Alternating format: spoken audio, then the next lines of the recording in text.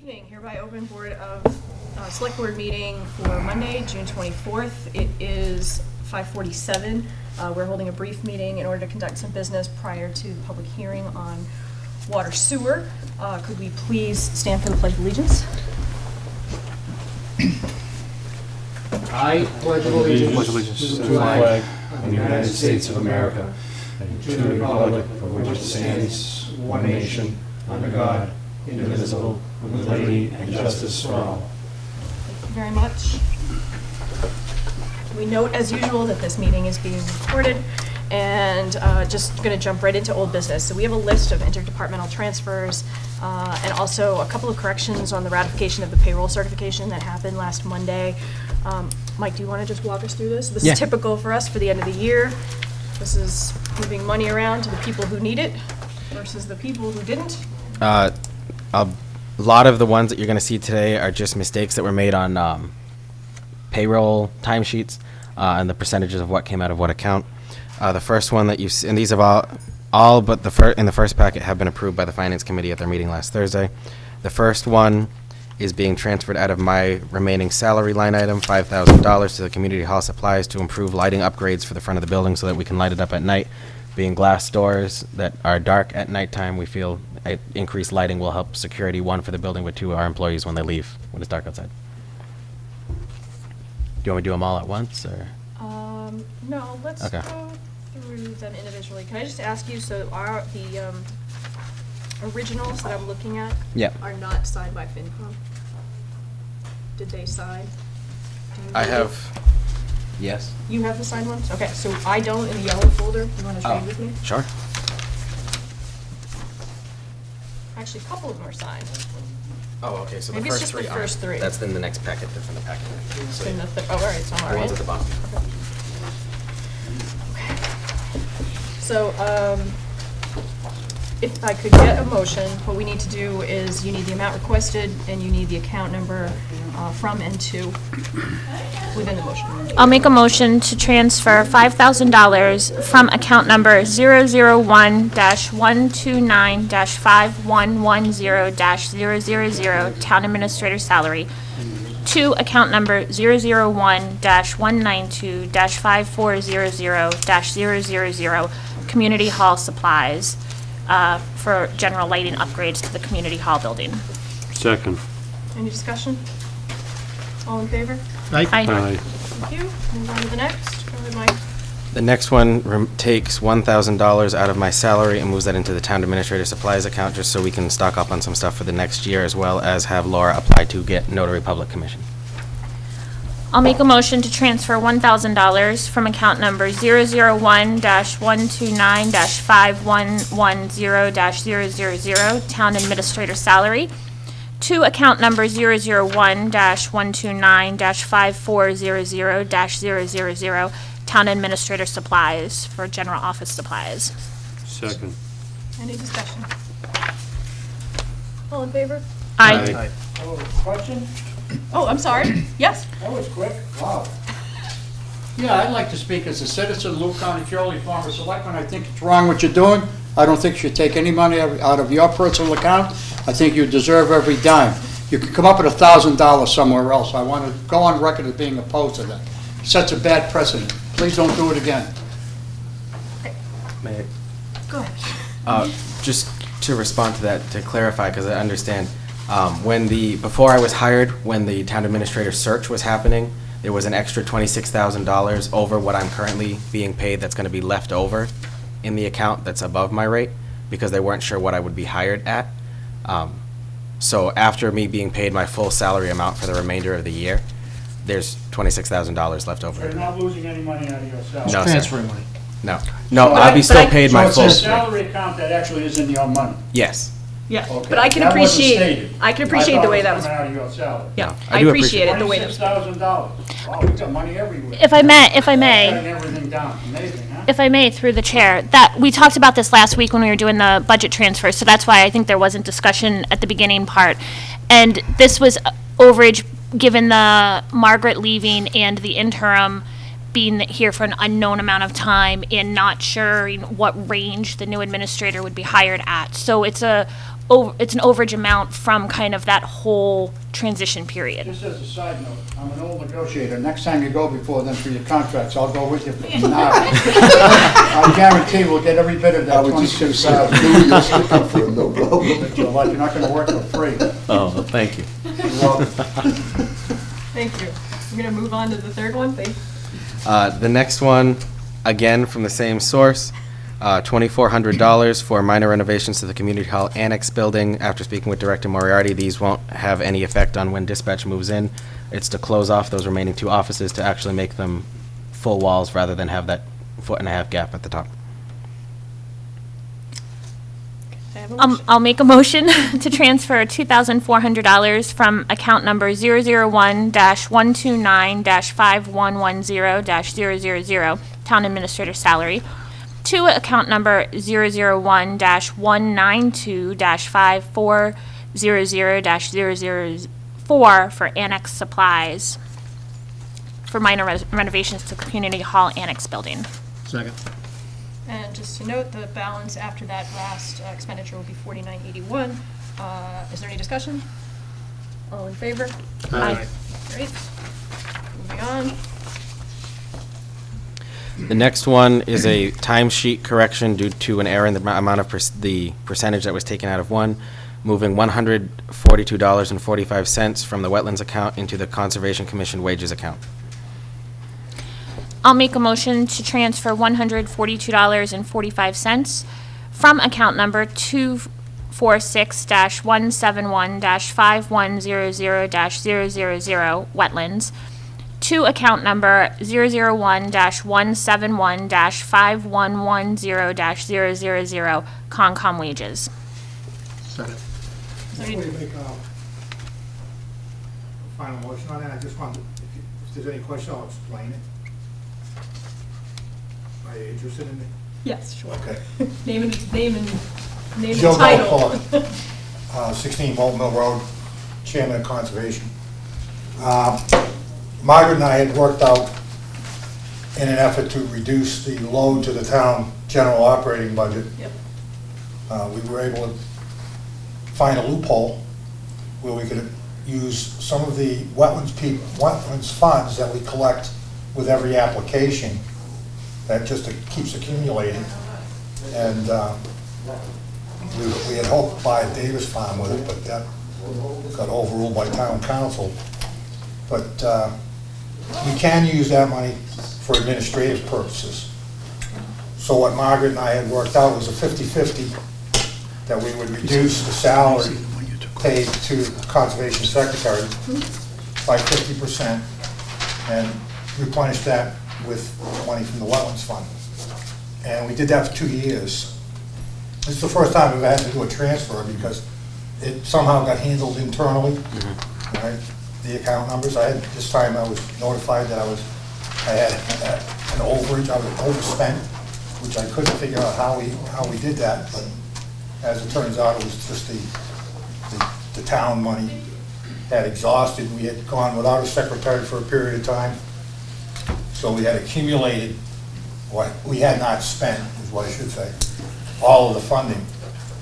Going forward from this next fiscal year, next week, all of the secretary's salary will come from the wetlands fund, and we've given all of the secretary's salary back to the town general fund. Just so everybody, when we found a way to spend it, I mean, we just kept collecting it, but didn't have any use for it. And it's just sitting there, and there's so many strings attached to it. But in conversations with other Concoms, that's how they were defraying some of the costs of their administration. Thank you for that clarification. Is there any discussion on the board? All in favor? Aye. Any opposed? Thank you. Next. The next one is entitled Woodhouse Purchase Services, but the Woodhouse line item actually covers the Wood Studio. Moving $90.17 from the Town Clock Purchase Services account to the Woodhouse Purchase Services account to cover a bill that came in high for work that was done on the Wood Studio. I'll make a motion to transfer $90.17 from account number 001-192-5200-002, Town Clock Purchase Services, to account number 001-192-5200-001, Woodhouse Purchased Services for an expense, a bill. Second. Any discussion? All in favor? Aye. Any opposed? Thank you. Next. Next one moves $1,177.94 from the Highway Administrator Purchase Services account to the Town Garage Purchase Services account to cover overages caused by snow and ice removal. I'll make a motion to transfer $1,177.96 from account number 001-421-5200-000 Highway Admin Purchase Services to account number 001-429-5200-000 Town Garage Purchase Services for snow and ice removal. Second. Just a correction, is 94 cents? Does everybody have 94? Yes, Yep. sorry, $1,177.94, sorry. Thank you. Any discussion? Just that the snow and ice expense that was covered at the town meeting was just the purchase of salt and sand. This is wear and tear on the materials and the plows and trucks that were used to actually go plow. Any discussion? All in favor? Aye. Any opposed? Thank you. Thank you. Next. $66.84 from Highway Administrator Purchase Services to Machinery and Maintenance Purchase Services for the same reason, wear and tear on vehicles caused by snow and ice removal. I'll make a motion to transfer $66.84 from account number 001-421-5200-000 Highway Admin Purchase Services to account number 001-430-5200-000 Machinery and Maintenance Purchase Services for snow and ice. Second. Any discussion? All in favor? Aye. Any opposed? Thank you. Next.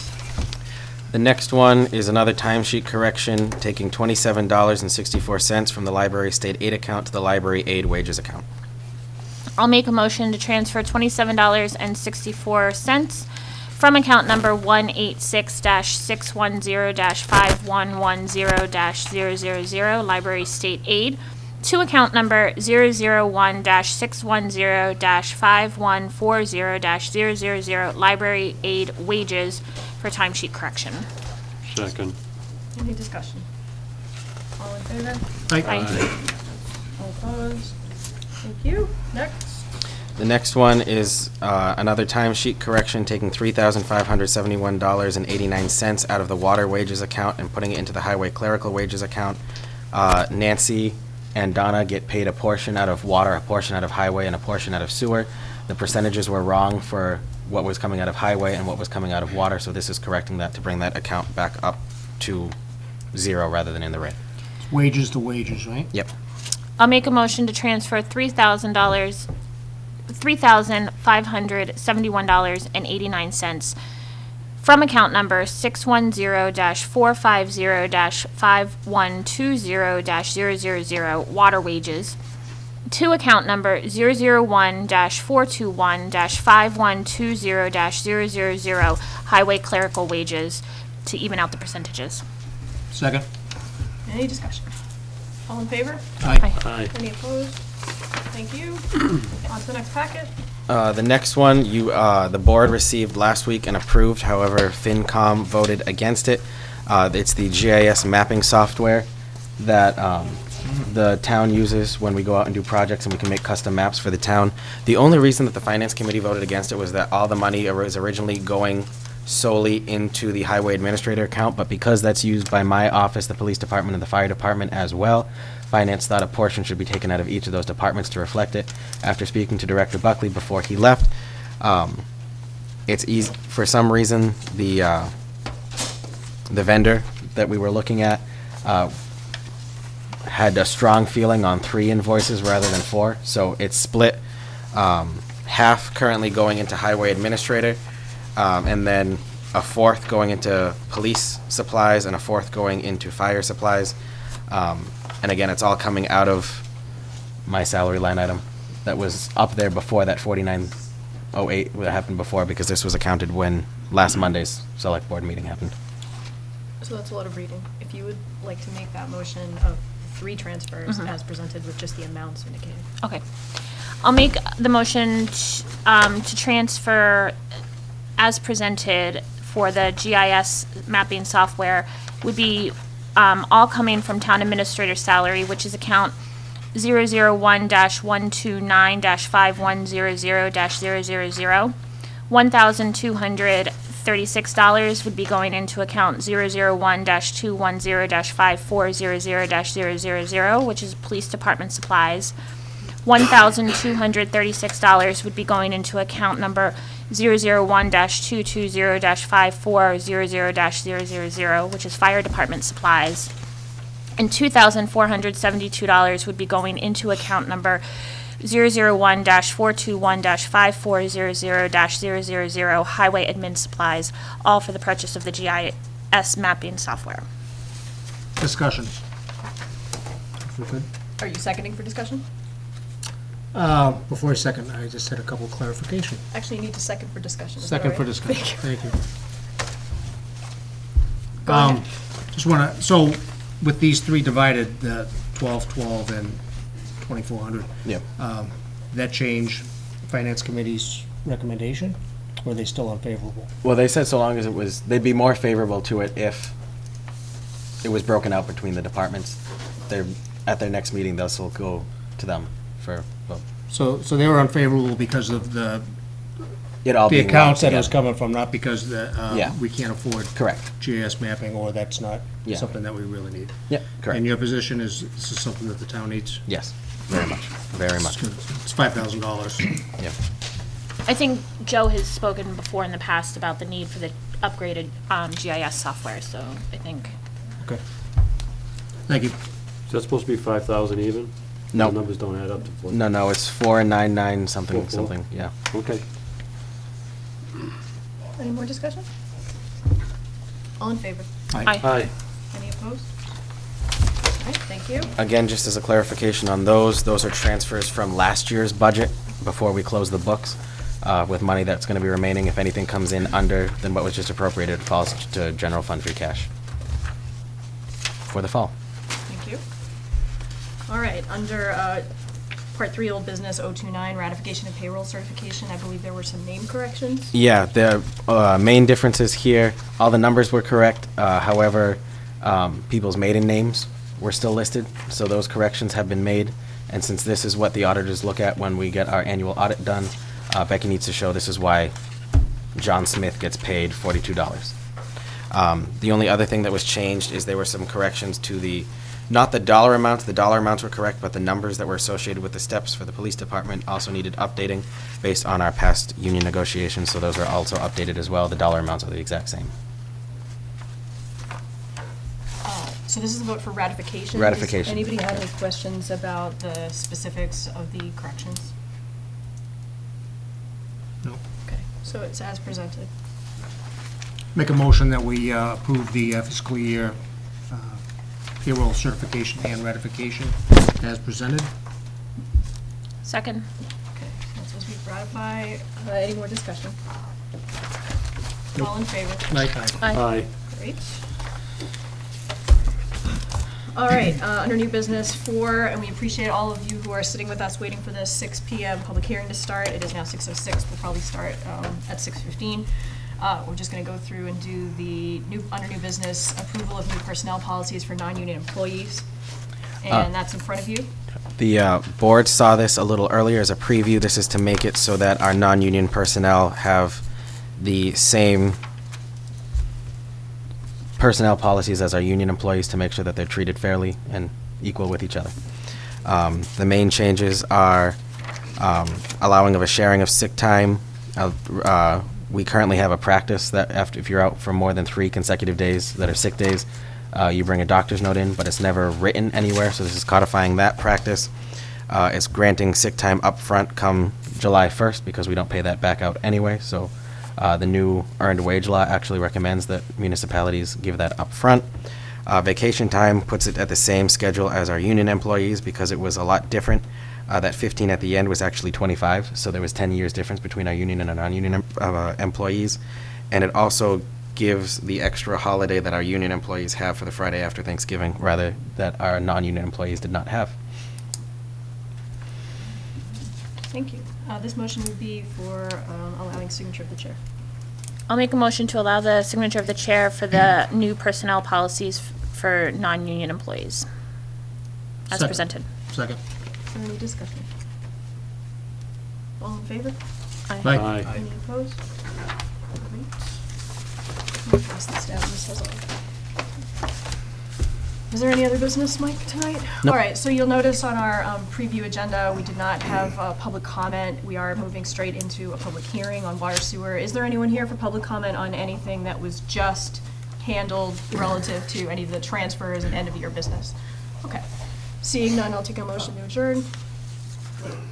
Oh, I'm sorry. You shook your head. It has nothing to do with what we've already talked about. Just quick, has the Board of Selectmen and the Town Administrator heard, or has the Health Commission heard, are we having a problem with the caterpillars that eat Gypsy moth? gypsy moths? I understand in some parts of Rutland we are. I've been finding a number of them in my yard, but nothing yet in terms of attacking my trees. Do we know anything about that? No, we haven't been This notified is, yet. I shouldn't worry about it then? Well, we know they're here. We've been fairly lucky the past several years. Cape Cod was hit hard several Yes, I years know. ago. And It's been Oakham's being hit right now. I was Yep. with a friend of mine from Wachusett, Yep. who lives in Oakham. It's awful out where she Yep, is. Southern Worcester County And- had a hit in the 80s, and my they're kind of ex- cyclical. My old babysitter down on Chanic Hill, she was saying that she's being inundated, but nothing coming up this way that you know of? Are we prepared to do anything about it, or are we all on our own? The state has not proactively addressed gypsy moth infestations. I will say the reports coming out from the scientific side are that the wet weather has increased the chances that the gypsy moths are actually on the decline. So if you're watching your trees right now and you're seeing gypsy moths fall out of the trees, it's because we've had a rainy spring. Oh, good. Yeah, so we might not get hit as hard as we've seen other Good. parts of the state get hit. Hard to say. Well, the rain's been good then. We get rid of gypsy moths, One and good thing. Muscat Park must be full right to the top, must be flowing over. If the boards weren't Must be broken flowing off, it over, would have yeah. been. Yeah. All right, thank you, Greg. Can I have a motion to adjourn? Make a motion to adjourn. Thank you. Thank you. Second, any discussion? All in favor? Aye. All right, it is 6:10. We will open hearing 15 minutes late, so 5-minute recess, 5 minutes in between. Everyone here. We are going to jump right in. The hearing is hereby open. If anyone is interested in a copy of the document that you see in front of us here that's on the easel, there are copies of it over at the table if you haven't gotten one already. And what we're going to be doing here is first hearing from our engineers on what has happened and where we came from and where we're headed. We will then take questions from the public. We will then close the hearing and the board will deliberate. So, Point of information, Madam Chair? yes. Thank you. Blue County, Curly, 18 Blueberry Lane. Sewer and water payer since 1973, June 18th exactly. I don't see the superintendent of public works here. And if I may finish what I want to say, my understanding is his vacation was planned well in advance.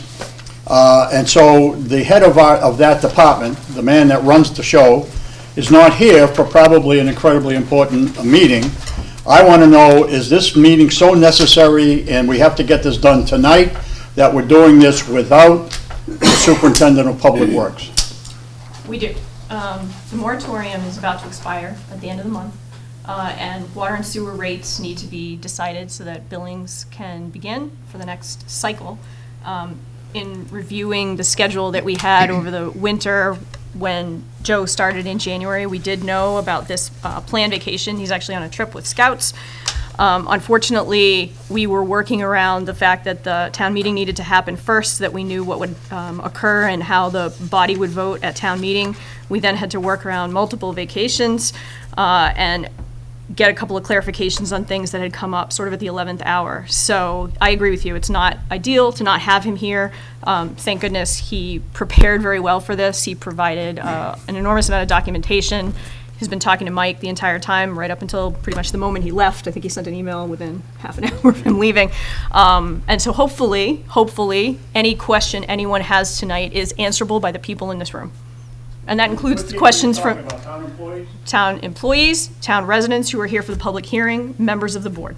Absolutely. Will be able to answer for the superintendent of No, public works. that the superintendent and our staff that is here tonight, excuse me, our contracted engineering company will be able to answer any questions anyone has. Residents, employees, the board themselves. If we can't, then I agree with you, we would have an issue. Hopefully, everything that might come up as a question, hypothetically, will be able to be answered.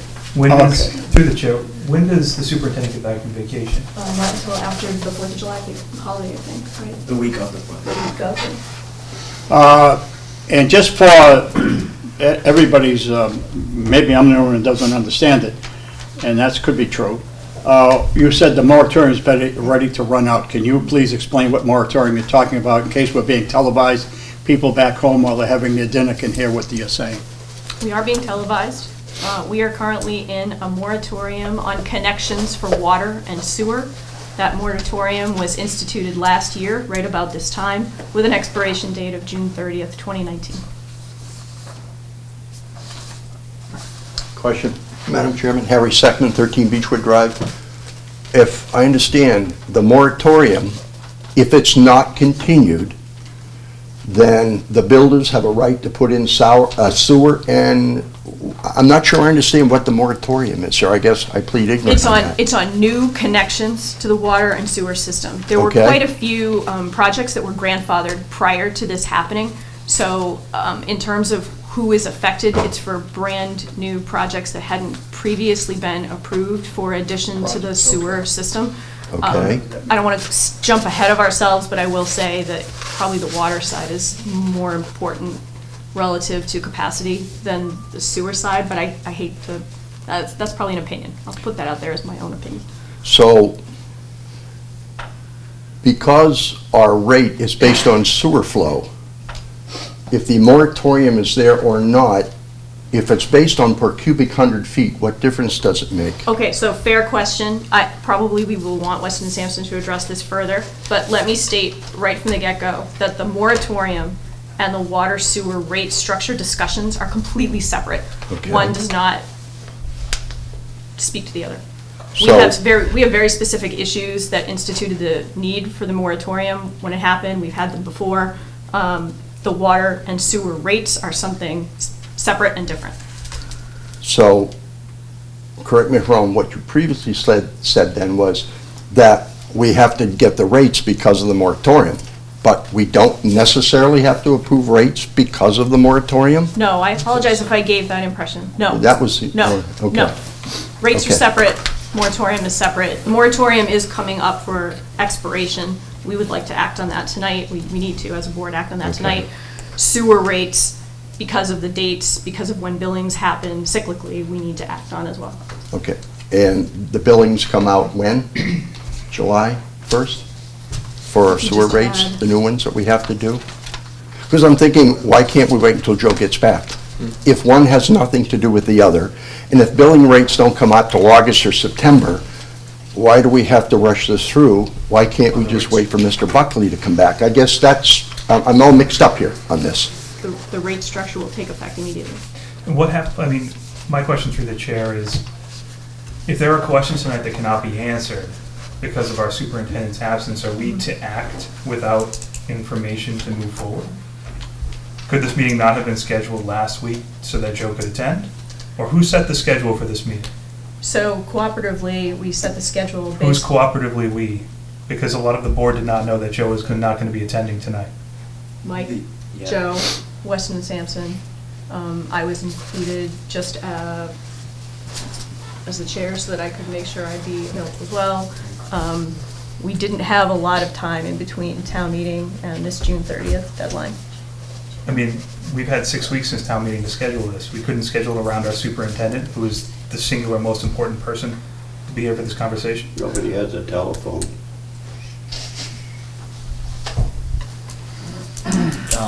Is no one else concerned? I share the same concern. If I may, Madam Chair, so Director Buckley did let us know ahead of time that this was going to be while he was away on his son's scouting trip. The original intent was to hold this at an earlier date. However, due to posting requirements, there was an issue with the newspaper posting requirements, so it had to be pushed off to today. So we didn't get it to the newspaper in time, or? Correct. Okay. But through the chair, the moratorium expires in 6 days, right? We have a letter of explanation or letter of position from the DPW superintendent on the issue of the moratorium itself. We do. So the drop dead time for the moratorium is within the next 6 days. The end time for the sewer rate would be it's just advantageous. The sooner that we could get the rate locked in, the less we have to deal with adjusting the movement, the transfer of funds, et cetera. Is that something that's the DPW director can, I mean, he's already spoken to the issue almost ad nauseum, I guess. Not at a public hearing. Not in a public hearing. So bear in mind, there was a preliminary goal to be able to set rates prior to the end of the fiscal year. We obviously have had some challenges and some extra work that has to be done based on the vote that was taken at town meeting and the request the DOR has made. And so we've got a couple things that a little bit work against us. We will not necessarily get our final bill from DCR until after our fiscal year ends. We won't. We haven't had it yet, right? No, correct, we won't. We also are supposed to get our new rate structure by April. That doesn't always happen. And so in order for us to be more prepared than we have been for an increase in rates, we need to take action. And the preferable action is to take it prior to the beginning of the fiscal year. Have we received written clarification from DOR yet on our actions about combining the water and sewer enterprise? We have not. We have not. We have received an email stating that they are prepared to begin the process of helping us through the process. So we're moving forward without a superintendent or clarification from DOR about how we're going to move forward. No. I thought the point for DOR, if I may, from DOR was a process, whether that the combining of the accounts, which we did at town meeting, was fine. We did not combine the accounts at town meeting. We created. We eliminated our existing accounts. If I may, Yeah, go. Sheila. So Mary Jane Handy from the Division of Local Services, who was the original one who reached out to us the day before town meeting, called our town accountant Dan Haynes to give him an update as to what we will be receiving in writing shortly, basically just to explain it to him before we get the letter, so there's no confusion there. Informing us that they reviewed the language of the motion, the language of the article that was presented, and the intent behind the article. They stated that they agree with us that the two enterprise accounts have been closed, that a combined water and sewer enterprise account could form. However, they stated that the wording of the motion that town council provided before the meeting that had to be rewritten within the 20 minutes before the meeting because of the email that we received from Mary Jane could have been more specific, so we'll have to ratify that vote at the fall town meeting. It's simply saying when they sent us an email saying that anything that was remaining in those enterprise accounts is going to fall to general fund free cash that will then be needed to be appropriated back into the combined water and sewer account. The motion would have to be something along the lines of a motion to appropriate $2.4 million from free cash into a new combined water and sewer account. And is that a 2/3? It is a 2/3 because it is creating a new enterprise account. What happens if that fails? The money would stay in free cash, and the revenues that came in during the year would fall to annual free cash. We did receive clarification from DOR that any revenues that came in could, because they're coming in under the title of a water and sewer bill, could be used to fund water and sewer operations, but rather than having retained earnings, in the end, like we have now, it would fall into general fund free cash. I think we're getting ahead of ourselves. We have opened a public hearing. I understand that there are people, and I'm included, that ideally we would have had Joe Buckley here. He has been an amazing asset to the town with his expertise. I am appreciative of the fact that he prepped Mike and the board as well as could be expected. To Mitch's point, we need to hear everything that's being put in front of us. We need to hear from the public that's here tonight. If it comes to the end of this meeting and people still have significant questions about what is happening in a very complicated, complex process that's been going on for quite some time now, then we need to deal with that when it happens. But we should proceed with the public hearing. Just another point of order, though, Madam Chair. Just Yep. another point of order. Selectman Stilling said that the DPW superintendent provided a written document for you people, which hasn't been provided to us, the citizens, okay? I don't see it over there on the table. I've got the papers that are over there on the table, so I haven't got that in front of me. But even if I had it in front of me, not being a technical mind, that I don't have an engineering mind, if there were questions, I'd want to ask the questions to the person who constructed the document. He's not here for us to ask questions to. For the purpose of transparency, this is a major issue. Since I was a selectman, back when, that's 9 years I was a selectman, we were always working on the sewer lines, and I thought we had corrected them. Since '06, since I got off, the last 13 years, most years I see trucks in the streets with little hoses going down, investigating. When is this ever going to stop? I feel like we're in a bad position without having Joe here. And so I would respectfully, as my good friend and colleague from Laurel Acres, that's the name of our development, Laurel Acres, a beautiful name, isn't it? He put, there's no need to rush this thing. Now, I'll be back from vacation July 13th. Anytime after that. Can I ask a question? Through the chair. What's the effect of the moratorium should we not act on this before the end of this month? We can. It will Moratorium goes expire. off. I'm asking the chair, if you don't mind. It will expire, June 30th. It will expire, and then that would open it up for anybody to go ahead and Yes, apply for permits. yes. Can I also, a question procedurally? Yes. If we're closing our water and sewer enterprise accounts effective July 1, and we don't know whether we're going to have a combined account, how can we bill for water sewer without enterprise accounts for either? Do you want to answer that, Mike? Sure. Yeah. So I asked that question directly of Mary Jane myself. The response is because there's a clear cost from the metering, we can send a bill, and the expenses that revenue that comes in from that bill can be used to pay an expense related to what caused that bill. What it doesn't allow us to do in the end is just save the extra that we have at the end of the year from our budget.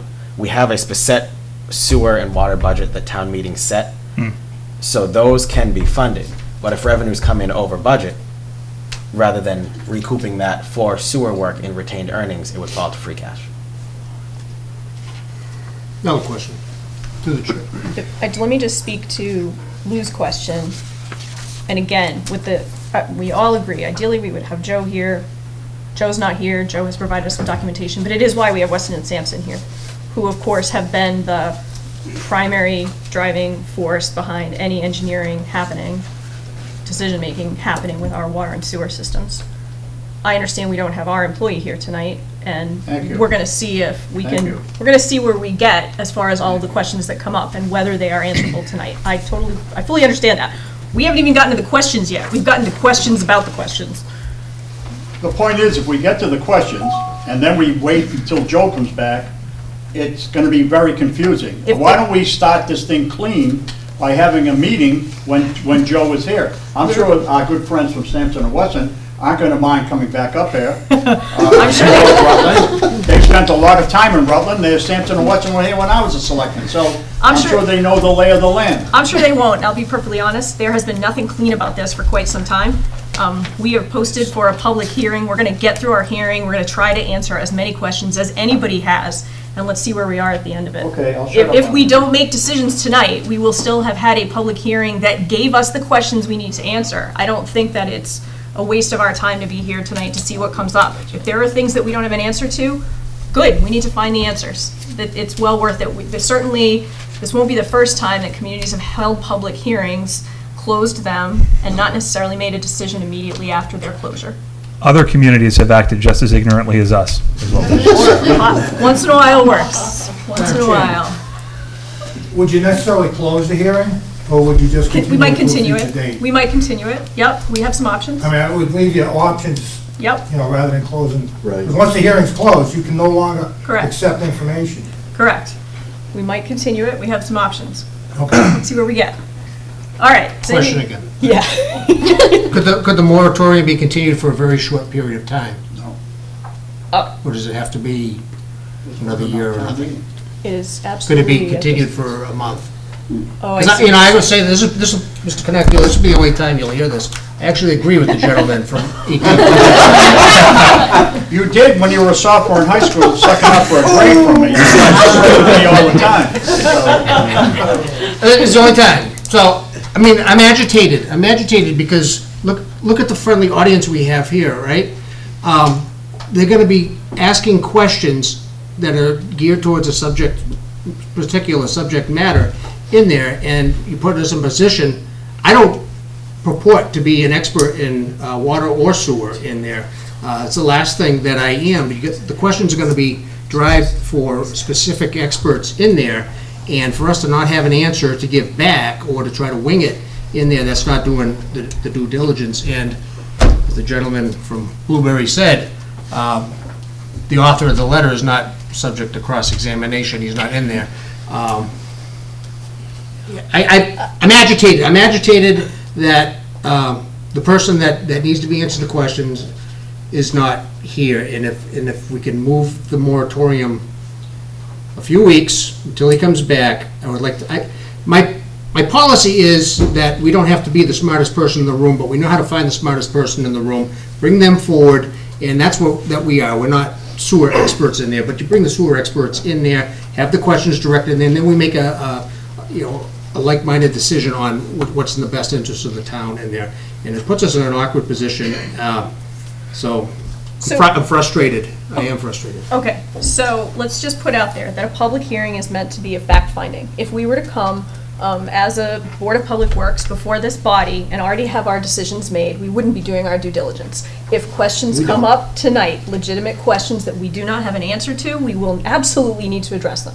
Whether we close the hearing because we feel all the questions have been asked and we're going to come back to a business meeting where we discuss them and we now have the answers, fine. Whether we continue the hearing because we think maybe even more questions will come up, also fine. Is it ideal? No. Was the timeline ever ideal? No. The timeline hasn't been ideal for quite some time. But we're here for a good reason. We're here with a lot of information in front of us. To Mr. Connecchioli's point, we can certainly read Joe's letter to the record, and you can have copies. We all have copies here. We can make copies. We can send copies. So I think we're going to proceed, and we'll see how far we get. I will say, relative to the moratorium, we will take that second. So we're going to talk about water sewer rates first. We're going to talk about the document you see up in front of you. Again, there are extra copies over there if anybody needs it. And with the board's permission, we're going to have Weston and Sampson provide us with some background. Thank you. Ready? Yes. Okay. Welcome. Thank you for having me. I'm Hillary from Weston and Sampson. A little while back, Could you tell us your background, your professional background, please? yes, I have a BS in engineering from Syracuse University. I have a master's in engineering from Northeastern, and I'm a registered professional engineer in Massachusetts and New Hampshire. Thank you very much. I've worked at Weston and Sampson for 20+ years. Thank you. Don't need to go into too many Thank you. details about that. So a while back, we have started working with the town to establish a water and sewer rate structure that accomplished some overarching goals. We subcontracted with the Abrams Group, which is a very specialized small firm in Massachusetts that specializes in water and sewer and stormwater enterprise funds. Mark Abrams is a certified public accountant. He, as by way of his background, he teaches courses on municipal financing when it comes to water and sewer enterprise funds. So we brought him on as an expert to help us with this somewhat complicated situation. Is he here tonight? He is not here tonight. He could not be available to be here tonight. So some of the overarching goals of this water and sewer rate study were to cover budgeted expenses for each utility separately, to develop capital improvement plans for the systems, water and sewer, separately that would be funded by borrowing, with a goal to accumulate 20% retained earnings within 5 years. Retained earnings are meant to be used for things like emergencies, additional operating and maintenance expenses that might have been unanticipated, existing and new debt service, and to build up reserves for those items. With respect to sewer retained earnings, we have those same concerns and goals. However, the sewer enterprise fund had been operating at a deficit for several years. So part of the accumulation of retained earnings moving forward is to recover that debt. So the working together collaboratively with the town, we have recommended a rate structure that increases water rates by 10% for the next year. This is something that needs to be evaluated every year to make sure that we are operating the systems not at a deficit. So this is something that we're going to review annually. And so this 10% recommended increase is for the next year. For sewer, the flow-based, and I'm sorry, the water user impact, that 10% is only on the flow-based charges. The other charges are not meant to be altered at all. For sewer, again, the flat rate charges are not going to be increased, but the flow-based charges we're recommending a 55% increase. So the handout that you see over there in the board, they're exactly the same thing, show what the impact would be to an average single-family user. Can we ask questions while she's talking, or do you want to let her finish? We'll let her finish, and then we'll open up, yeah. I'm pretty much finished. That's what we're recommending, so unless you want to hear, unless you have any questions about what else you want to discuss. Okay. That's a broad overview. I would expect there's going to be questions about some of the history, some of the pieces that we're moving up until this point. And so, we can, is the board okay with me jumping right in? That's all right, you can go first. Okay. Go ahead, Joe. The rates are based on flow, which is based upon what the city of Worcester and DCR back charges to the town. Is that correct? Not entirely. The rates are comprised of a flat fee and also an II fee. Right. So the combination of those things are meant to generate enough income to pay for those bills, along with the water and the sewer and the cost of operating the system. I understand that. So, in essence, whatever the city of Worcester charges us for flow, all right, plus what DCR charges us for flow, ultimately impacts, or has a huge impact on the rate that we charge. And that would include the infiltration, the I&I. Because we pay for that to go to Worcester too. Mm-hmm. Okay. Where is the meter that generates that number for flow located? It's located right on the town line, or close to it. Town what? Rutland and Holden. Yep, on the man property. Right. Okay. So that encompasses all of the flow. There's no other connection Yes. that anybody's aware of. We're not going to answer that. I'll give you that. DCR? They But have now, the- we also have a section of pipe, which is owned by DCR, which sits submerged in wetlands and has numerous manholes in those wetlands, right? I'm on Concom, so, and I've been in there Yep. on citizen complaints. Not for this. But, and I don't really have a dog in this race, to be honest with you. I only have water, I don't have sewer. But the question I had to ask myself is, we're relying on DCR's meter to tell us what we're giving them, what we're giving DCR. Which seems a little lopsided to me, when the pipe is buried in wetland, presents a hell of an opportunity, excuse my French, if anybody's offended by that, but presents a hell of an opportunity for infiltration. All right, and again, I've heard it mentioned that when it rains, we get more I&I. Well, that would make perfect sense. So my question is, why are we not metering it where our flow enters DCR's pipe? Because that's what we should be responsible for.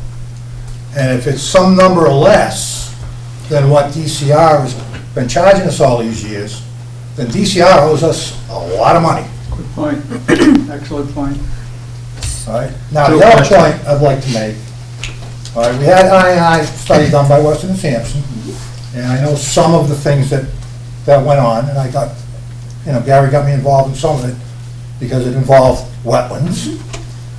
But we had bought a portable meter. It was partially funded by Devereaux, right, because Devereaux was identified as probably one of the worst offenders for the I&I. And that meter is now sitting at the pump station on Miles Road. All right, and I verified that today. The meter can be moved for a minimal cost.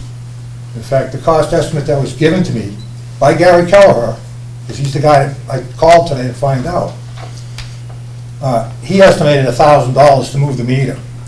And it is capable of measuring our flow into DCR's pipe. All right, so before any rate gets set, I think we need to know exactly what we're giving people. I think we need to know what's actually generated by the town of Rutland and going down a Worcester. Because how do you set a rate when you have no verification? Right? I'm not saying DCR's meter is not calibrated. They may have all the paperwork saying it's calibrated, it's accurate to within so many tenths of a thousandth. All right, and that's fine. But we don't know what's actually getting in there from their own pipe, their own line. Now, we pay them to use the line. I certainly would hope we're not paying them to get rid of their I&I. All right, now that meter is currently at Miles Road. Devereaux, I don't know where they are in their whole, project to deal with the I&I on their end, which was, commendable on their part. But that meter's available, and the estimate was $1,000 to move it. And when he told me that, I said, a lot of expletives, and I said, even if it was 3 times the cost, we can't afford not to do it. All right, because I think there's a big pile of money, I feel it here, and I've been in engineering longer than you've been on the planet. Oh dear. And I'll tell you something. When I feel it here, generally it's pretty accurate. But I'll tell you, I think before you can set a rate, you have to know what the real flow is. And I don't think anyone in this room, including the people that are missing, Joe Buckley, can tell us what that number is. Right? Because in my conversation with Gary, I asked this particular question. Why haven't we moved it? And I guess there was some reluctance on the part of various folks, and I'm not pointing fingers at anybody. I'm not even pointing them at DCR. I'm just interested in knowing it's thus and so, and proving that beyond a reasonable doubt. There was people who were reluctant because we would have been, and it could have been looked at by DCR as that we were double checking them. I have no problem, especially when it comes to a state agency, double checking them. Should never question the government. Yeah, you never question them. Can you answer a portion and I'll try to answer? Yes. Okay. Do you want to go first? Well, just want to make sure I have my facts right. In making it sound as if there might be one location where we could monitor only Rutland's lines and Yes. stop and Yes. say, okay, now it's all trunk line issues? Because it all goes through, it all enters at one point No. into that DCR pipe. Yes. There is one point of entrance. No. Yes, The DCR trunk line through Rutland yes. has multiple points Not, of entrance. not from Rutland. There was only one point, according to what Gary told me, there was only one point. And even if there is multiple points, I'll give you the possibility, because things on the ground tend to be hidden and not well recorded. But I would give you that even if there are multiple connections, that meter can be moved. And at some point, the numbers have to tabulate. And if they don't, DCR owes us some money. Okay, so I think, I'm gonna stop you right speaking for the there. ratepayers, No, I understand what you're saying. I'm not one of them, Here- but speaking for the ratepayers, I think as the select board operates, as the sewer and water commissioners, that they are necessarily bound to do something for the ratepayers with respect to proving that the rate is accurate and that the flows are accurate. So, okay, To thank do you. less than that, I Thank- think you're remissing your duties. Thank you. So, Mr. Delacroix, let's circle back to the meters, regardless of whether there's 1 or 20 locations, and we've had this conversation. Unfortunately, what you brought up, and you had one phrase in there that is going to clarify what I am about to say, the point is moot. We would be required to pay for any repairs to the DCR trunk line, whether they happen or not, if we are being billed more because there might be flaws right now in the DCR trunk line. We're either gonna pay for more flow, or we're gonna pay for repairs, or we're going to pay for both. It unfortunately doesn't help us in setting rates. You are correct in what you say in an ideal world, and unfortunately, in the setting of these rates as of today, it does not matter. We're gonna have to pay this bill. Why? Because that would impact future If rates. to use that line, then we're already paying them to maintain it. I need to be able, Because Mr. Delacroix. All they are, they're a taxi cab park. Mr. That's all they Delacroix, are. I need to be able to recognize you before you speak. I think a lot of other people want to talk. I didn't know we had stopped conversing. Okay. I made my point. Do you want to clarify a little bit? Yeah, just a little bit of sort of technical clarification about how in theory, it sounds very simple. However, the DCR-owned pipes start over here, I think, and they run all through town. So, so they run around DPW, they run across through the wetlands that you're talking about, they run up Maple. So, to be able to very simply state what I might be coming from those pipes is a little bit of an exhaustive, endeavor. And we're also not allowed to touch them because they're owned by the DCR. So it's not that simple to just quantify how much I is coming from DCR. Also, with respect to the meter that you speak of, it may be $1,000 to move it from one place to another, but the data management of it is far more expensive on a monthly basis. It would be several $1,000s per month to access, to get that data, to have it in a program, to reduce the data, evaluate it, and be able to look at it. And I would suggest that that is something that if the town does want to do that, it's certainly an option, but it's not just $1,000. That was only to move it. To move it, yes.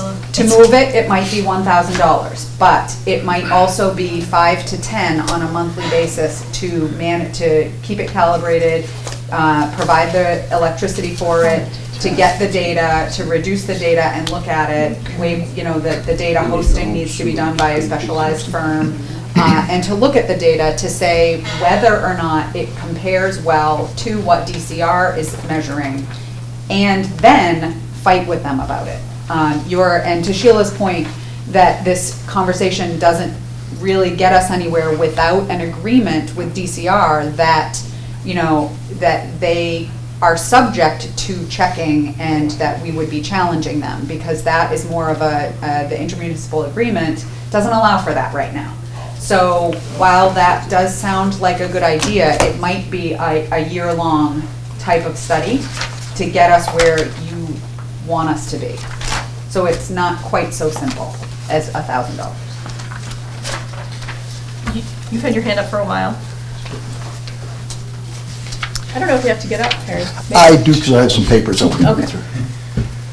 I want to thank Weston Sampson for being here. I appreciate it. I appreciate the chart.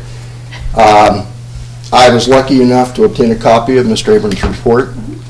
So I'll read something from here, because this is what concerns me of a black swan or an anomaly, as it's put, in that we are setting rates based on normal flow. The one I'm going to read is an abnormal flow. So if we're setting rates tonight based on normal flow, and this is what my understanding was, because I had a conversation today, then how do we even plan for an anomaly of the magnitude I'm going to read if we don't do something first with this anomaly? And here's what the report says. Analysis, and maybe you can tell me where the numbers come from. Analysis of a recent bill from DCR and the town's latest billing of its sewer customers, that's page 6 on the report, showed that the town's customer flow totaled 25,052,000 cubic feet, and the town's flow billed by DCR was 88 million cubic feet, which is about 3.5 times the amount of flow for which the town billed its customers.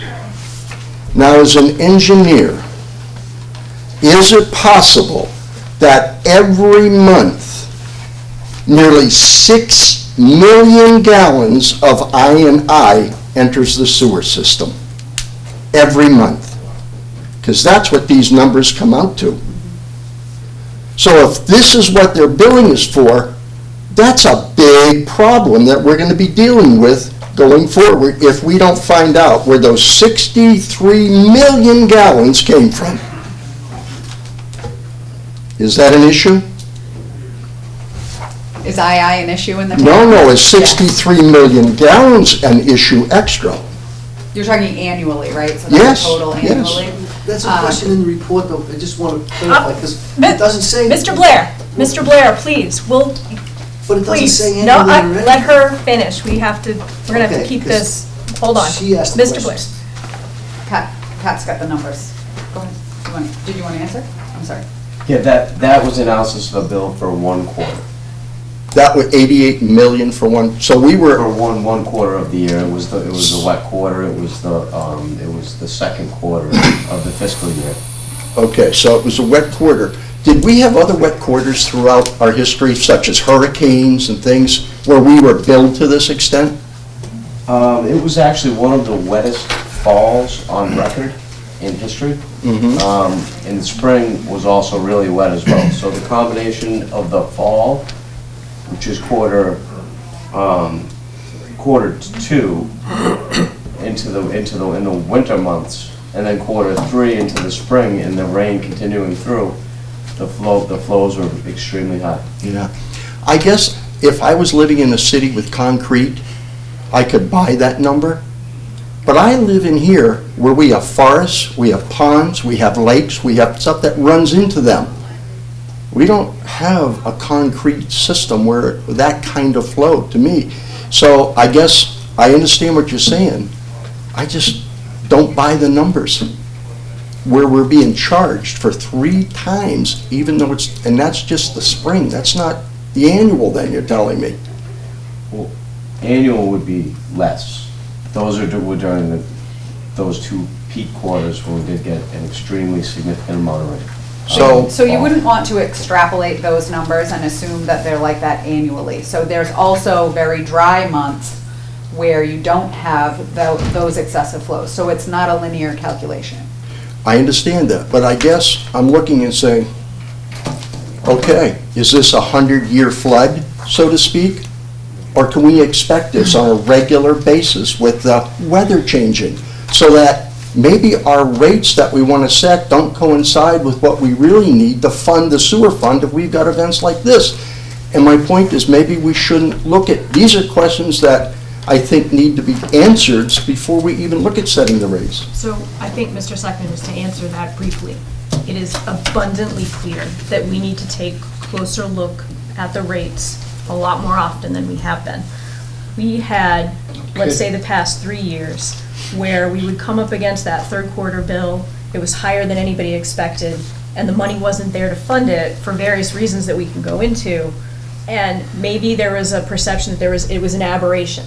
We did adjust the rates in 18, it wasn't enough. We also, as you and I discussed, used a portion of the retained earnings on projects. So you brought up a lot of questions here. Ultimately, though, your question, I'll take pieces of them. The Abrams report used the sort of worst-case scenario to craft our structure. I'm sorry, I talked to him today. That's not what I was led to believe. That was exactly what he used here, one of our worst-case scenarios. But in setting the rates, he's using the rates, not the anomaly. He used the anomaly as an example. You're right, because he was doing a 5-year plan for us. However, that 5-year plan is something that is going to have to be reviewed a lot more often. To your point, if the weather, in fact, is changing dramatically and that this wasn't an aberration, this wasn't an aberrant fall, spring, we're going to have to look at that again. We're talking about setting rates not forever, but we are talking finally about setting rates, having done some more in-depth analysis of where we need to be and where we need to go. I think the other thing, and Weston Sampson can talk more about this, is we need to make, and it speaks a little bit to what Mr. Cacchioli said, we need to take a good long look at how we are changing our structure and how it's been operating for some time. We don't have a 300-year water and sewer system. Water and sewer for us is, in the grand scheme of things, relatively new. It doesn't encompass the whole town. We have been operating for many years on a system where we were billing our bare minimum, we were saving our retained earnings. When those retained earnings built up enough, we were planning to do work. We did the work we were able to do within those constrictures in keeping rates, as minimal as we could. I think Weston and Sampson, I don't want to speak for them, will sit here and tell you that there's so much more we could have been doing. We were doing what we could at the time. And that framework is clearly not working for us anymore. So I think, though, Harry's question, to get back to the question, was about flow, correct? I mean, Harry, does any of what you just heard answer your questions adequately about the Abrams report specifically? I appreciate the comments, but it doesn't address the issue of how do we, as a town, not going back to the citizens and robbing the water fund again because we have an anomaly here. How do we look at that? And I'm hoping we don't set rates tonight because there's too much going on here. Okay, well, we're going to talk about water versus sewer after. I feel like we were really focused on sewer. Well, that's what I'm talking about, sewer. Because we robbed the water fund to pay for sewer this time. I don't want to do that again. Okay? That's what I'm saying. Okay. Thank you, Madam Chairman. So can I add to the response is that the structure was comprised so that we could build up the retained earnings to account for those fluctuations that don't quite make it into the calculation. And also look at it every year to make sure we're still on track. Thank you. He was first. Mr. Blair. So if I read Abrams, this is Cleve Blair from 8 Heritage Hill Drive. So what it looks like the town's trying to do is take I&I and build it into the rate. Am I correct in that? Because everything that we're being billed extra from the DCR is I&I. According to the Abrams report, you want me to read it? And so that's the first question. You're building the rates up in order to cover I&I and build a 20% rate. But you have an I&I charge. Now, the purpose of the I&I charge, if someone can answer me, is I thought, was to actually fix I&I. Because what we've been using it for is to actually pay for clean water going down the sewer. We've been breaking out I&I as a separate charge on the bills. I would personally say that I think we did an injustice to the ratepayers, and I'm hearing it when Mr. Connecchioli speaks about it, in giving people an assumption that I&I was a finite project that would end one day and wasn't an ongoing maintenance. Now, in our budget, as presented, 81% of the money that a ratepayer will spend is on treatment and transportation. And yes, we need to, people are bringing up the trunk line and the state as if we have choices, and that we don't. But so to your point, the new rate is going to wrap those together at some point. You will no longer see, once the current structure is finished, separated out projects for I&I. We're going to be borrowing for our large I&I projects. I think that's a mistake. I mean, as far as I'm concerned, you're building the rates up. And in his report, by the way, over 5 years, he says raise the rates 90%. Raise the sewer rates 90% over 5 years. It's 50, 30, 20, 10, 5, 5. That's how he puts it out. Now, that's probably what you guys are going to follow if you're going to do that tonight. It's all based upon I&I, from complete mismanagement of the system. Over the last 5 years, according to Joe and Gary, the select board has done absolutely nothing about fixing I&I. Yet, you've collected an I&I charge, and you use the money to pay for clean water. I don't care about the trunk line. It's clean water going out of the town.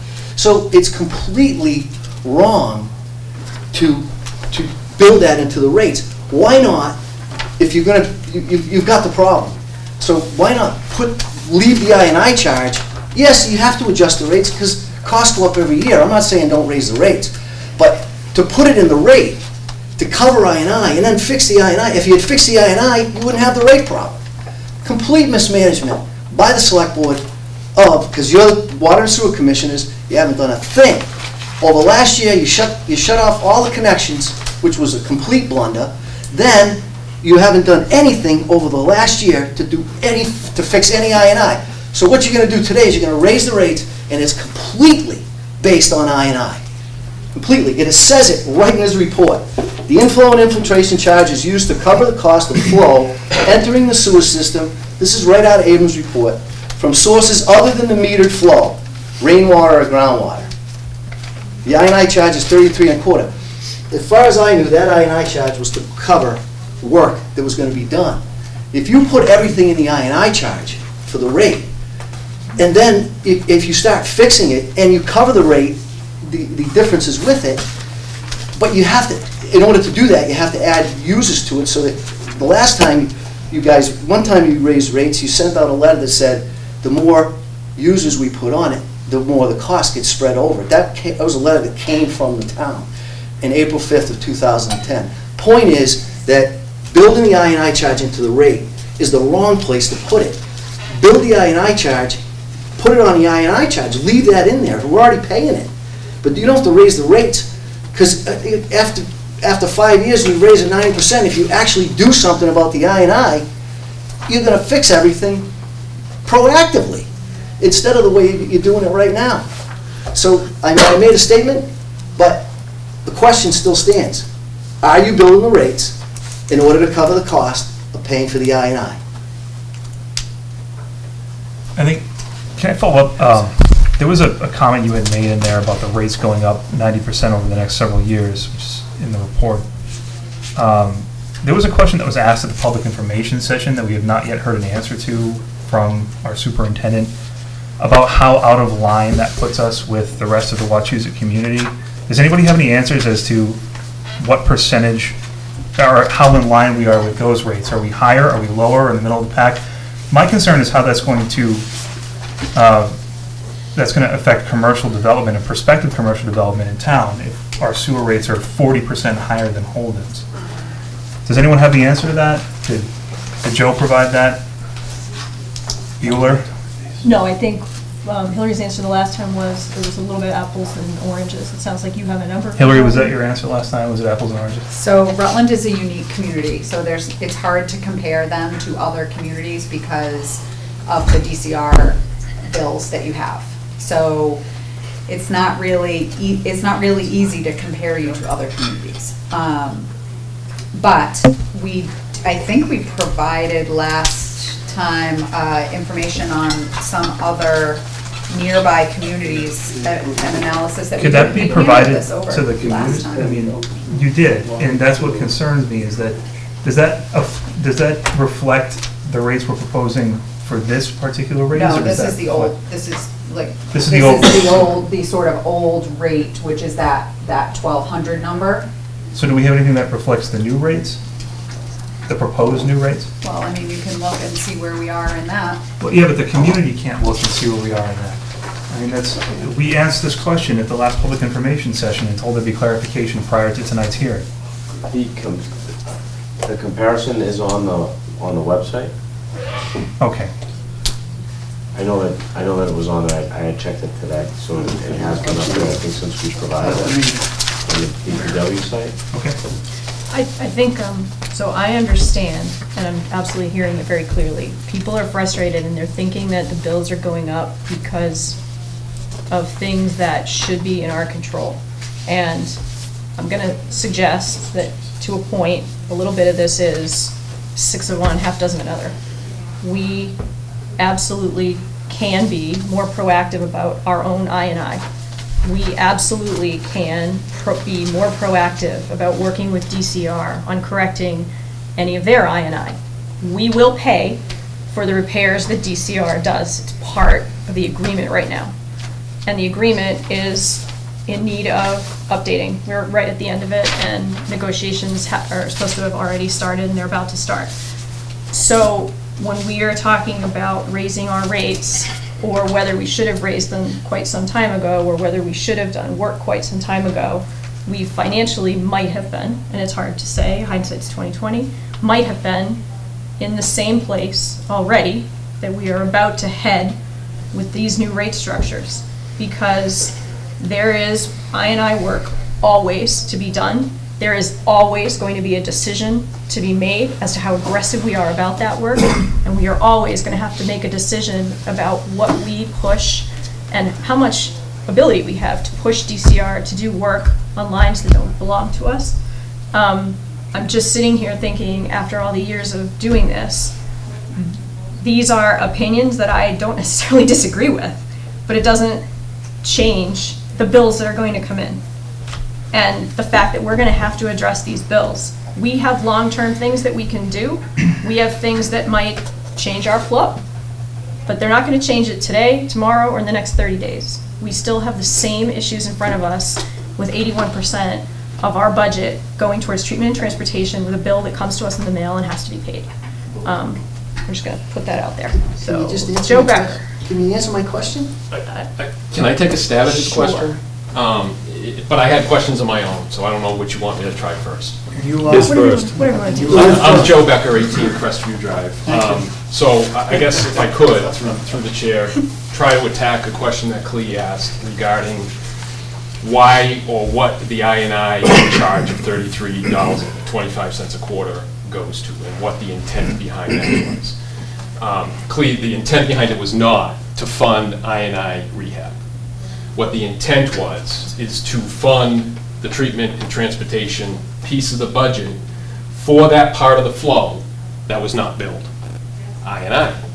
So the intent behind it was, over time, as we have sewer projects come about with the goal of reducing I&I, the goal was to monitor that on an annual basis, what the metered flow is versus what the billed flow from DCR was. That difference is what comprised the I&I quarterly charge. In an ideal world, I&I goes down as rehab work takes place. Therefore, that assessment, that quarterly $33.25 assessment, should also come down.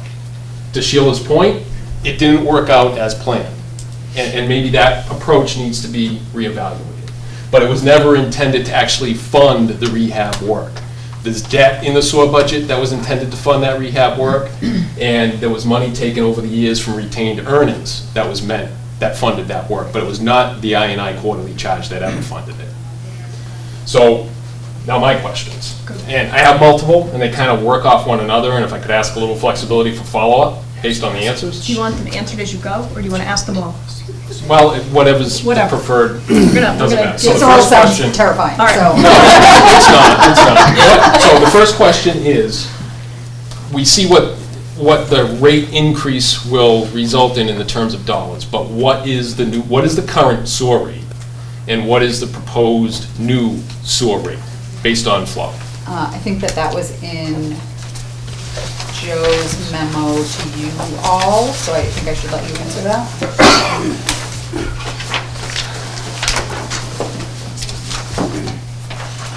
That was in the memo that was provided 2 weeks ago. The June 19th memo. Yeah. Is that I right? can, June 19th was yesterday, No, No. today's No. 24th. right? No, it's 24th. Oh, God. This is actually on the Now. if I may, this is available online, and I do have that here as well. I can read it if it's okay, I just want to make sure I'm reading the right Please. one. It's the Yeah. June 19th, 2019 memo from Joe to the board, which proposes the flow-based rate be $10.66 per, I'm not sure if that's per 100 cubic feet. It's usually or- based on 100. Yeah, but Okay. this says CCF, so I'm assuming that means 100 HCF. Okay, and the current rate is what, 688 or something? Yes. That one I'd have to back up, Okay. it's not on here. Okay. 688. Thank you. Second question, has the I&I quarterly charge changed at all from $33.25 in the new proposed? No, it's Okay. to remain the same. Joe, we were going to, in the initial proposal that I think everyone was reading from Mr. Abrams, and that's back to, and I hate to open a new can of worms when we've got one open, but back to the sort of robbing water, which we all knew we didn't want to do. We are absolutely borrowing from water. We need to take our next 5 years of this process to pay water back, those monies. And so while the initial proposal and the document that you would receive from Abrams indicated that we were going to cut I&I by 50%, we're not doing that. And Okay. that's why. So the next question is, what is the metered flow that the rate was calculated with? Oh, that's a big spreadsheet.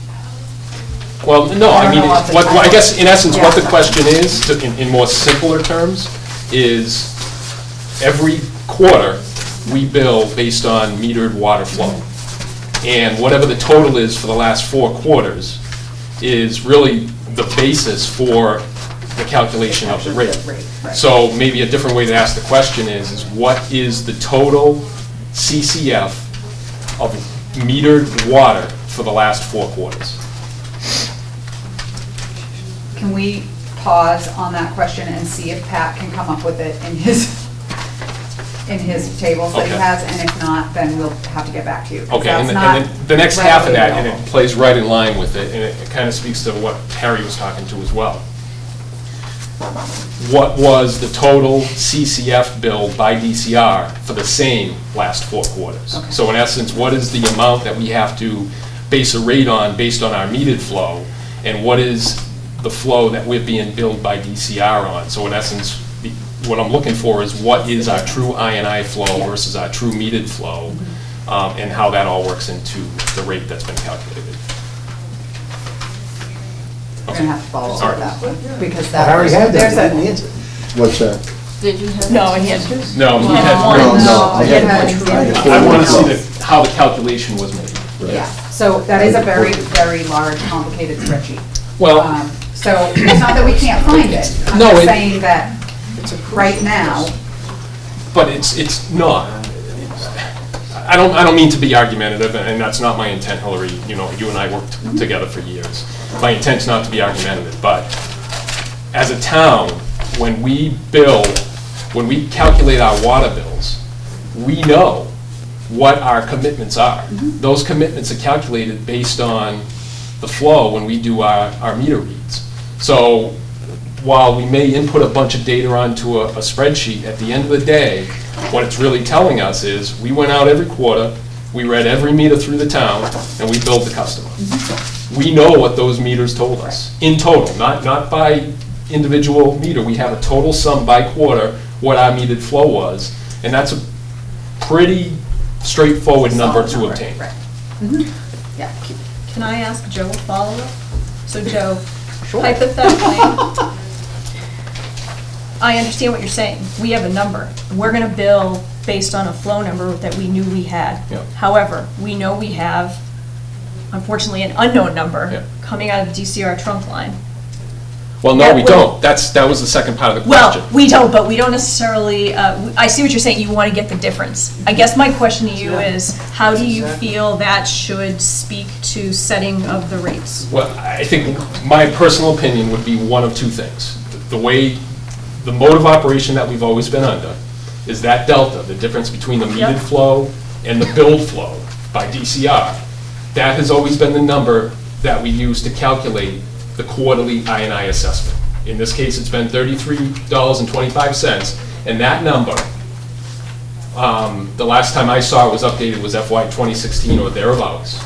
That number was calculated by an unmetered flow of 111,000 CCF, or 11 million cubic feet, okay?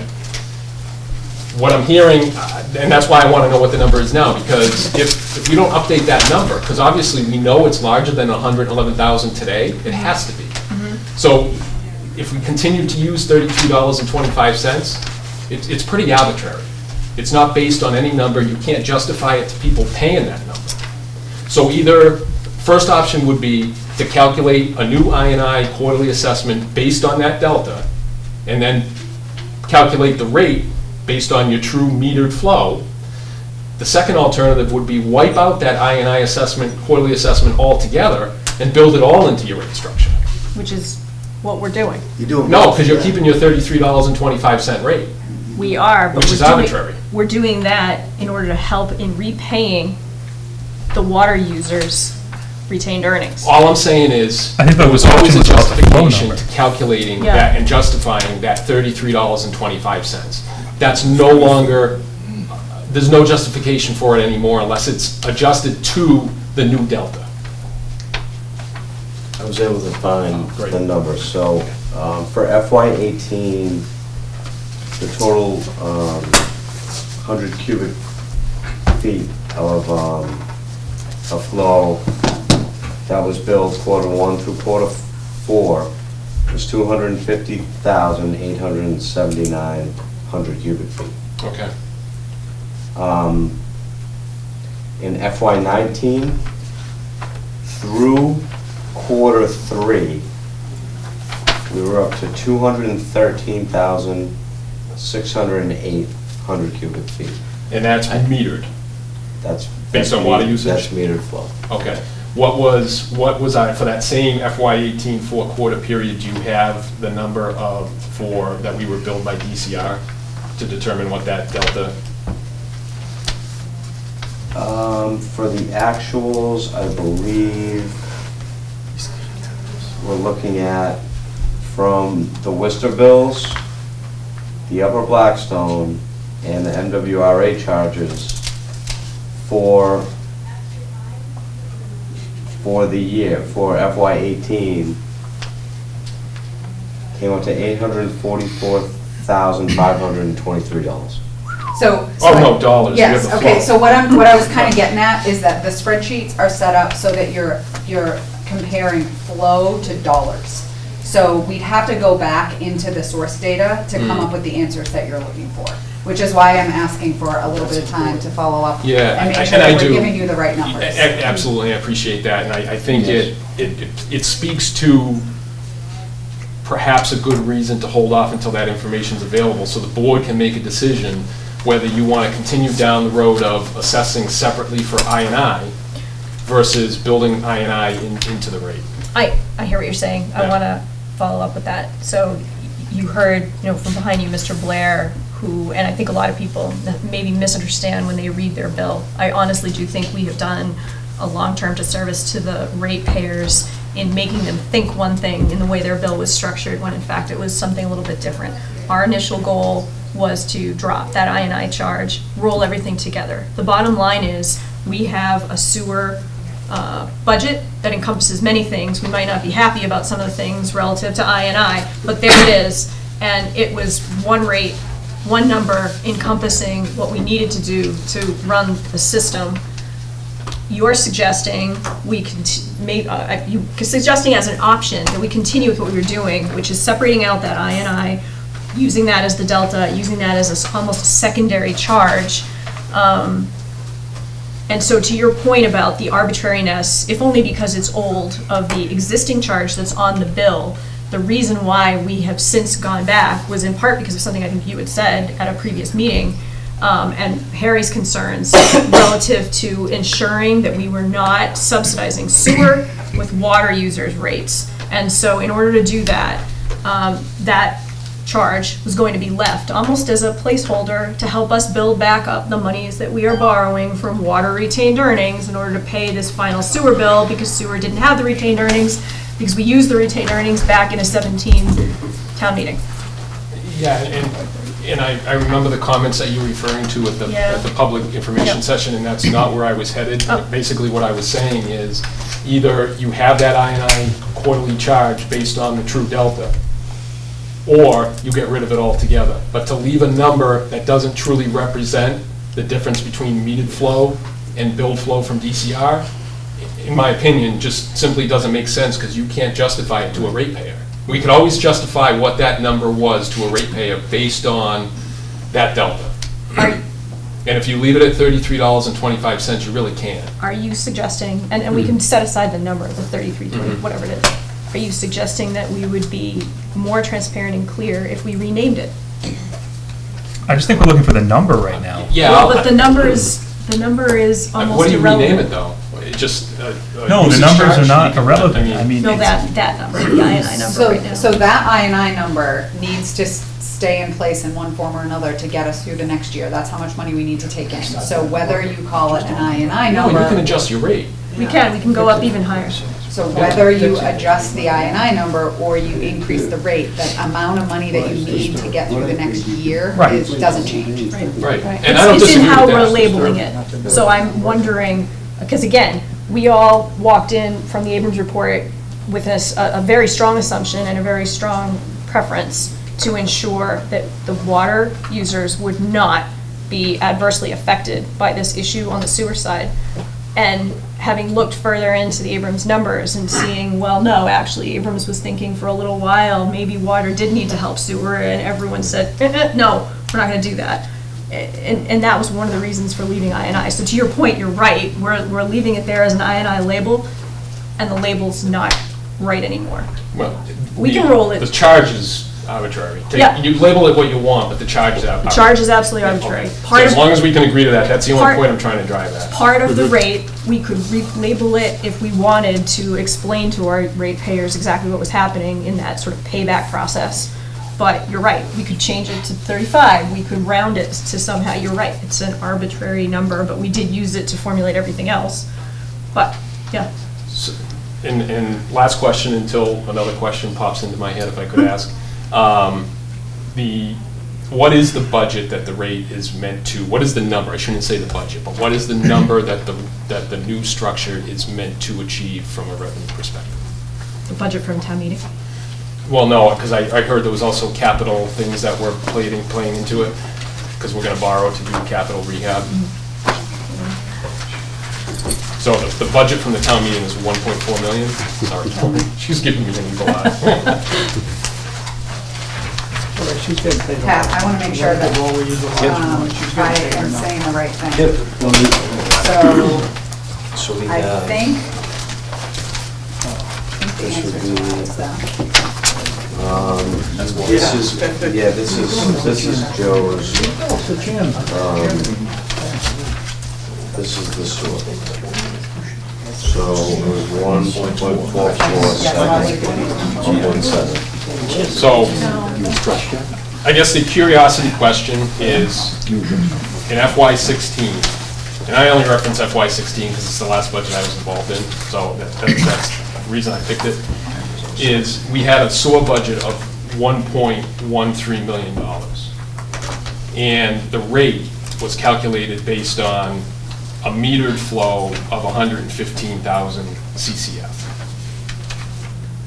So now we're looking at funding expenses of, for rounding purposes, about $1.5 million.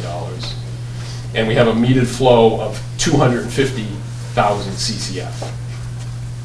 Simple, quick math tells me that that results in a decreased rate, not an increased rate, because you have increased your billable CCF flow from 115,000 to 250,000. Spread that across, and you're down to a rate of about $5.50. So I guess that's my other curiosity question, how we have so much more metered billed flow from FY16 to FY19, yet our rates are going up twofold. Good point. You want to talk about Back on the board. Hold on one sec. One quick comment, FY16 was we were in a drought period. No, but the drought has no bearing on the calculation of the rate, because the rate was based on actual flows. Whether the flows were high or the flows were low, it was built on actual flows, right? So we had 115,000 of actual metered flow that the rate structure was based on. If it was higher, we would have had, you know, the same type of, the calculation would have been the same. So it really doesn't have any, the amount of rainfall doesn't have any bearing on metered flow, because rainfall is I&I, metered flow is not I&I. When you say metered flow, you mean like What we're billing from water. From water, okay. What we're calculating, measuring from water usage. Right, To but- calculate our rates. Right, but it does change the DCR bill, which is an expense. So, No, but keep in mind, in FY16, the DCR bill, that $33.25 quarterly charge covered that piece, so it's out of the mix. That quarterly charge cared for the 111,000 CCF that we had in FY15 that we based the FY16 budget on. So, without getting into the exact calculations, which I don't have in front of me from 2016, I think I understand what you have said. However, setting aside the I&I charge, which, again, if we relabel it, if we round it, whatever, essentially that I&I charge, we might as well rename it repaying water users for money we borrowed from them from their retained earnings to pay a bill that we weren't equipped to pay because of sewer rates and because of a lack of sewer retained and earnings. that would never fit on a bill. No. But let's set that aside. To your point, it is abundantly clear now, after this has been going on for a little while, that our rates, if we were to simply use what you just listed as a simple flow number, will not sufficiently cover the bills we're receiving from DCR. We can't use the number that you're suggesting all by itself. We're now going to be building in other aspects of our known costs No, to cover it the in the number I rates. gave you was based on 1.4 million, which was the known cost that you're looking to fund. Right, but you used 2016 as an example, and it seems at this point that we can no longer use that as a useful example because of what's been happening with. No, it's The calculation The only would point change. is the calculation's the same, Sheila. That's the point I'm trying to drive home. The calculation, regardless of the fiscal year, the calculation is the same. You're trying to fund X number. In this case, it's $1.5 million. You have metered flow of X number. In this case, it's 250,000 CCF. Get your rate. Take I&I out of it altogether.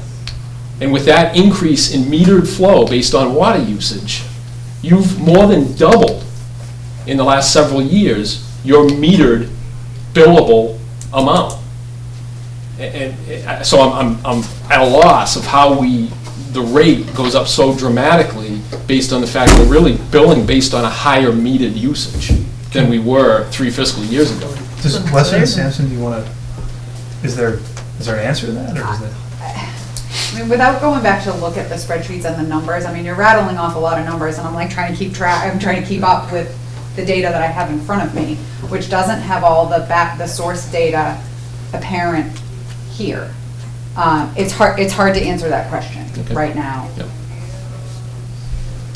When do you think we could get clarification? Within the next couple of days. I mean, if you want to kind of maybe submit something in writing and we can respond to it that way, that might be easier than, aside from a working session where we can sit down and compare notes and that type of thing. I mean, it's a detailed discussion. And it also goes back to how the Abrams Group established their, the way that they're looking at the source data and how they set all that stuff up. It might be just coming at it from a different angle. Would it be appropriate to have the Abrams Group come in to speak to that? I don't think that they would be able to answer it any more clearly than that on the spot like this either. I mean, it would be a matter of following up with, a written answer. Well. So who do you suggest? Hold on one second. I think there is a reasonable question there that a combination of Joe, here's, something that Joe Buckley could maybe have helped us with, and Dan Haynes, because from the Abrams Group perspective, we had a very, not finite, but a very objective problem in front of us. They were backing into rates from that perspective, knowing what our challenges were. So I think that spoke more to the way Abrams came up with our new rates, and maybe speaks more to how we're going to do things in the future.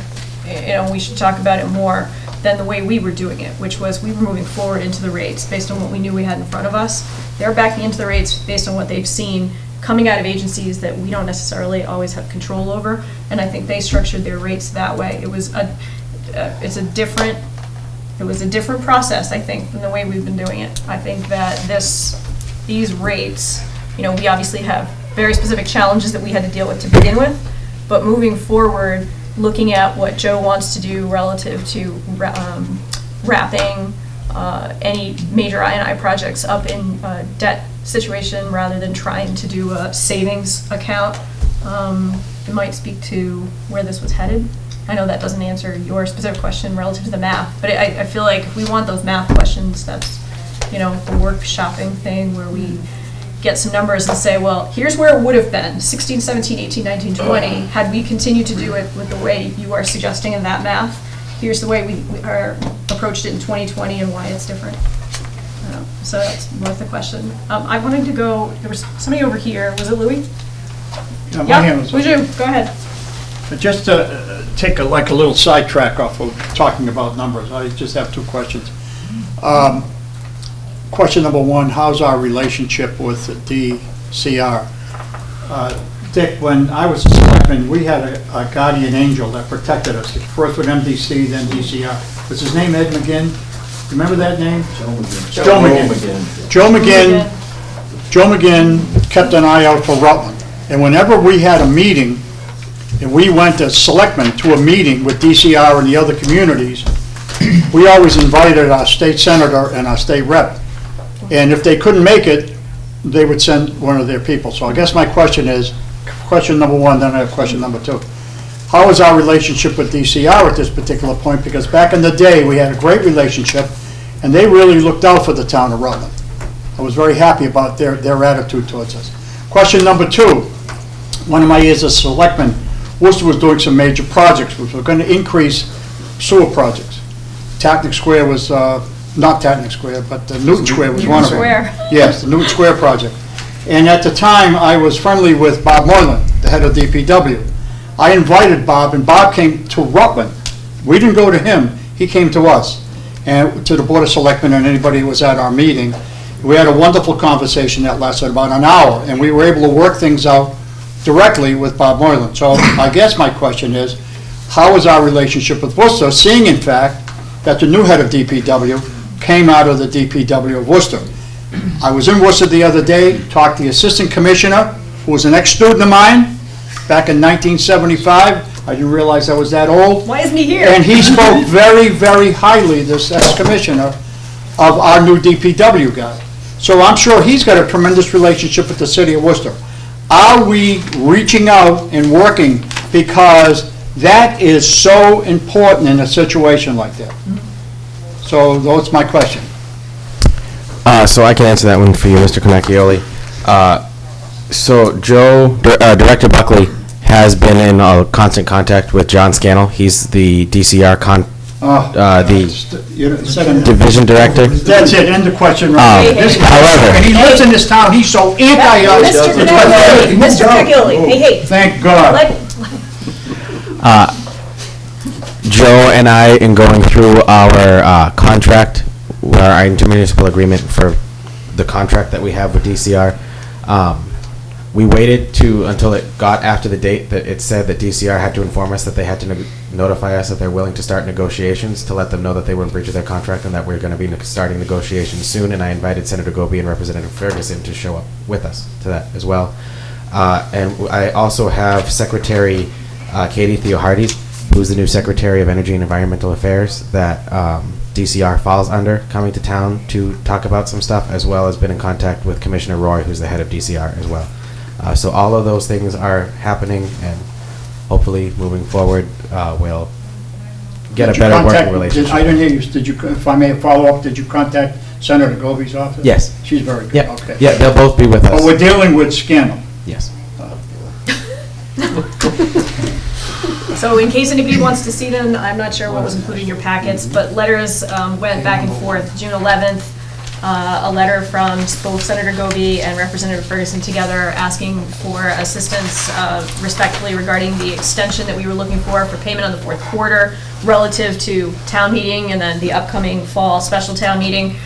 Also wrote a letter June 20th to Mr. Scannell directly asking for a meeting. We did hear back from Mr. Scannell, who said he would be happy to meet regarding the renewal of the agreement to get that process started.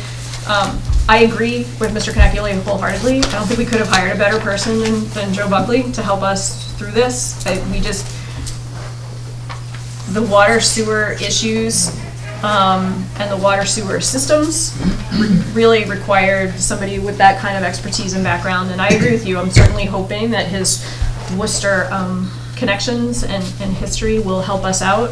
As you are well aware, the last time we had our agreement up and we're in litigation over it, Worcester was very much not interested in having a discussion on anything we were asking for because they were waiting for some of those projects to be done from DCR, and we were pretty much being held in the middle.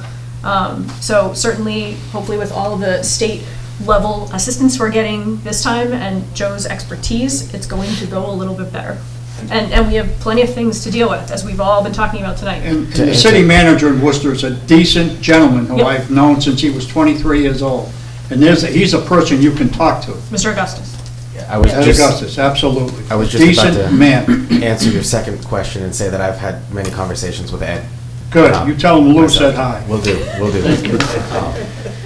And that also comes as a good part with Joe coming from Worcester and Good, knowing the system good. well too. You're gonna That's how build the those conversation systems. started. Very good, excellent. We're gonna give you part of that 23 grand. And then, In deference to the city, Joe Delacorte, 16 Molten Mill Road, deference to the city of Worcester, they will not hold us hostage. They may charge us a little more than their own rate base. Understandable that they're contracting out and doing us a favor. I don't have a problem with that. The problem, and to Joe's point, okay, the point Joe was making is that he was establishing a linear relationship between bill and flow, metered flow. Perfect, all right? But that calculation depends upon the same thing happening in the field, where the metered flows all match, all right? And in this case, where you've got an I&I that is not necessarily metered by us, in or out, right? That skews it. It's been skewing a little bit more every year. I think you can see that as you track the numbers. So the I&I, if you will, and I don't mean to beat this dead horse, but it's a real cost to the ratepayers. It's the real cost of the town. And you're paying the same as if you were paying the rate for sewage disposal. All right, it's water that doesn't need to be treated. It's clean. But you're not paying, you're paying the same. The pipe, their bill is based on what goes through the pipe. whether it's clean or dirty. Right? So it's not a linear equation.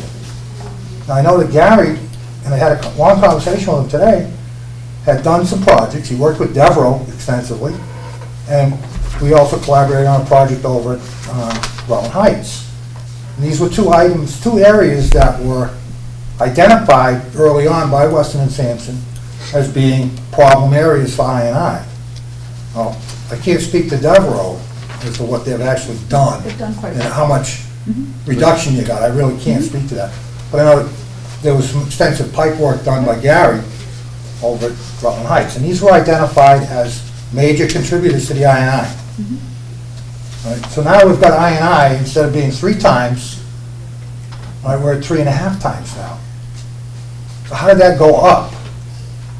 Right, and the only place, you know, where we didn't identify any other major things in town, right? I don't think that's quite fair I'm to talking say. major, it depends on your definition of major. Right, right. All right, so where does it leave you? It leaves you back to my original point.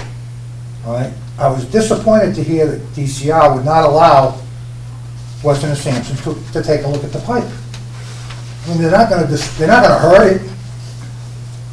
You know, can we trust you with it? So We trusted you with all of ours. I know. That's Joe Scannell.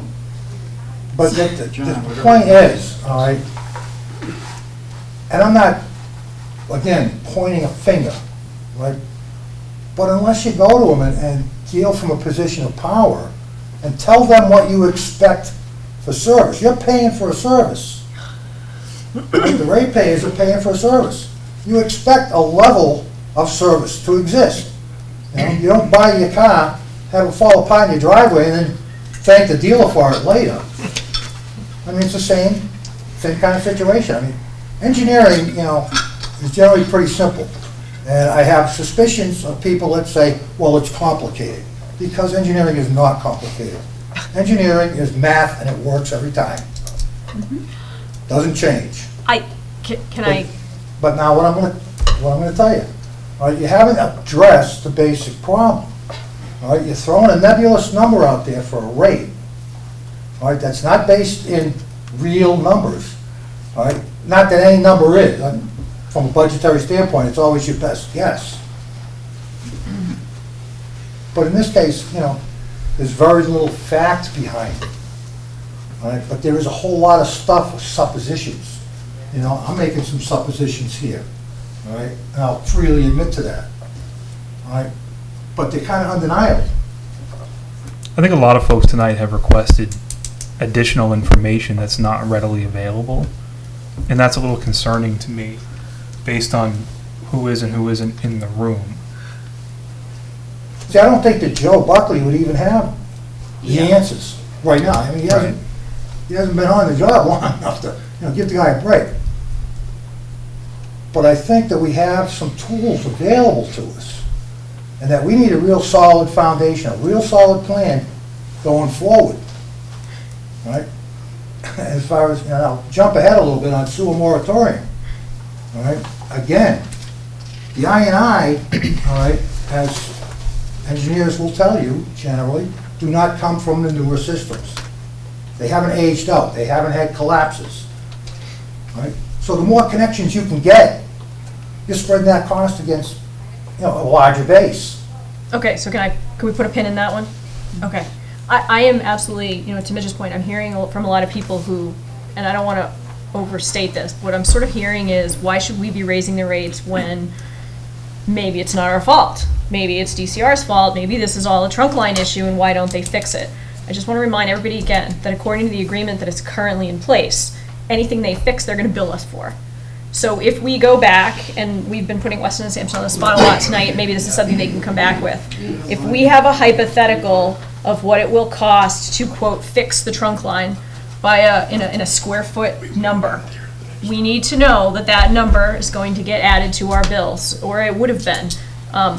What we don't know right now, and it's something that Director Buckley is absolutely working on, is exactly what DCR has been doing relative to maintenance of its own trunk line. So these are fair questions. It just unfortunately doesn't help when the bill shows up. Does that make sense? So I get The bill that- is the bill. The That's bill is, fine, that's- yeah, and that's so there's our okay. problem. So the bill, as it stands, might be very, very flawed. And the bill is very, very clearly something we have to look at and try to improve based on everything we know and everything that's available to us. But the bill is also something that, in many ways, is out of our control. And when we do start to control it, we might not like what we end up with. And I'm not saying we shouldn't do it. I'm not saying we shouldn't demand that the state fix the trunk line and try to fix the I&I situation. But what we get out of that might be higher costs than we're even looking at tonight, or additional costs. Because what if, worst case scenario, we don't see the I&I improvements that we think we're going to see? We do still have I&I issues throughout town, and that's because there's always I&I issues throughout town. We can get more aggressive about I&I as well. That's also going to affect the ratepayers because we're going to be borrowing more than we have been in order to do more aggressive work, in order to do more maintenance. So again, right now, 81% of our bill is on treatment and transportation. Hillary, how much of our bill really should be for just I&I? Why don't you give us a percentage? That's hard to say. It really is. I mean, every community is different, and Best guess. for you to have 3 times the amount of flow going out of your system than what you're metering and what you're selling for water is not uncommon. You're not the only community that has this issue. Every single older community that has sewers that are more than 25 years old is dealing with the same thing.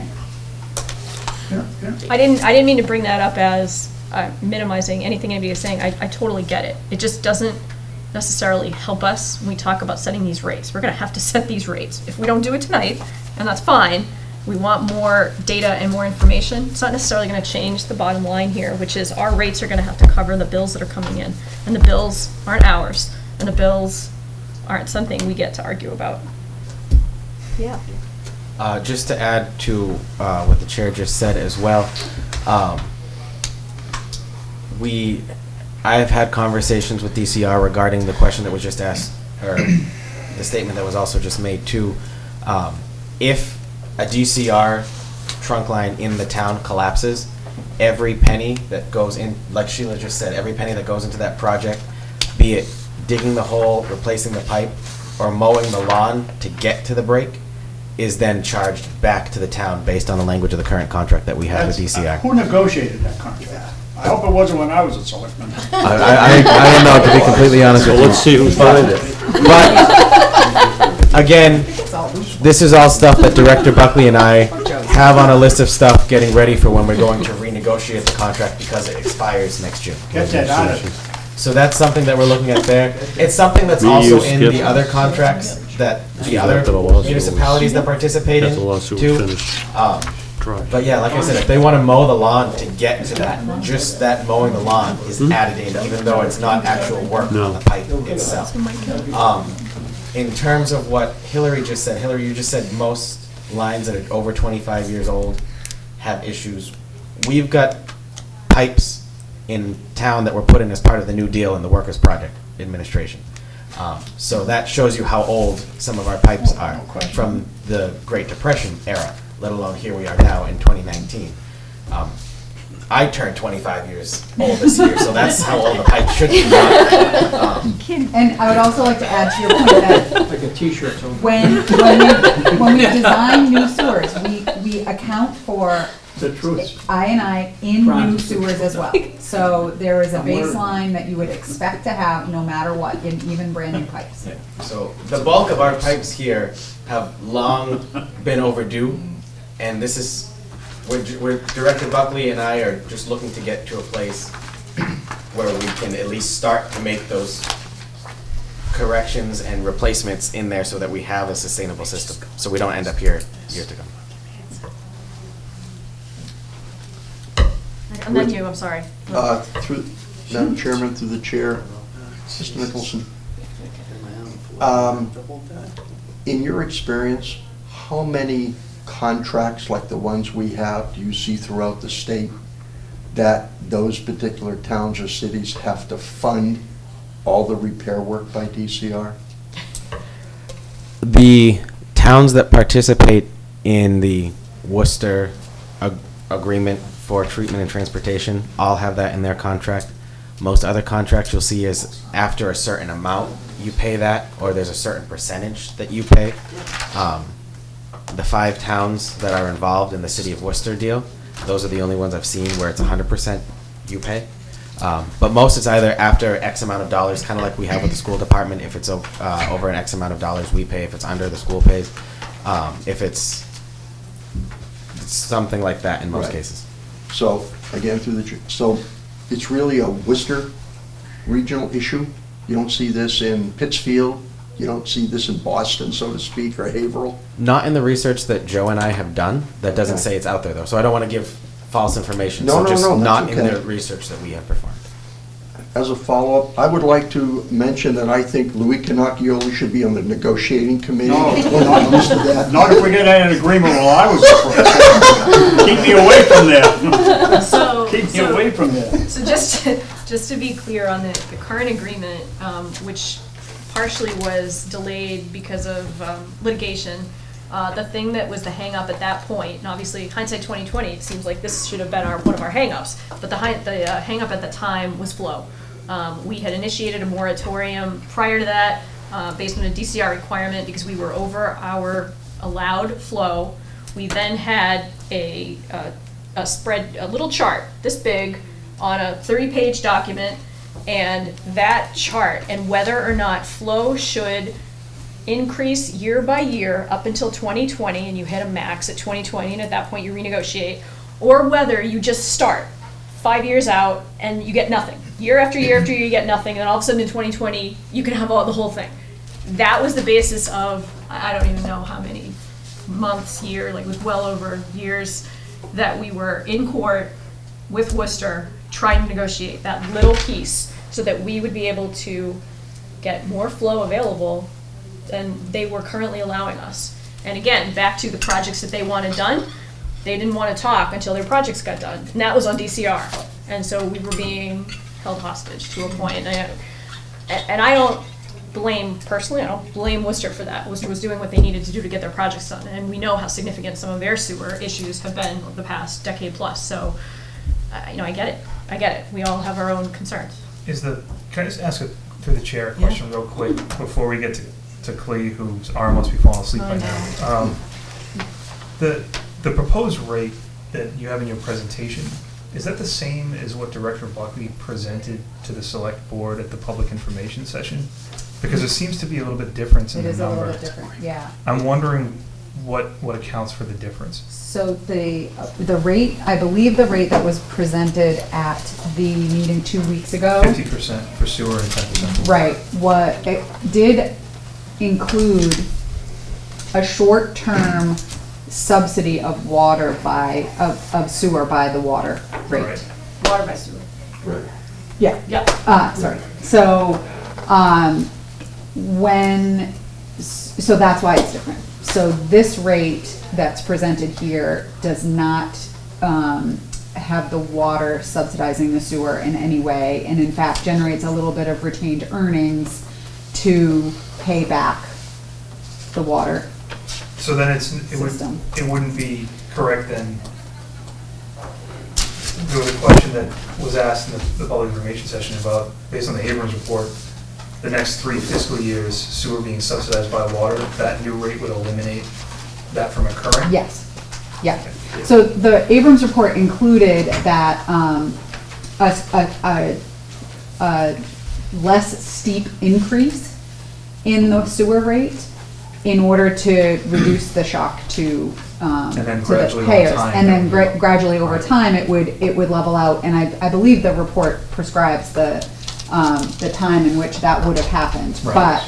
But based on that public information session and other, sentiment of the town to not subsidize sewer with water, that's what this rate does.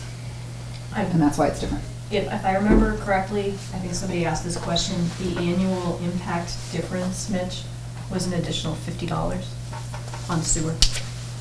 So that number that we're looking at on here, the 298.18 average difference impact for a sewer user, is about $50 higher because of the change that was made. Right. I'm just making sure. Please, your arm. So, yeah, it actually fell asleep, so I forgot I was there. So, just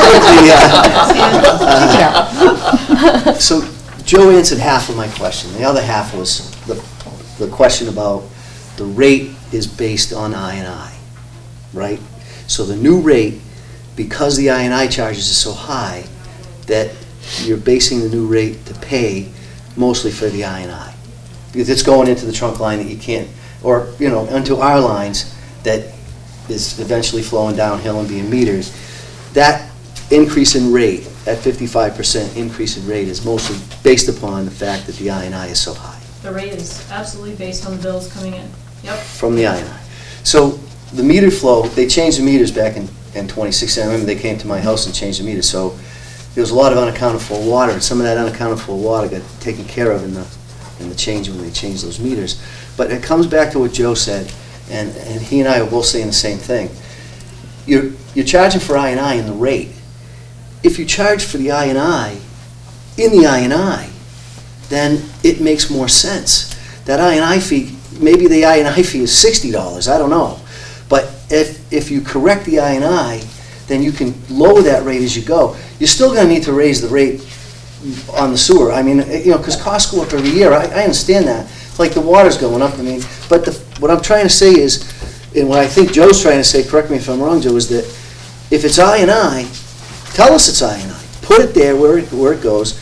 I know Weston Sampson said at the last meeting, Hillary said that you've identified a lot of areas that can be fixed in town already, that could be fixed, or at least, and you said some of the stuff was easy, some of the stuff was difficult. Remember that conversation? So as the I&I gets fixed and the rates, you're not going to have to spend so much with the DCR, then that rate can be adjusted.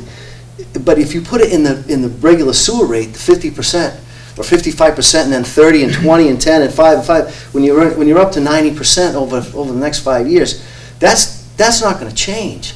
So you're never going to have a chance. The rates are never going to have a chance to get to a point where they really should be, unless you really put it where it is. So you're saying the rate should be based solely off the metered flow, then the I&I be kept separate?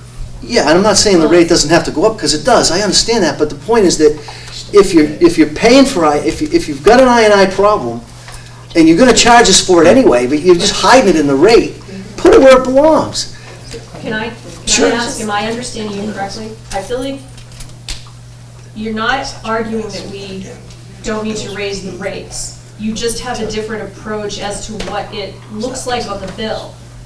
And I just want to, one of the first things you said, you thought the I&I rate on your own bill was for I&I capital project work. And I think that's my concern. So when I just want to make sure I understand. I think I get what you're saying. You would rather see a bill that essentially has the rate broken out into, here's what we really should charge you, but here's what we have to charge you because we're getting billed by an entity that we don't have control over, i.e. I&I. Some of that is ours, some of it isn't, right? We have an I&I issue. And that hopefully we can get our I&I to a percentage where that secondary rate billing would get smaller over time. And it seems like, I hear you, it seems like it's just a difference in approach. We're still going to have differences to a combined total bill, most likely that look like this, but you're saying you would like the bill to look different based on where you think the costs are coming from. Is that correct? Yes and no, okay? So yes, I would like the bill to look different, but let's say that now you start adding users, which we're doing every day. We take out a sewer permit, we've taken out, I don't know, 15 maybe this year already. So now that I&I charge is being charged to each person, and as it grows, then you're getting a chunk of money by the user that comes on, rather than, and by the way, I pay $1,000 I&I fee when I take out a permit for connection permit. Where does that money go? That's another question. And a third question that I have is, can we talk in million gallons per day like everything's based on? The CCF is driving me nuts. God almighty. So we have 0.56 billion gallons a day, right? That's what our contract is with the DCR. Is that .55, okay. What did we put in 16, 17, and 18? What, in million gallons per day, please, someone. Pat's probably got that somewhere. Poor Pat gets put on the spot. Wouldn't you rather Tell talk me, to you those have all numbers? this information. I don't have it. I wouldn't ask if I did. Okay. Pat's looking up information. Does anybody else have a question? A question. Neil? Neil Vine, Forest Drive. How many charges are on the sewer bill currently? 3. You've got an I&I charges, and then And then the old what your debt, bill would be. the bill, the actual, the quote, actual bill, the I&I charge, the debt, That's it. yeah. So I thought in the past that the sewer took out loans for I&I. Yes. And that's what that 33 and change was No. paying those loans off. No, that's that third line. That's the Well, the debt. third. Yeah, and so if you remember back in '08, when Joe and I had just started, we had, at the time, Carl Christensen coming in and telling us we had some real issues. I&I work was behind, and we went before a town meeting and asked to have them fund, the sewer users, fund a 5-year I&I project. And Weston and Sampson will tell you that we did some of what we had outlined in that project. And at this point, we are cycling back to needing to take a look at how that work has aged already. So how far has that loan been paid down with that third? Do we still owe a lot of money on that, or? I don't have that tonight. That's a good question. I don't know. I think it was a 20-year note. That goes what? I think it was a 20-year note.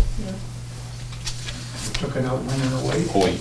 Oh, wait, so I Or don't nine. have the, you know what, I might go look at it actually. It was in, actually, the backup material that Abrams provided. It was in one of his tabs on that big The big Excel, one, but yeah. I also think Becky had something. And Becky has it too, yeah.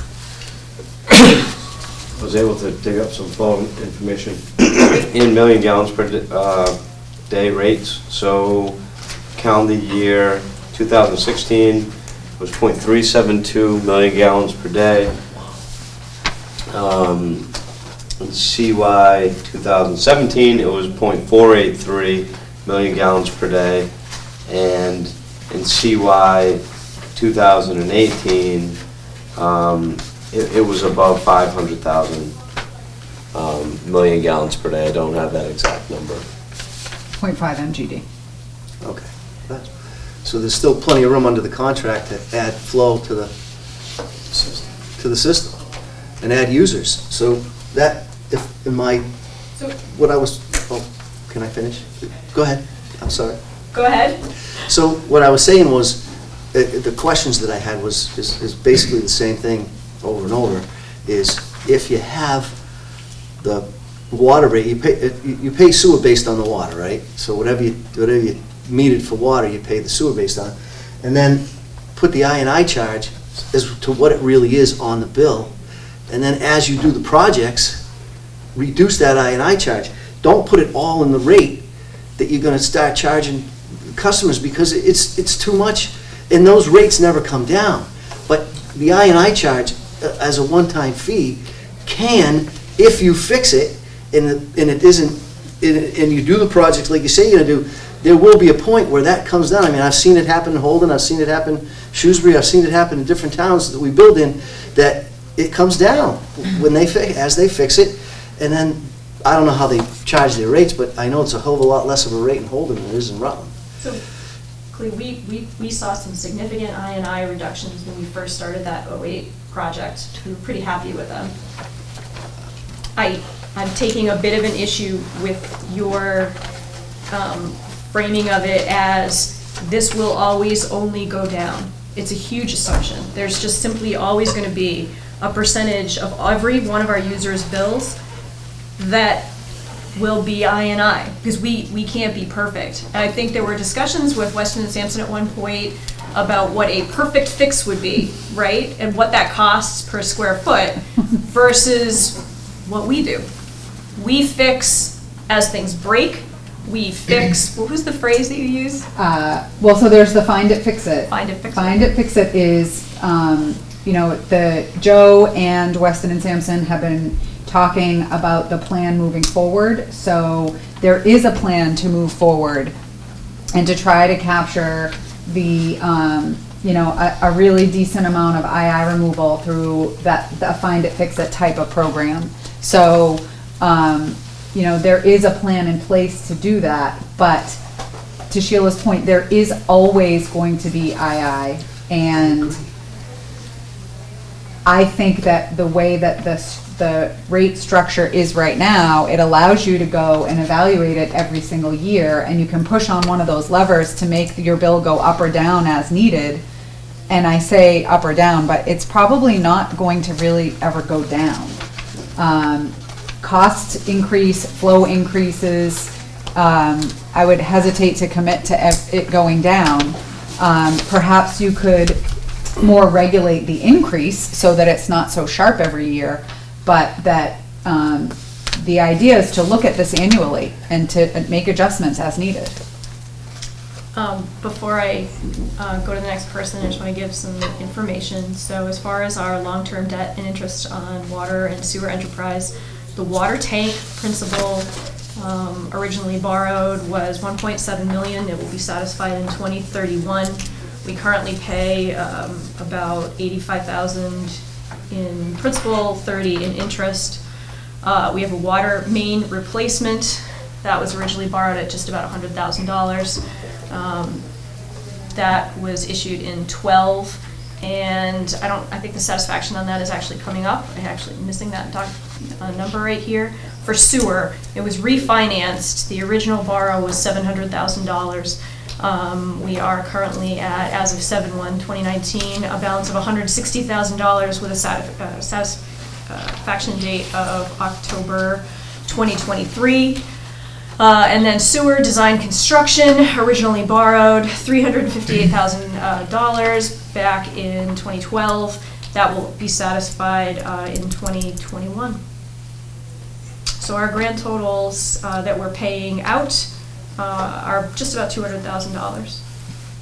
And that combines water and sewer. Combining water and sewer, which, obviously, we've had discussions about this as well. When we talk about combining water and sewer enterprise, and I think Dan Haynes could certainly be the one to speak to this more. On the back end, we need to ensure that the entities as utilities are still being kept separate. Just because they're sharing an enterprise fund doesn't mean you can't account for every single expenditure separately and be able to show what things are coming in and what things are going out, and he's aware of that. And I think he actually suggested that we, and he and Joe, be a little bit more transparent in issuing annual reports for both water and sewer.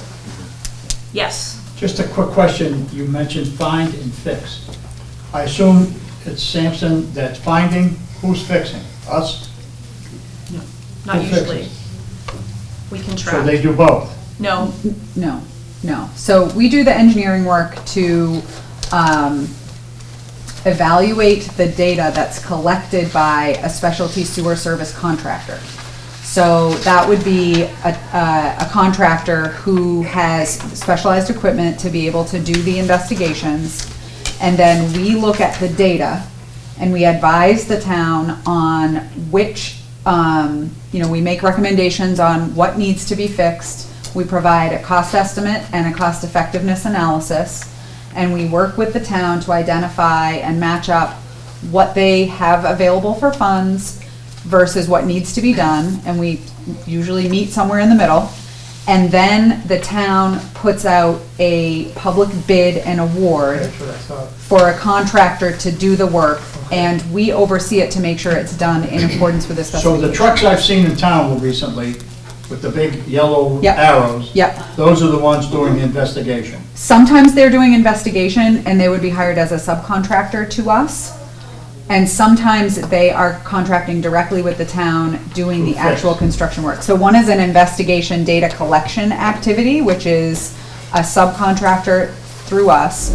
And the other is actual construction work where they're repairing it. And so under the bidding law, under the Massachusetts bidding laws, that needs to be a public bid. I understand that. So my last question, or point under this is, are we doing any fixing now? So we Or is just, everything data gathering? no, so we just finished a project which was fixing, and the trucks that you saw out last week were doing the 1-year retest warranty testing. So they do the work, and then a year later, they come back to double check to make sure everything is, all the repairs are still holding, because there's a 1-year warranty on all that stuff. So that's what you were seeing this So week. they put a structure inside the pipe that then inflates itself, because they're not digging? Sometimes, They're yeah. just putting it in that We, way? we strive to do trenchless repairs as much as possible, which involves sometimes doing that. We also test and grout joints, both service connections and joints, where you pump grout into the, Right. into the soil Right, through right. the pipe Now, to that's seal obviously those. cheaper than digging and putting the It's pipe. cheaper, but it's also not oh yes, it's much cheaper. Much cheaper.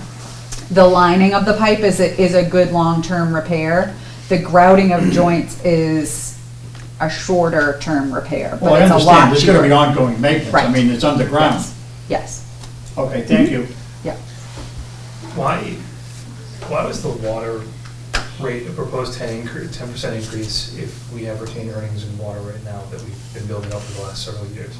What does that 10% increase represent? So the 10% increase, my understanding, my understanding is that represents increased costs that are anticipated over the next couple of years, mostly related to energy. Joe had indicated that a couple times in meetings, that it was electrical concerns. Yeah. For the pump stations particularly. And also, isn't there a large water project that is multi-million dollars in the horizon Yes. that the retained earnings would only be a fraction of? Mhm. We would still be needing to borrow a significant majority of Yes, that. there's a capital improvement plan for the water system, which is to be funded by borrowing, so that 10% also represents the debt service that is included in that. Through the chair, Madam Chairman. Mr. Richetti brings up a good point, because in the report, Mr. Abrams recommends 15 to 20% as a retained earnings at the end of the year. So if we have, based on 20% of revenue, so if we have a revenue of total revenue here of let's take 18, 1.3 million, so, right, my glasses, that would be roughly 260,000. So why would we need a rate increase if the projected retained earnings should be 15 to 20% at the end of the year after expenses, if we've been accumulating this kind of money? I didn't think about that before. Good point. Good point, right. Yeah, it's been gaining surplus quite rapidly since FY '14. So our water rates, when we look back every year, to Mitch's point, we have been increasing retained earnings. Exactly. And you knew that as well, to the point where we had almost $1 million when we sort of had to take a step back and look at some of the other things that needed to be addressed. And it was funny, I think you and I had talked about this. At one point, the FinCom back in, I think it was 17, actually asked Gary.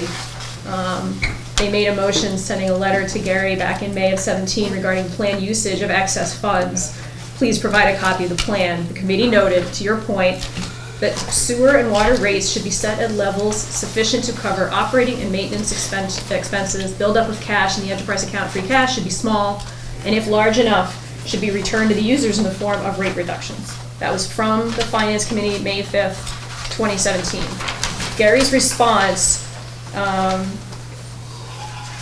was that the Department of Public Works, Water and Sewer Division does not see the amount of free cash to be in excess. Projects that are being considered are as follows.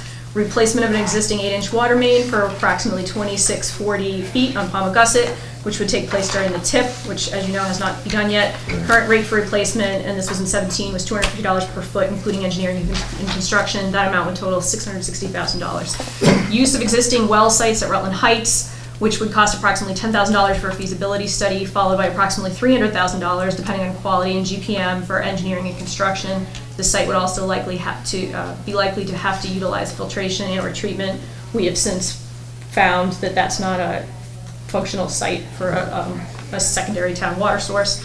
A water master plan, which would outline our anticipated upgrades during the next 20 years, which is a major undertaking and costly, would cost approximately $75,000. current free cash in 17 is 727, so you can see that is not enough to complete all that we have in mind, which in worst case is roughly a little over $1 million. You can see from his response that he was looking at our processes in the way we've always looked at them, which is we were building up gradually over the years these retained earnings in order to save for those large projects that were coming down the pipeline. So to your point, when we look at a 10% water increase, we are looking at that increase as no longer handling all of the largest of the capital projects, but still needing to address issues of needing, and I think probably our most current sewer situation is a primary example, clearly needing a buffer in case something happens in an emergent situation. And I know that was Director Buckley's comment, that he wanted to ensure that both of the accounts, and again, whether they're combined in an enterprise or not, but both of the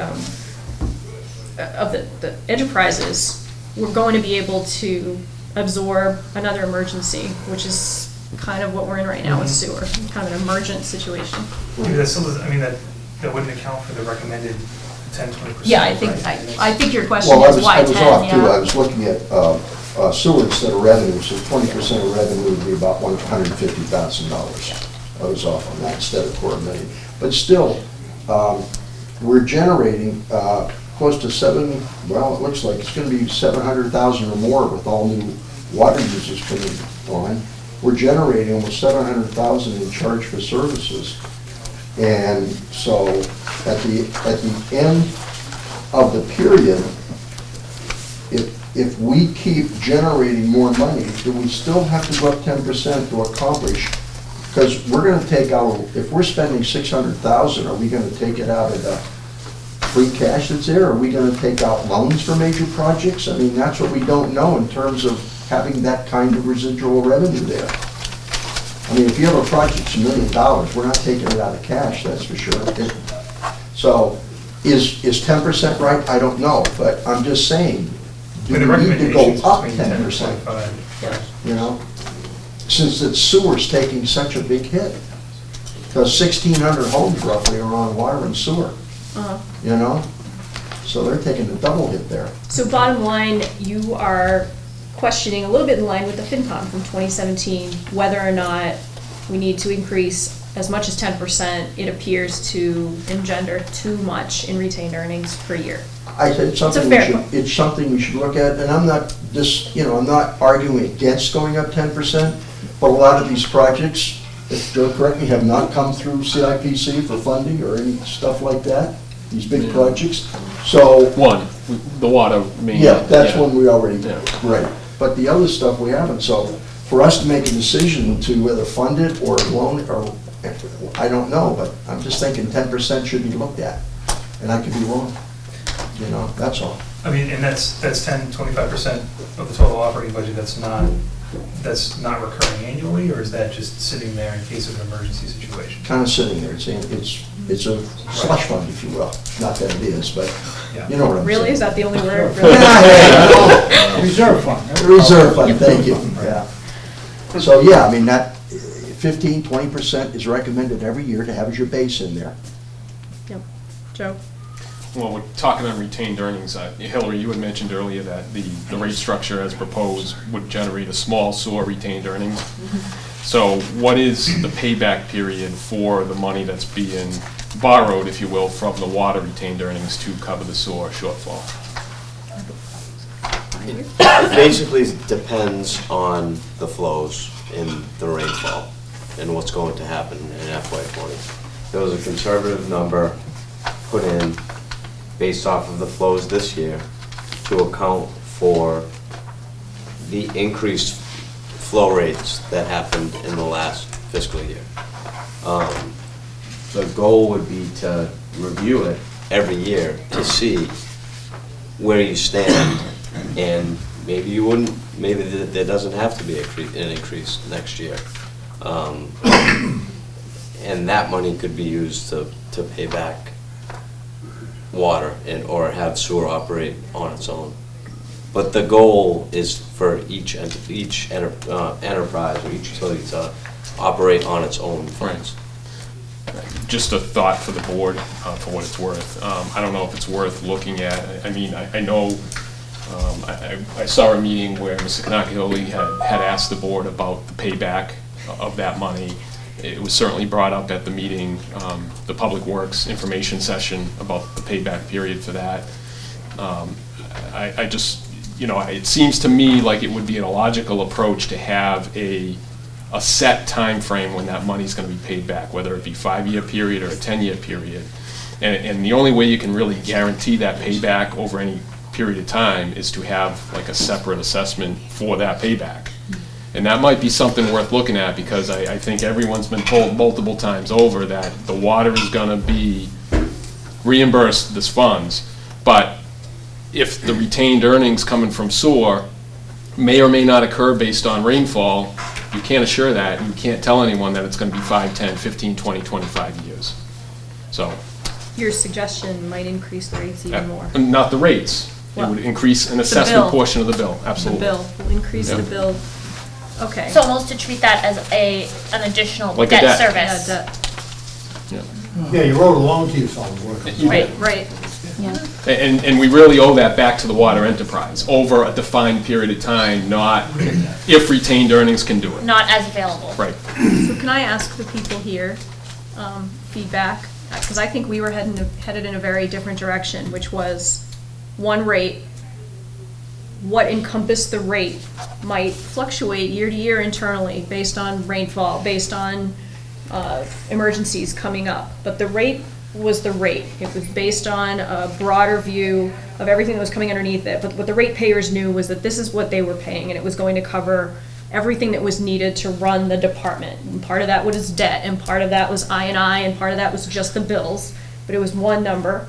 What I feel like I'm hearing almost across the board is that everyone here feels like the ratepayers would rather have a more complex bill with everything itemized, so that you know exactly what's happening, right, wrong, or indifferent. And you might not like that I&I charge, but you want to know it's there, and you want to know what it is.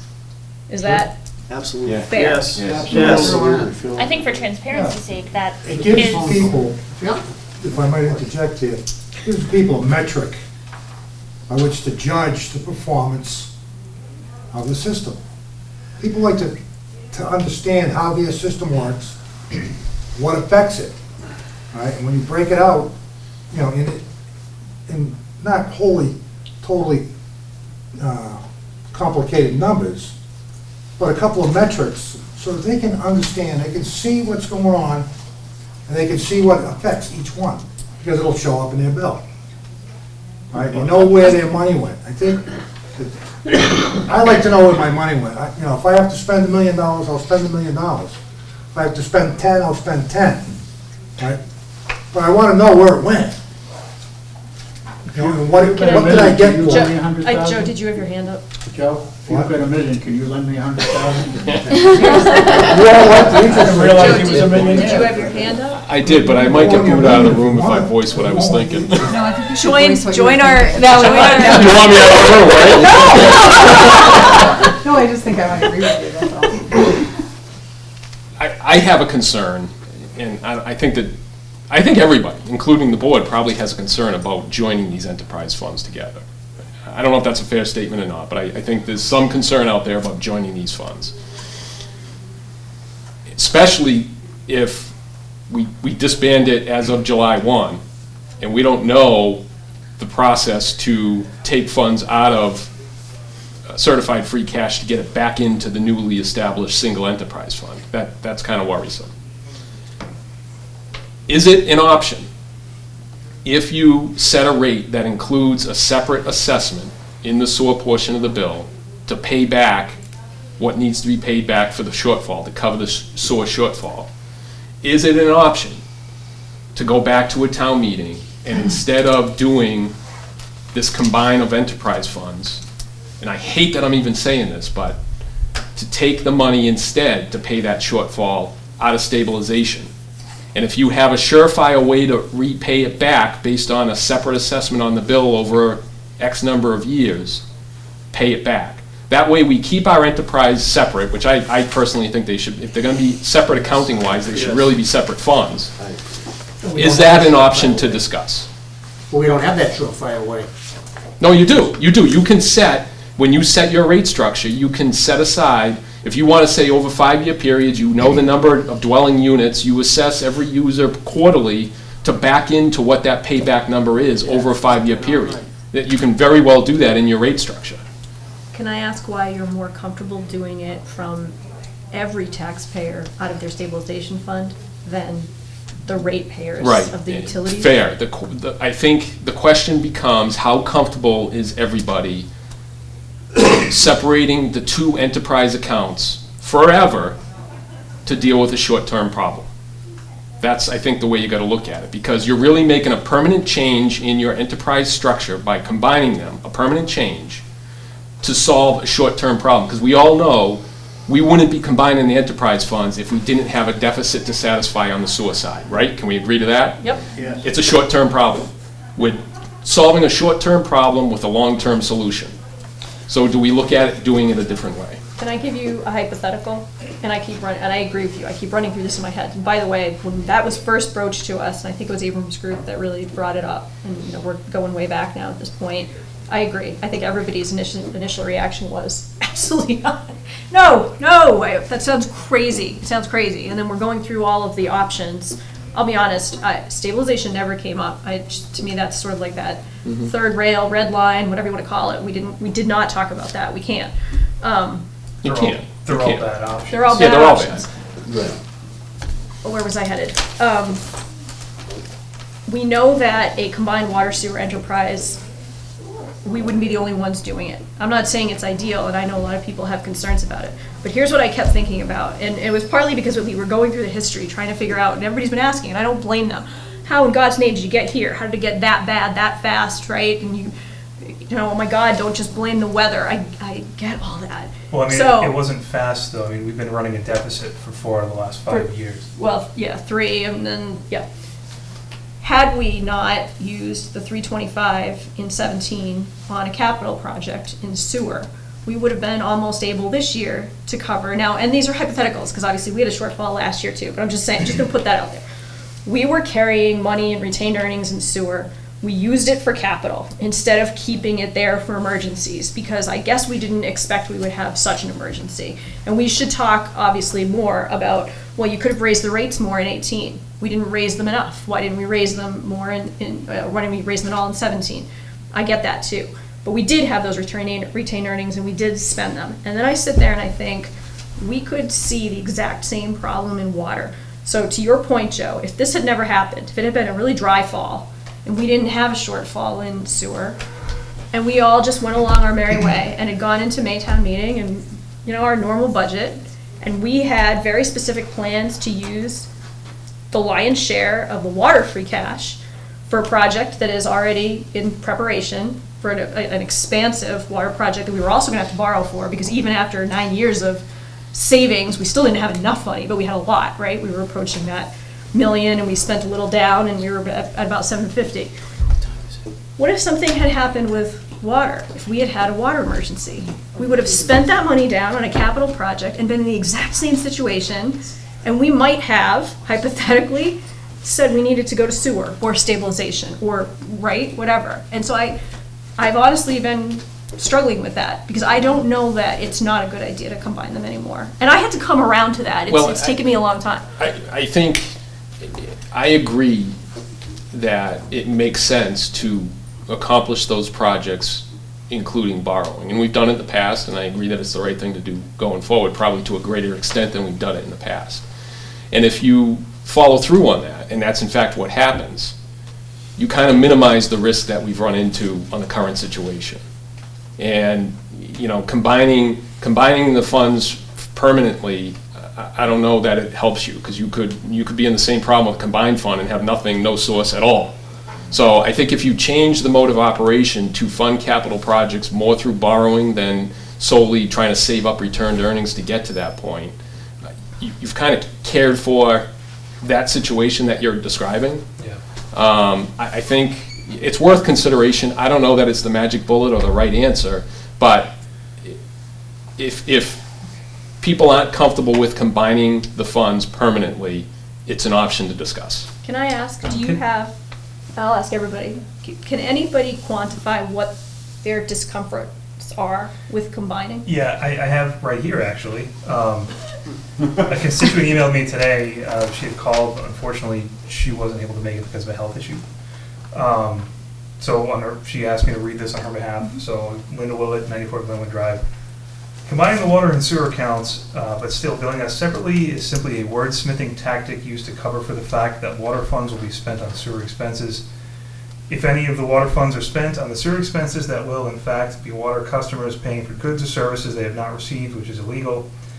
If this actually is what is going on, our water rates will surely be increased. Misappropriation of funds is not the way to remedy the mismanagement of an account. The town could potentially incur penalties and/or fines imposed by the state. Not to mention the fact that once the state has to step in, they will keep our town government under a microscope for some time going forward until they are satisfied that this sort of activity does not continue. CYA, and for those watching at home, I'll censor myself, means cover your butts, is not a professional way to conduct business. So that's something that a constituent wanted read. I think to answer your question, I think maybe there are other folks in town that feel that way. So shady accounting, is that fair?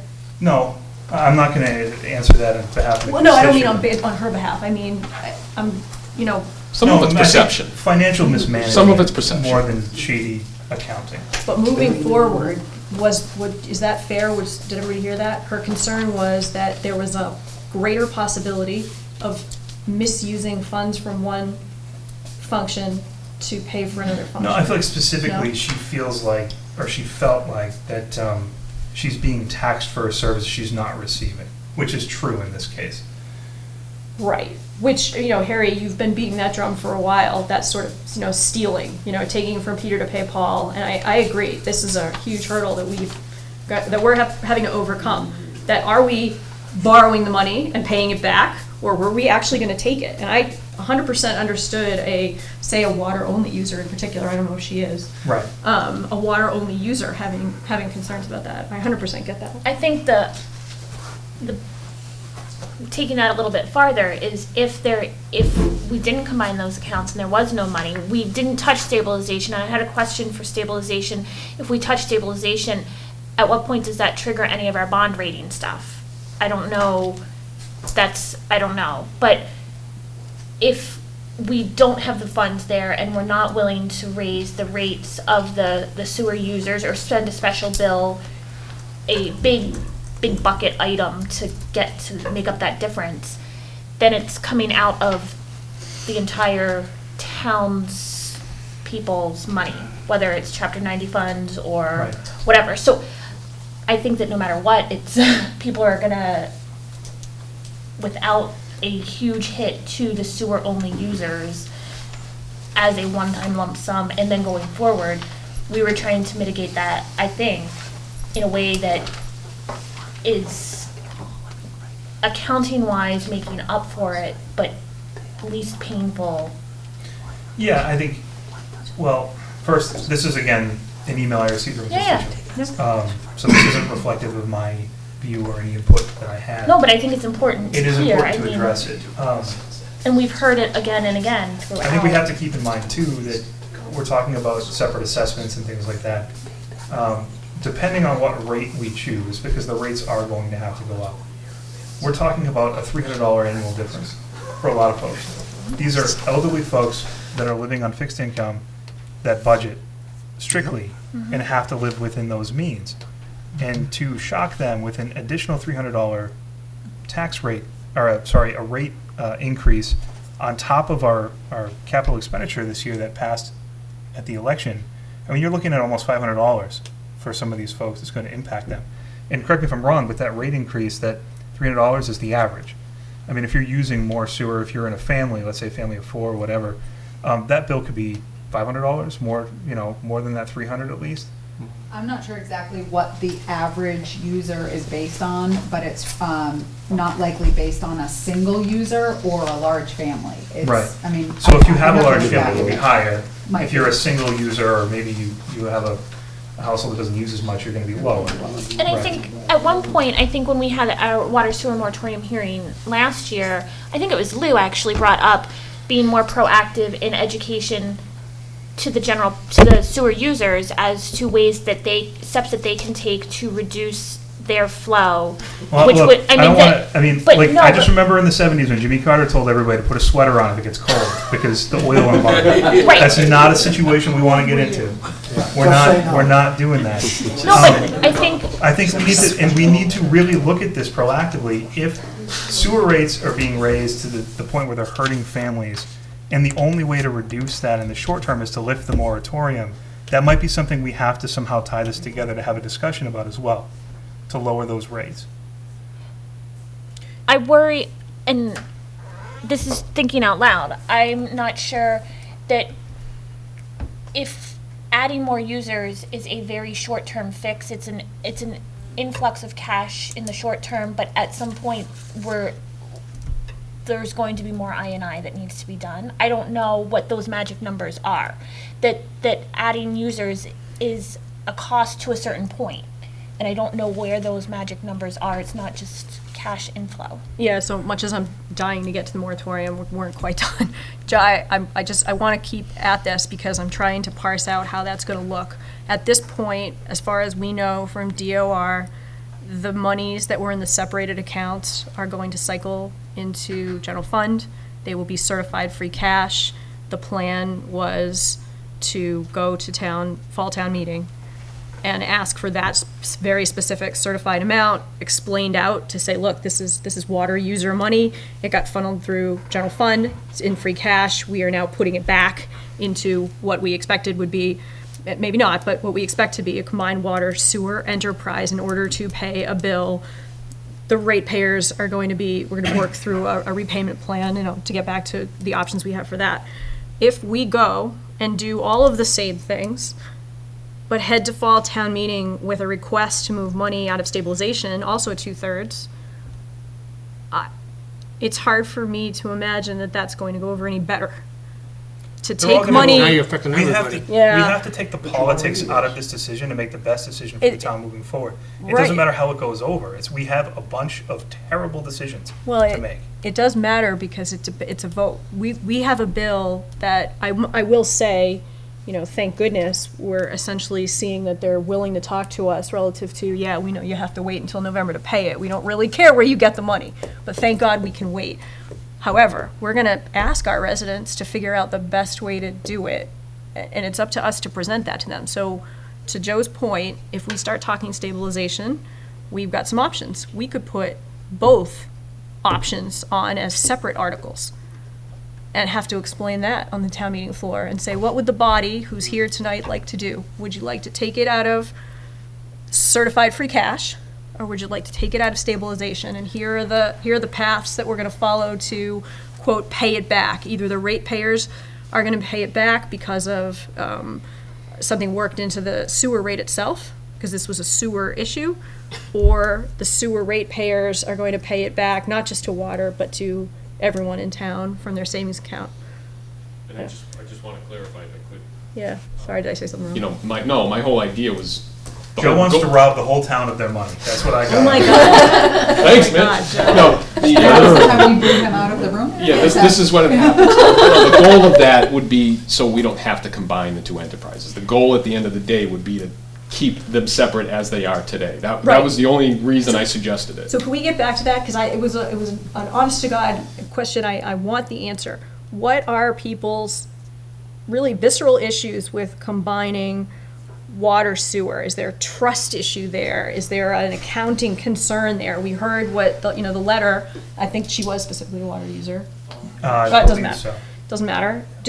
Because I know I had the same reaction, and I kind of came around to, well, no, everything will still be separate from an accounting perspective, and it's not that unusual to have combined water sewer, but we've never done it, and so I get that. I'm just trying to.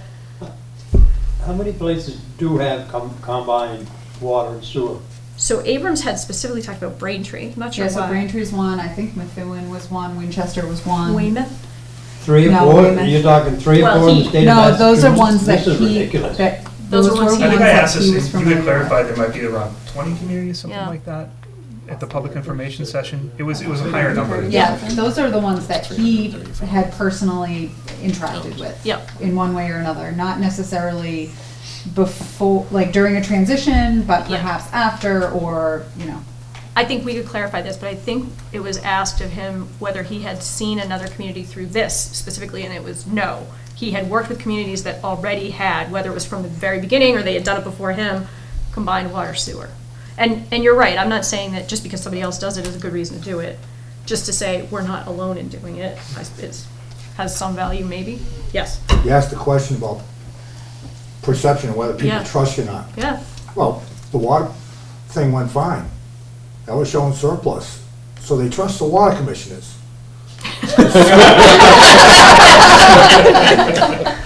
Sewer But the other- commissioners, yeah, not so much. So we should just walk around with our water hats on, Oh, not the always sewer. good. How about the sewer Probably part? walk around with Get a shirt that says Whichever water way and you go, sewer you're gonna across create the whichever way you're gonna go, you're gonna create a division. Do you, Joe's thought about using the stabilization fund. If I have a well, and if I have septic system, I'm sure as hell gonna be at that meeting and be very vocal, what are you doing to me? Like I'm usually vocal when you guys have us, everybody vote on what we're gonna do in terms of the water and sewer. But your argument, Joe, is if we default, it's the fault of the whole town. So that would be your argument here. If we default, then by using the stabilization fund, right? Well, Is that what your whole wait, idea? wait, wait. The other piece of it is predicated on, though, at that point, having a rate structure already created, that you're paying that back over, whatever, a So we 5-year can- period. We can show the. You gotta can show really you're sell paying it. it back. You have to sell that. Oh, And It's absolutely. sellable, but you gotta sell it. So it's similar to the gas tank. Maybe except that's it's the better way to go. Which is the last time we did it. Maybe And that's the it- better But way it's to a go. larger The amount. gas tank. The gas tanks, we did it up at the DPW. Fuel. Would you take a random sampling here and see if? But I No, wait, Can can I Feel stop? that's a good We way to had go? we had a new person recognize that. We are on private water and A sewer. lot of them. And we are 100% against combining the two accounts. No, that's fine. I mean, I know you are. I know that you're on. So- sewer. But- I mean- Well, I think taking an assessment here tonight might be unfair too, because you're not gonna have a lot of, I'm assuming that a lot of people didn't show up that this doesn't impact. So the folks that aren't on water or sewer or either or. Oh, you're right, Yeah. you're right. Yeah. That's a- I withdraw that suggestion. But I have a And- question. And Oh. suggest that this is what you paid the big bucks for, it's your decisions. Live with it. You Make your decision and live with it. I have a question going back to what I had asked. If we take money out of stabilization, will that affect our bond rating? At what level does that trigger any change in the bond rating? That might be a Becky question, I don't know. It might be, and maybe Mike can speak to it too, but I think undoubtedly you're gonna have a little blip because you're taking money. Right. But I think if you can show to a bond rating agency, you have a methodical approach to reimburse that money, and it's coming in over a 5-year period, I think that changes that blip a bit too.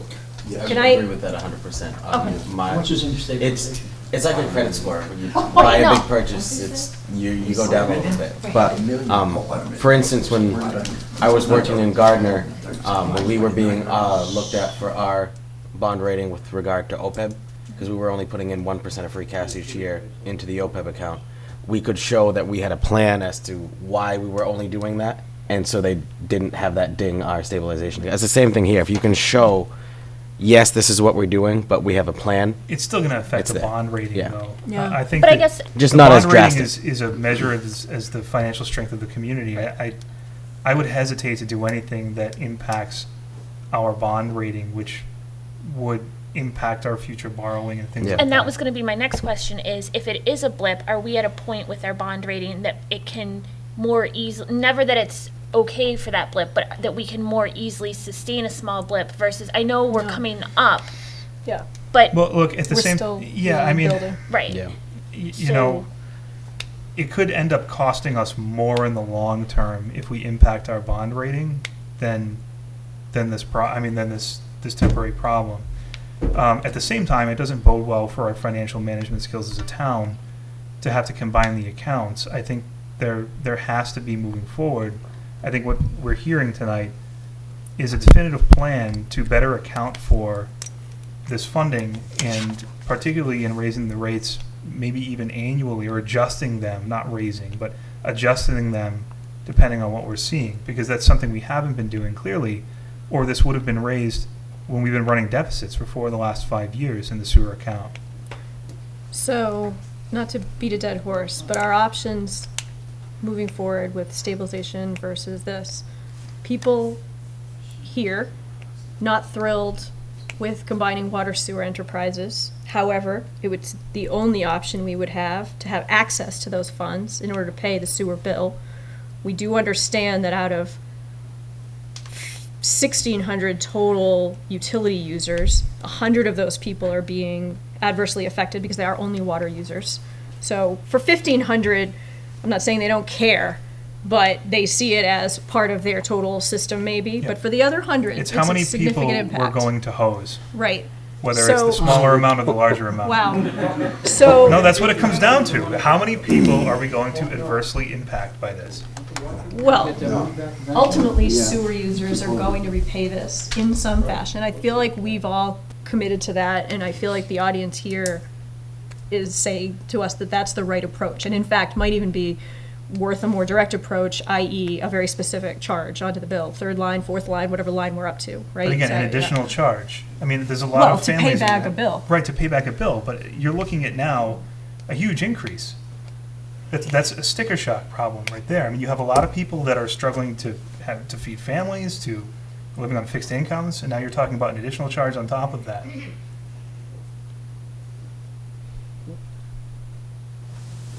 Madam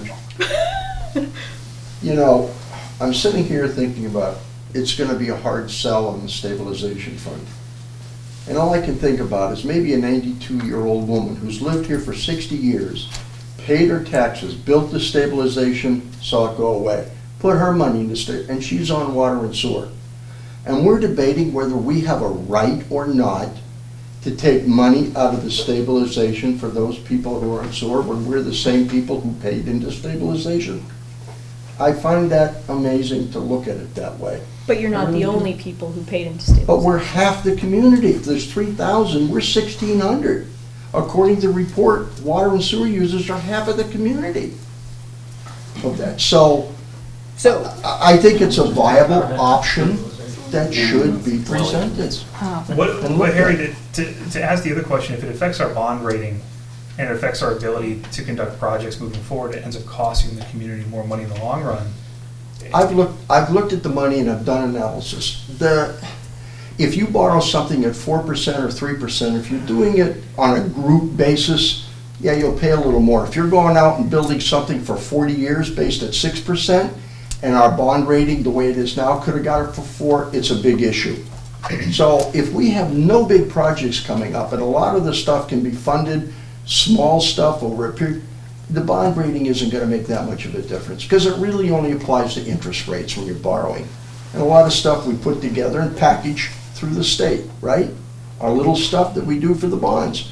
So what did you, I mean, does it affect our health insurance? No. Does it affect our payroll? No. Does it affect our water and sewer rates? No. So what does the bond rating really affect? How you can go out and borrow money, because that's the way you're looked at by banks in the community. Am I wrong? No, you're right. So, We have nothing big to, we have no right? big Right, projects. yes. Yeah, so, I think I'm sorry. Mr. Blair had his hand up because he I wants did to put- make a donation to cover this Yeah. entire cost.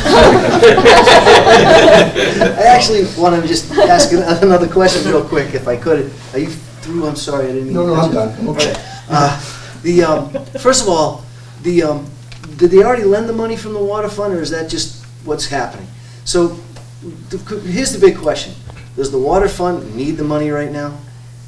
Like, can they lend it, just lend it to the sewer people? Well- That's what it is. How is town Only- accounting? Only How does with it work? only with the process with the that we combined started at process. town meeting can the water retained earnings be used to pay a sewer bill, because at that point it will be water sewer. Does that make sense?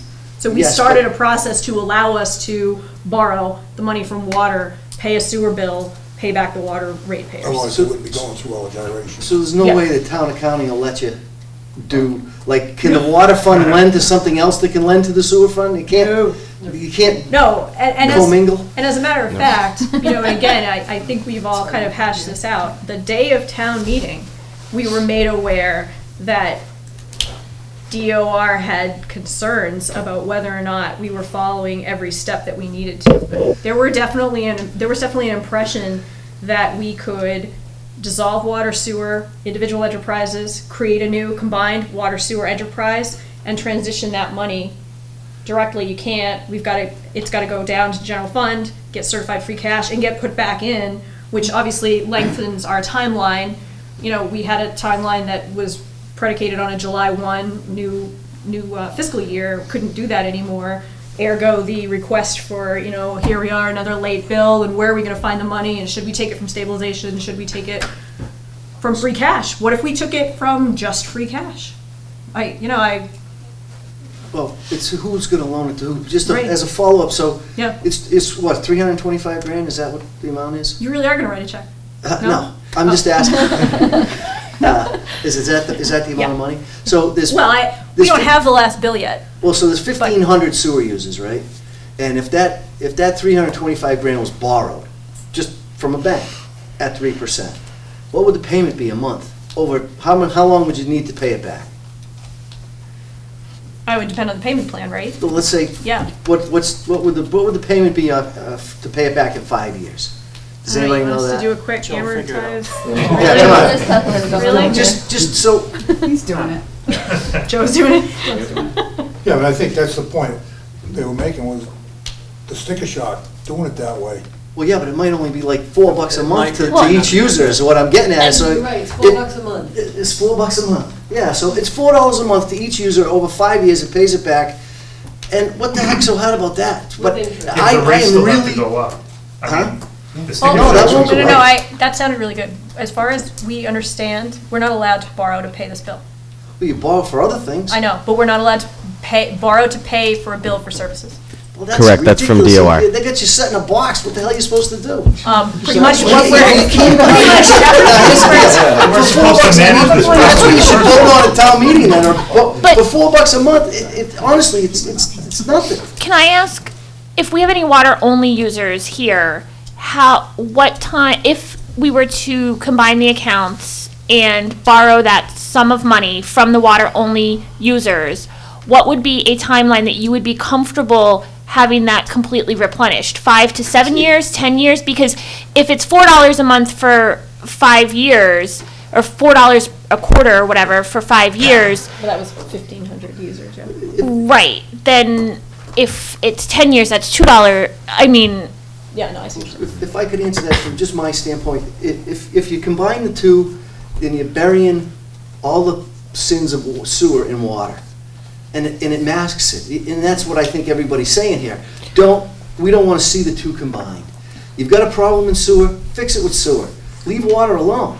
But if water can lend it the money, I mean, the water doesn't need it right now. So we can't, so can I ask a follow-up question, because it speaks to what Mitch was just saying, and I hope we all have concerns about particularly any of our fixed income residents, and their ability to pay any increase, whether it be taxes or their grocery bill, or in this case, a significant water and sewer increase, in particular sewer increase. To your point, one option we had that we took off the table, and Pat will look at you again, was a one-time charge to pay the bill. Yeah, And it was what? very odd. He'll find it. About 175 To bill the 1,500 sewer users. While he's looking for that number, Mike, Yes. are there any programs available statewide that can help some of our communities most vulnerable offset these costs?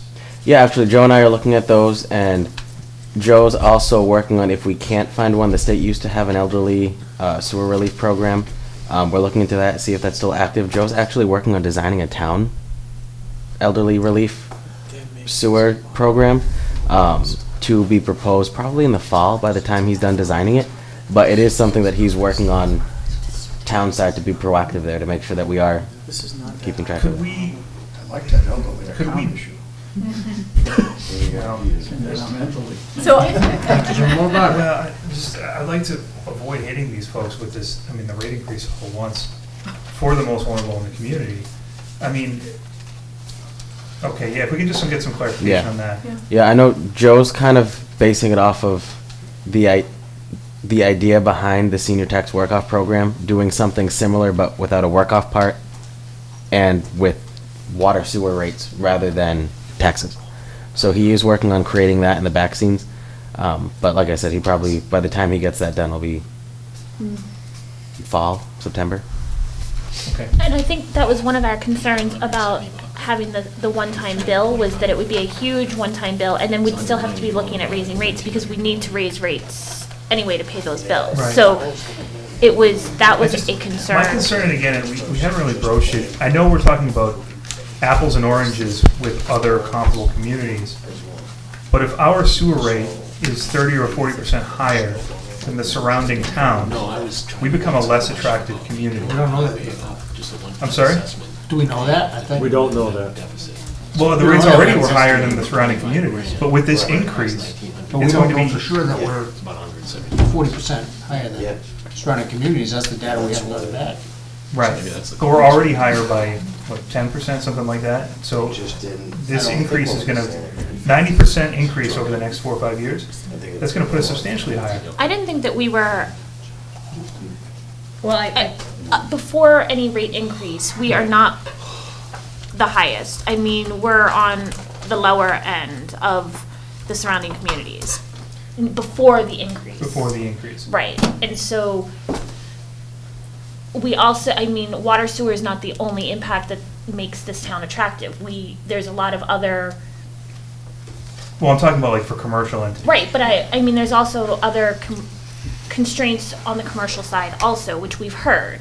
Right. So It it's makes not- us less attractive. Infrastructure. So. Right, I mean, it's part of the infrastructure problem, but I think that it's not the only, and we need to make sure that we're paying our bills and hopefully can renegotiate the intermunicipal agreement to something that's more, not necessarily less cost, that would be ideal, but at least more consistent, that we have a little bit more control over it. So Holden had similar issues, West Boylston did as well, we're all on the same trunk line. They have not updated their rates for 2019, but I know they just raised them. They are calling for annual rates for sewer, non-metered. A 2-bedroom would be approximately $574, that's non-metered. A 3-bedroom house, $814, and a 4-bedroom house, about $1,000. We were at FY19, $1,100 annual. Again, these are averages. It's hard to, we talk about apples and oranges, and that's water sewer combined. We actually, for sewer annually, FY19, we're at an average of $727. Their fixed rates are differentiated by meter size for single-family residential. Yep. And then they also have tiered rates for water. Yeah. So this has Holden's 2018 rates, and this again is, it's based on a bunch of estimates. We don't know. We didn't take a 3-bedroom home in Rutland and a 3-bedroom home in Holden and compare the two. We're making assumptions about what type of water use an average user would have. So for those folks out there that can't see this, I'll share with Wayne. It looks like we're about tied with Holden for a combined water sewer. And for comparable communities, so it's Rutland, Holden, West Boylston, Northborough, Westminster, and Paxton. And with the increase, it looks like it would push us up pretty high.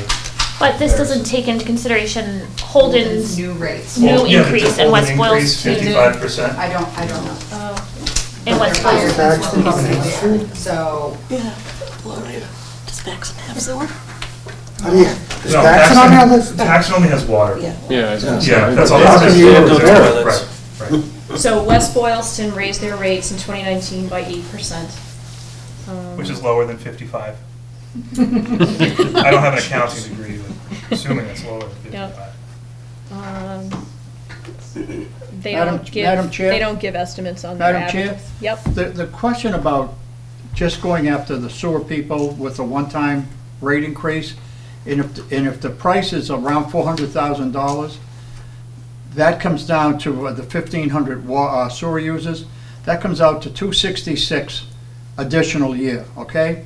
Now, for a number of people, 266 is doable. To those who have difficulty, we have the capacity to allow them to pay that additional 266 over a 12-month period at so much a month, so that it's not a big burden on them.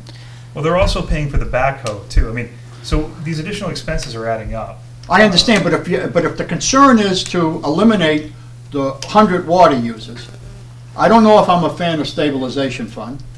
I don't know, I'd rather spend it on other things. I'm not a big fan of that, because I think it's gonna pit two sides of the town. And we don't need that right now. And if we're trying to avoid the water user picking up the burden in their fund, their enterprise fund, then the one-time deal might be a very interesting thing for you folks to give a hard, So hard look what was the at. number for the one-time expenditure again? Just one, you would have to, I would think you would base it on not accounts. There's 1,500 accounts, but there's closer to 1,900 dwelling units. I would think you'd base it on the dwelling units. Well, then it's even reduces So it's to about $266. $185 if you base it on a dwelling unit count. Well, that's doable. And if it isn't doable, you do have the power to allow people to pay so much per quarter or so much per month. But So- it's the 185 plus Yeah. the rate increase. Yeah. Oh, I understand that. No, I understand that. We're gonna pay the rate increase. Right. We're paying the rate increase. That's a given, all right? So let's put that aside. But we're talking about this additional fund, and I think Junior, Clea over there, has the right idea in terms of setting it aside. We go to $48, but now we're talking 185. I mean, divided by 12 months is a doable situation. That's a little over 10 bucks, right? 15 bucks? Whatever.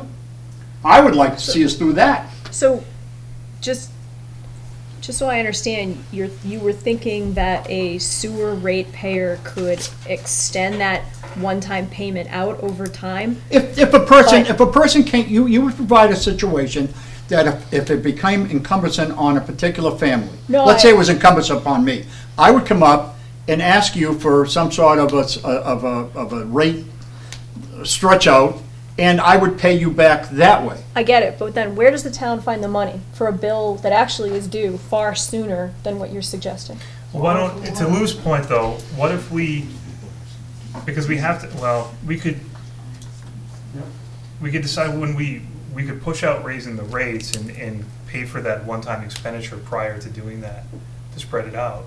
Could we not do that to pay the bill immediately? But what, then if, even before the wet season, or the wet couple quarters or whatever, we were pushing up to the max. We should have been raising rates in advance. So we're gonna be in a deficit again on our next bill, potentially, you know, like.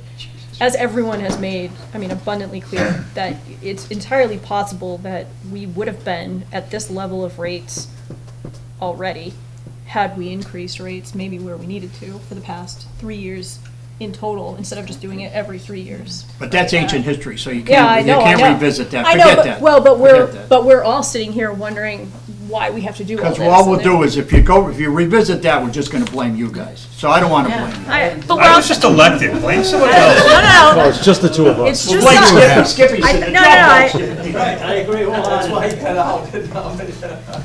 No, but I mean, the question came up, can we delay raising rates if we need to pay this bill and hit sewer users with a bill and delay raising rates? But that's kind of, we've been getting hit with delaying raising rates anyway, so is that just, we're gonna perpetuate the problem potentially?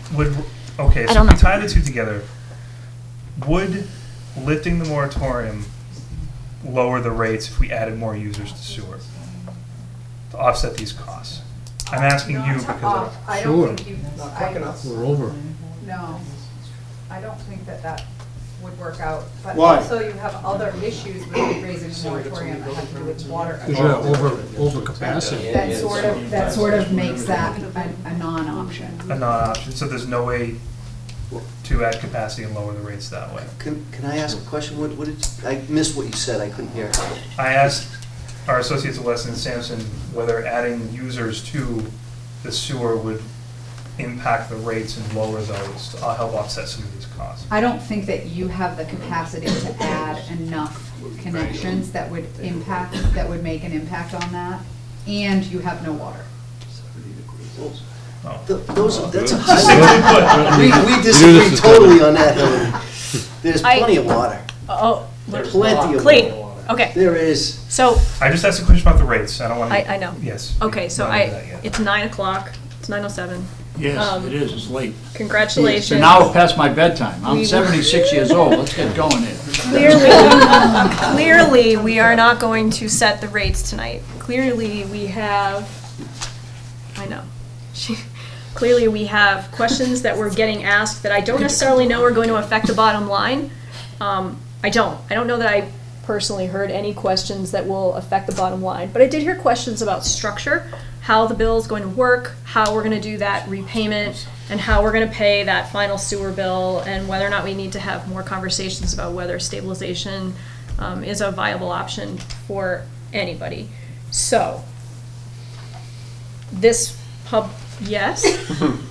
Seriously? I was not closing the hearing, in case First you of were worried. all, I love Louis' idea, and I understand about where, how would you do that? What I want to ask is, can you put it before the townspeople and say that we are going to take the money from the water to pay the bill that we have now, but that this is our plan, that the sewer users will be paying over the next year extra, so that the money will go back to the water. Yes, we can only do that if Only we if we combine the accounts. if we I think combine Louis was water talking about, incorrect me if I'm wrong.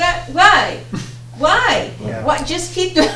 Because that's what we were told we have to do. By DOR. Yeah. Right. Yeah, our only option for using water, retained earnings, to pay a sewer bill is to combine the two funds. So can we go? like that? No, so we can combine, we can. temporarily and then Well, put it. Right, It would right, be a so we pain can if put I it put it back back. the next year, yes. 5 years. They would look at that kind of suspiciously. No, so DOR. here's another option that just Combine it, then flashing. split it again a year later. It's funny, so we talk about this all the time, and we always see the signs go up around, right? Overrides are forever, right? Those signs, if God forbid we ever talk about raising tax, overrides are forever. Technically, they're not. Technically, there's something called an underride, it's just that nobody ever does it. So to your point, could we do this as a function for, I'll give Joe credit, Joe Beck was flashing, 5-year, almost like moratorium, but God forbid we wouldn't call it that, but we have a plan in place where 5 years. 5 years will allow us to work through these rates, see where everything is going, extrapolate all the data that we're getting, and change it back. Yes, it won't be necessarily these people doing it, but the town absolutely could do that. So no, it's not necessarily forever. It depends how much you trust government to give you something back that you gave them already. Yeah. So I'll leave you with that. That's- Well, I trust local government. You had to throw that I trust in. you. Yeah. Well, I No, it trust could be 3. Yeah. That was Well, completely We're arbitrary. talking about doing a 1-year charge Actually, I don't to trust sewer it. users. Yep. So then you're looking at paying it back in a year.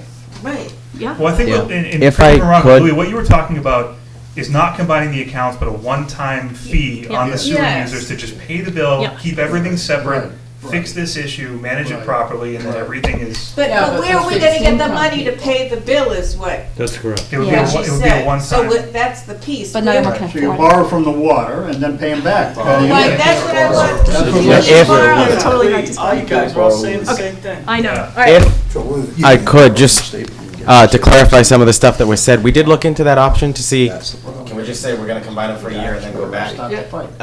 DOR said it's an option, but we can't say we're only combining for a year when the combination's made. What we'd have to do is we'd have to do the process that we outlined at the beginning. We'd have to go to fall town meeting, appropriate the money from free cash back in there, go through the year, at a later town meeting, vote to close the account, wait for that money to fall back to a different year's free cash, and then reappropriate that back into there. But we can't say we're only gonna have this combined account for X You number of mean you years. can't say it to the townspeople? You can't explain to the townspeople that the sewer people are gonna pay extra for a year, and then that will Oh, you can. fill No. the coffers, and so we'll be able to put that money back so that the water Yeah. people won't feel like they've been Well, messed with. You just can't if do the DOR accounts are bill. combined, then we can pay it, and we're there. That's the combined thing. This is, DOR won't let us just pay it Okay, wait a straight out, second, yeah. hold on. What about that guy you know at DOR that you said? I got a guy. He's in jail. Yeah. Okay. He may have passed away. Yeah. Okay, okay. But I also, Do you want a gavel? I don't know where the Yeah, gavel. okay, so real quick question, through the chair. Yeah. The school budget we passed did not include a 55% increase in water sewer. Are we gonna have to contribute, is that going to change our contribution? Is that going to change? Or how is that our going to affect the school budget contribution? that we passed at town meeting?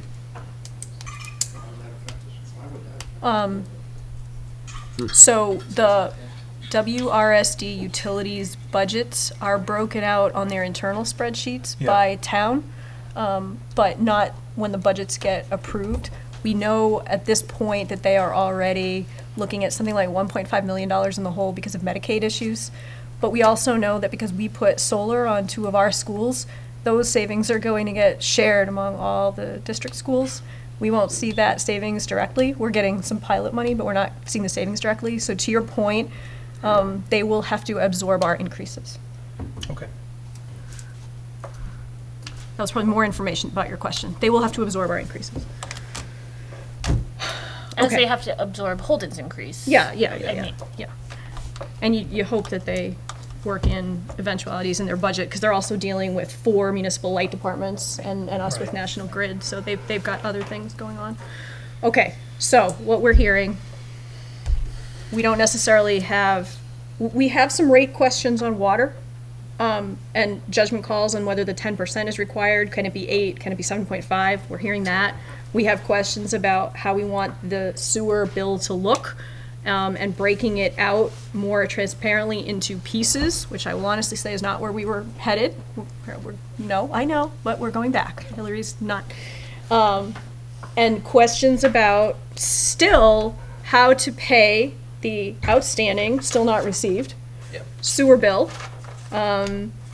knowing what all of our options are. And we did start circling around, because it's sounding a little more like some of the people who, maybe like me at least, who were saying that sounds crazy.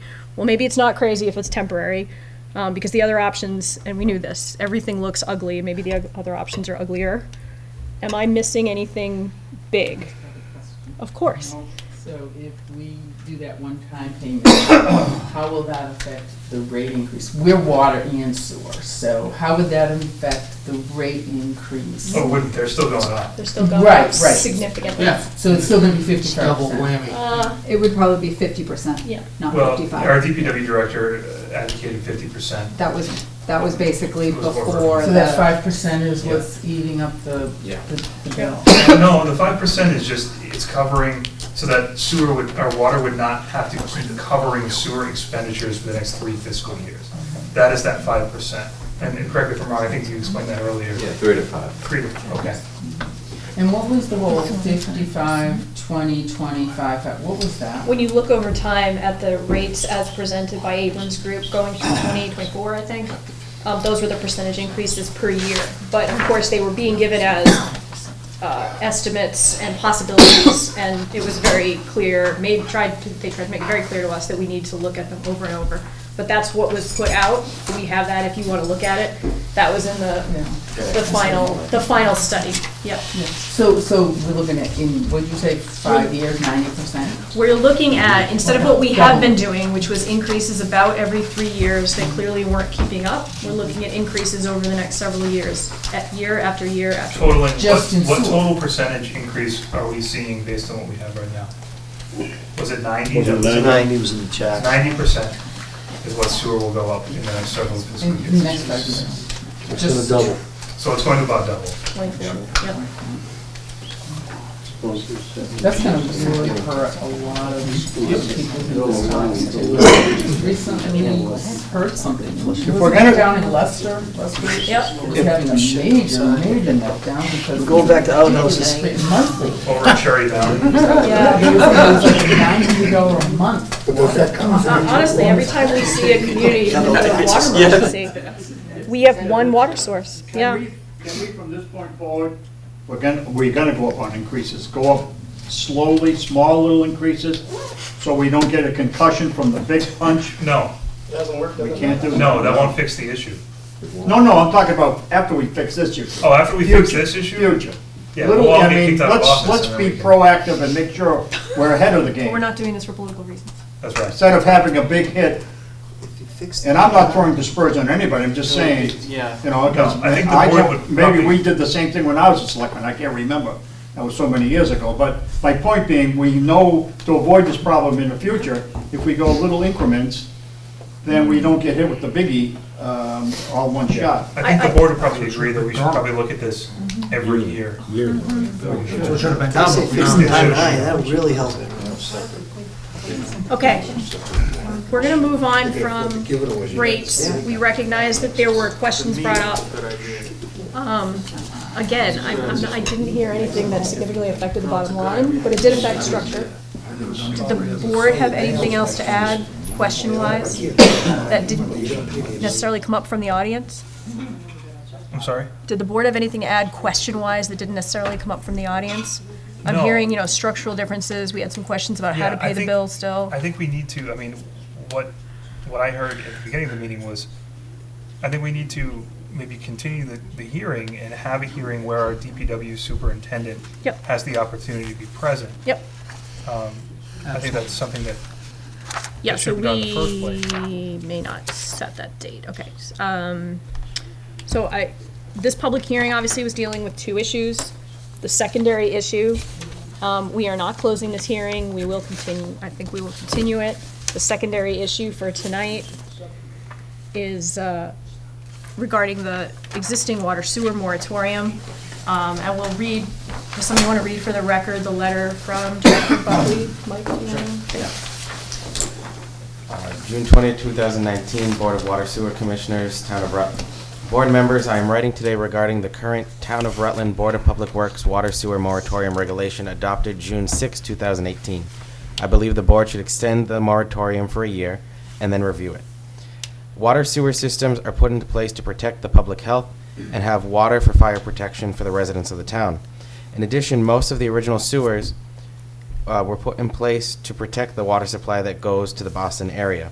Engineers and government regulators work to make sure those systems function as intended. The moratorium was established because of concerns that may ultimately affect public health and safety. Although there is a belief the water supply capacity may be underestimated by the Commonwealth, or the out-of-town sewer system can easily take additional flow, I believe it is best to proceed conservatively with the management and operation of these critical systems. The town of Rutland currently only has one public water supply and no connections to other towns. Simply put, should something go wrong with our reservoir, we currently have no backup supply. I would suggest we develop an emergency connection to another town and investigate additional water supply sources in town. The town was recently awarded a small grant to work on these measures. This work is ongoing and in cooperation with the town's engineering consultant. To improve current systems performance and efficiency, DPW water staff working with the contractor recently completed a town-wide leak detection study. Minimal sources were found. Meter record keeping for both the accuracy of accounts and at the water treatment plant, once consistent and accurate, may help with additional permitted capacity over time. DPW water staff also completed water main flushing this year and inspected and operated all hydrants. The water main flushing clears of the mains of buildup can improve water quality and verifies system operation. Sewer backups into homes and sanitary sewer overflows can result from overtaxed sewer systems. The town has done a great job minimizing this to date. Continued management will help with this in the future. The challenge of the infiltration and inflow issues the town is facing causes two problems: increased operating costs and lost system capacity. In the last year alone, the town, working with contractors and Weston & Sampson, have removed an estimated 23,198 gallons per day of peak removal infiltration between the signing of the current moratorium and this spring. Since there still remains significant work to be done, and this does not help with the potential inflow and infiltration that may be entering the DCR sewers and driving up operating costs. The intermunicipal sewer agreement between the other towns involved and Rutland, administered by the DCR, ends in May of 2020.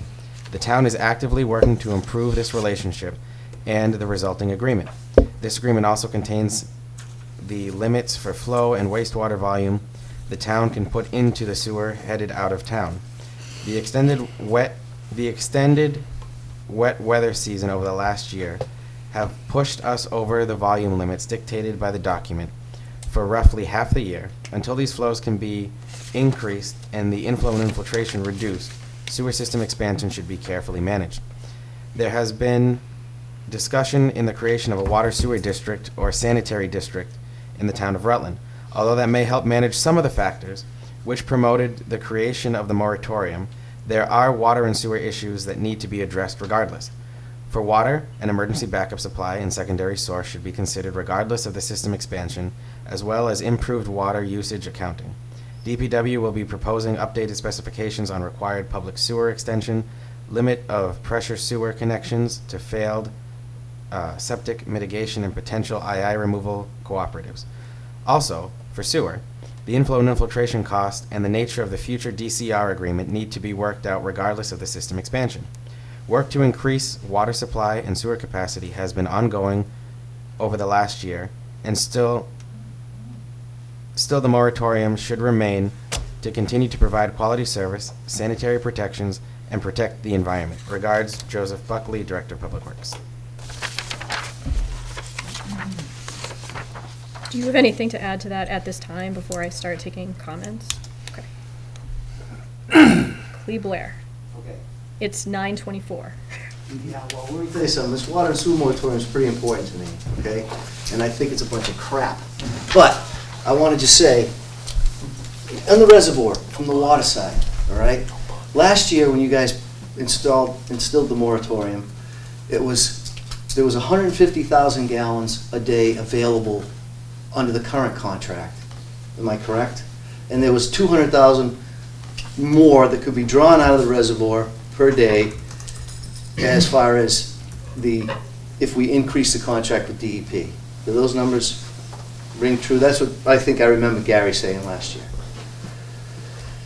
Does anybody have that information? No. So you say you need a water moratorium, but you don't know how much you can draw out of the reservoir? Nobody? Well, I mean, all the people that can answer that question are not here. Well, answer it, Hillary. She's raising her hand. I can answer it. Well, he didn't know that I could answer it. I'm telling him I can answer it. This is from the presentation that we gave last year when we did this, when the moratorium was voted in. The permitted annual average for withdrawal, the allowance is 370,000 million gallons per day. I'm sorry, 370,000 gallons per day, 0.37 MGD. Okay, what's the current draw? More than that. You're drawing more than 370,000 gallons a day out of the reservoir. Well, it's bumping up against it. It's more like 350,000. Neil, does that sound about right? I don't want to put you on the That spot. was in 2017. We're averaging over our permanent amount. Yeah. I don't have 18 and 19. So last year you weren't averaging that at all. You were averaging around 250? No. No, she just quoted 17, and now we're in 18, 19. 17 was 350. Yeah. So 17 was 350, this 370. So there's another 200,000 that we can draw out of there. And what happened to all the... No, 20. No, I'm saying No, listen. another 200,000 that can be permitted from the DEP. There's another they can take another 200,000 gallons out. The big question too is, what about all the water that Holden used to draw out of there? How did that go away? The DEP never gave it back to us. I know, but At least Holden still has the rights to draw 1 million gallons a day out of the reservoir. So they can draw 1 million gallons a day? They have not given that. Okay, so they can draw 1 million gallons a day, but we can't draw another 200 for a house? Well, it's emergent. Yeah, but it doesn't matter. It's still, the point is the reservoir can be, we could go back to DEP for another 200,000 gallons a day, and that's what Gary said last year anyway. So if I'm wrong about that, please tell me. So we have a letter from DCR from last May 2018, date, to Mr. Kelleher. Thank you for working with DCR's Office of Water Resources to discuss data needed to develop a water needs forecast demand projections for your water supply system. Based on a review of the data, we are recommending a temporary allocation of water for your water supply needs. This letter explains the reason for recommending a temporary allocation. They explain what they're using for forecasting. They need 3 years of reliable data. The key issues of concern in the unaccounted for water volumes for the years 11 through 15. DEP will determine a temporary allocation. So what's the unaccounted for water? I don't have the answer to that in that letter. That was. Then we go back, Neil, to a conversation with you that you had with them back in 2016, that we were addressing the issue of that UAW, the unaccounted for water. So maybe you could answer Clee's question certainly better than me. We've been conducting water system audits. So we've got a couple of issues, Clee, to your point, and I understand what your direction is coming from. You would like to be able to tie into the water system. Here are the concerns we have. We know that the dam, not owned by us, is in a state of disrepair. I think it is probable that DCR would love to hand it over to the town, but they certainly won't hand it over to the town repaired. And so we have issues with that. And getting back to what somebody just said, who just said it?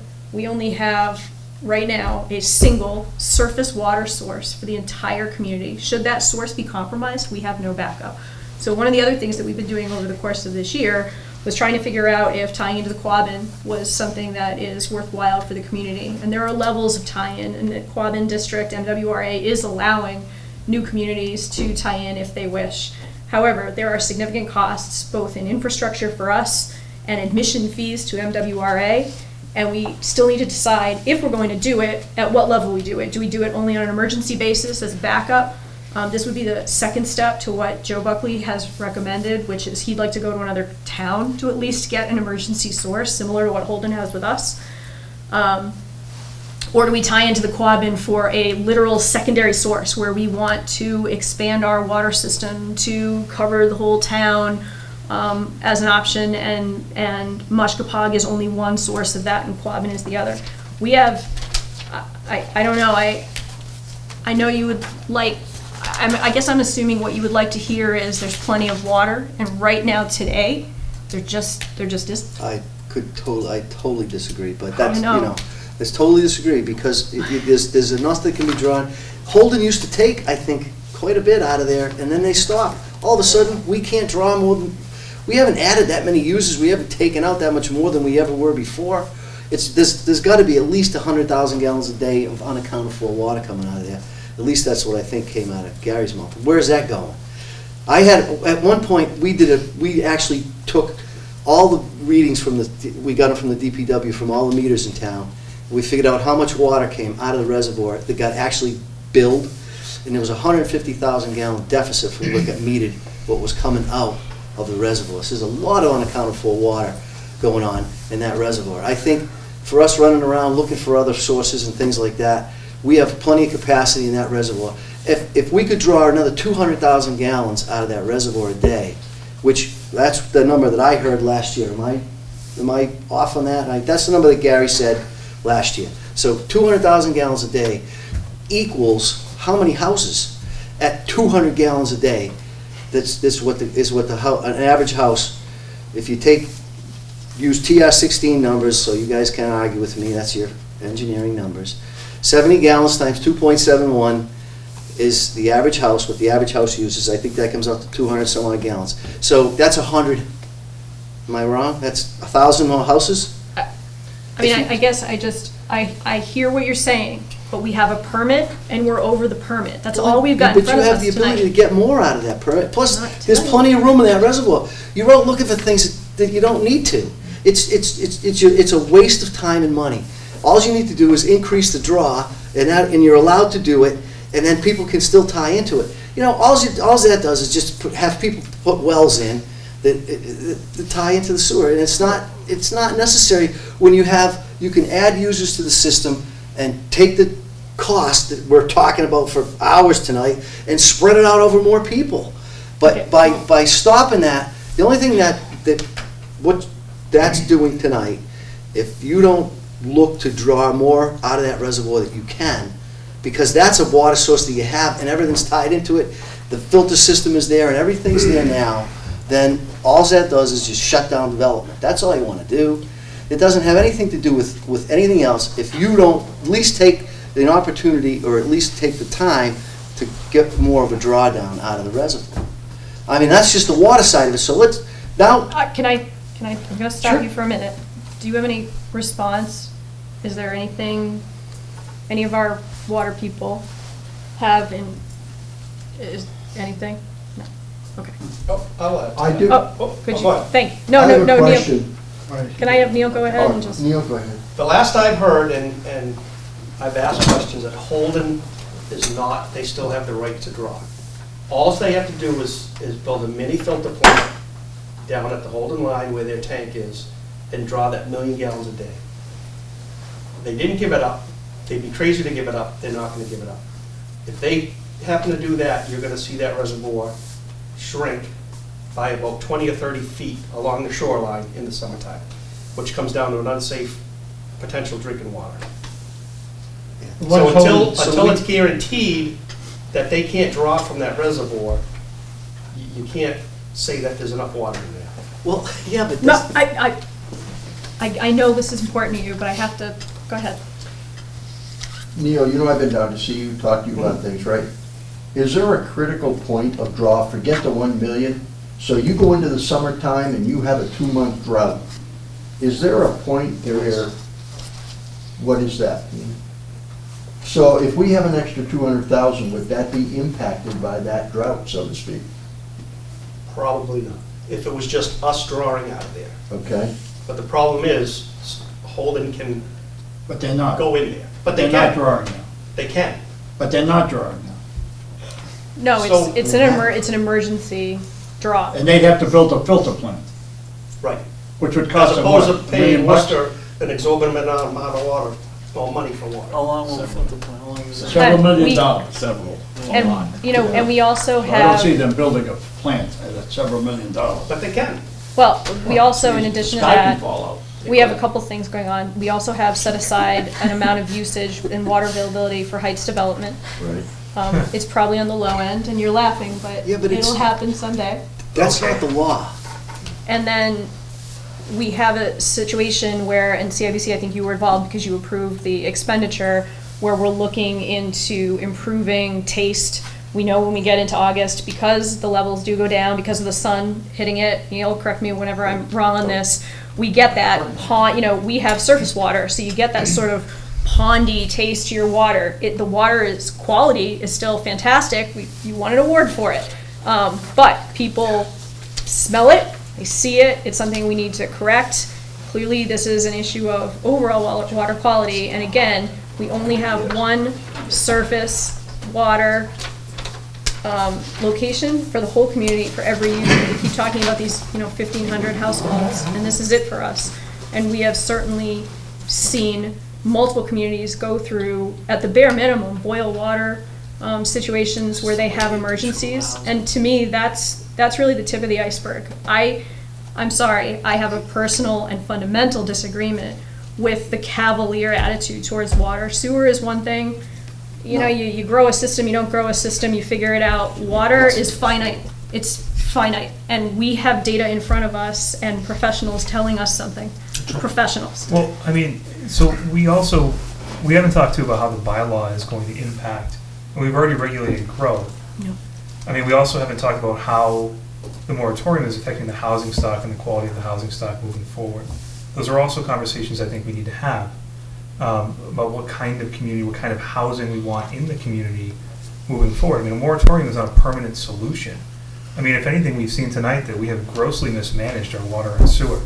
So I just don't understand, where we're coming from if we're not working to fix the issue or come to some sort of resolution to where someday we could lift this moratorium. So- What are we working towards? So I guess I look at it from a perspective of we've identified issues, and to me, a solution is not to continue to add more users to this system while we have all these fairly large concerns, eminent concerns in front of us right now. So I don't necessarily look at this as a forever, but I think that we have issues that we need to continue to work on, and extending it at least for another year to give us this time to continue to work these through, adding more users to the system, to me, is not the best.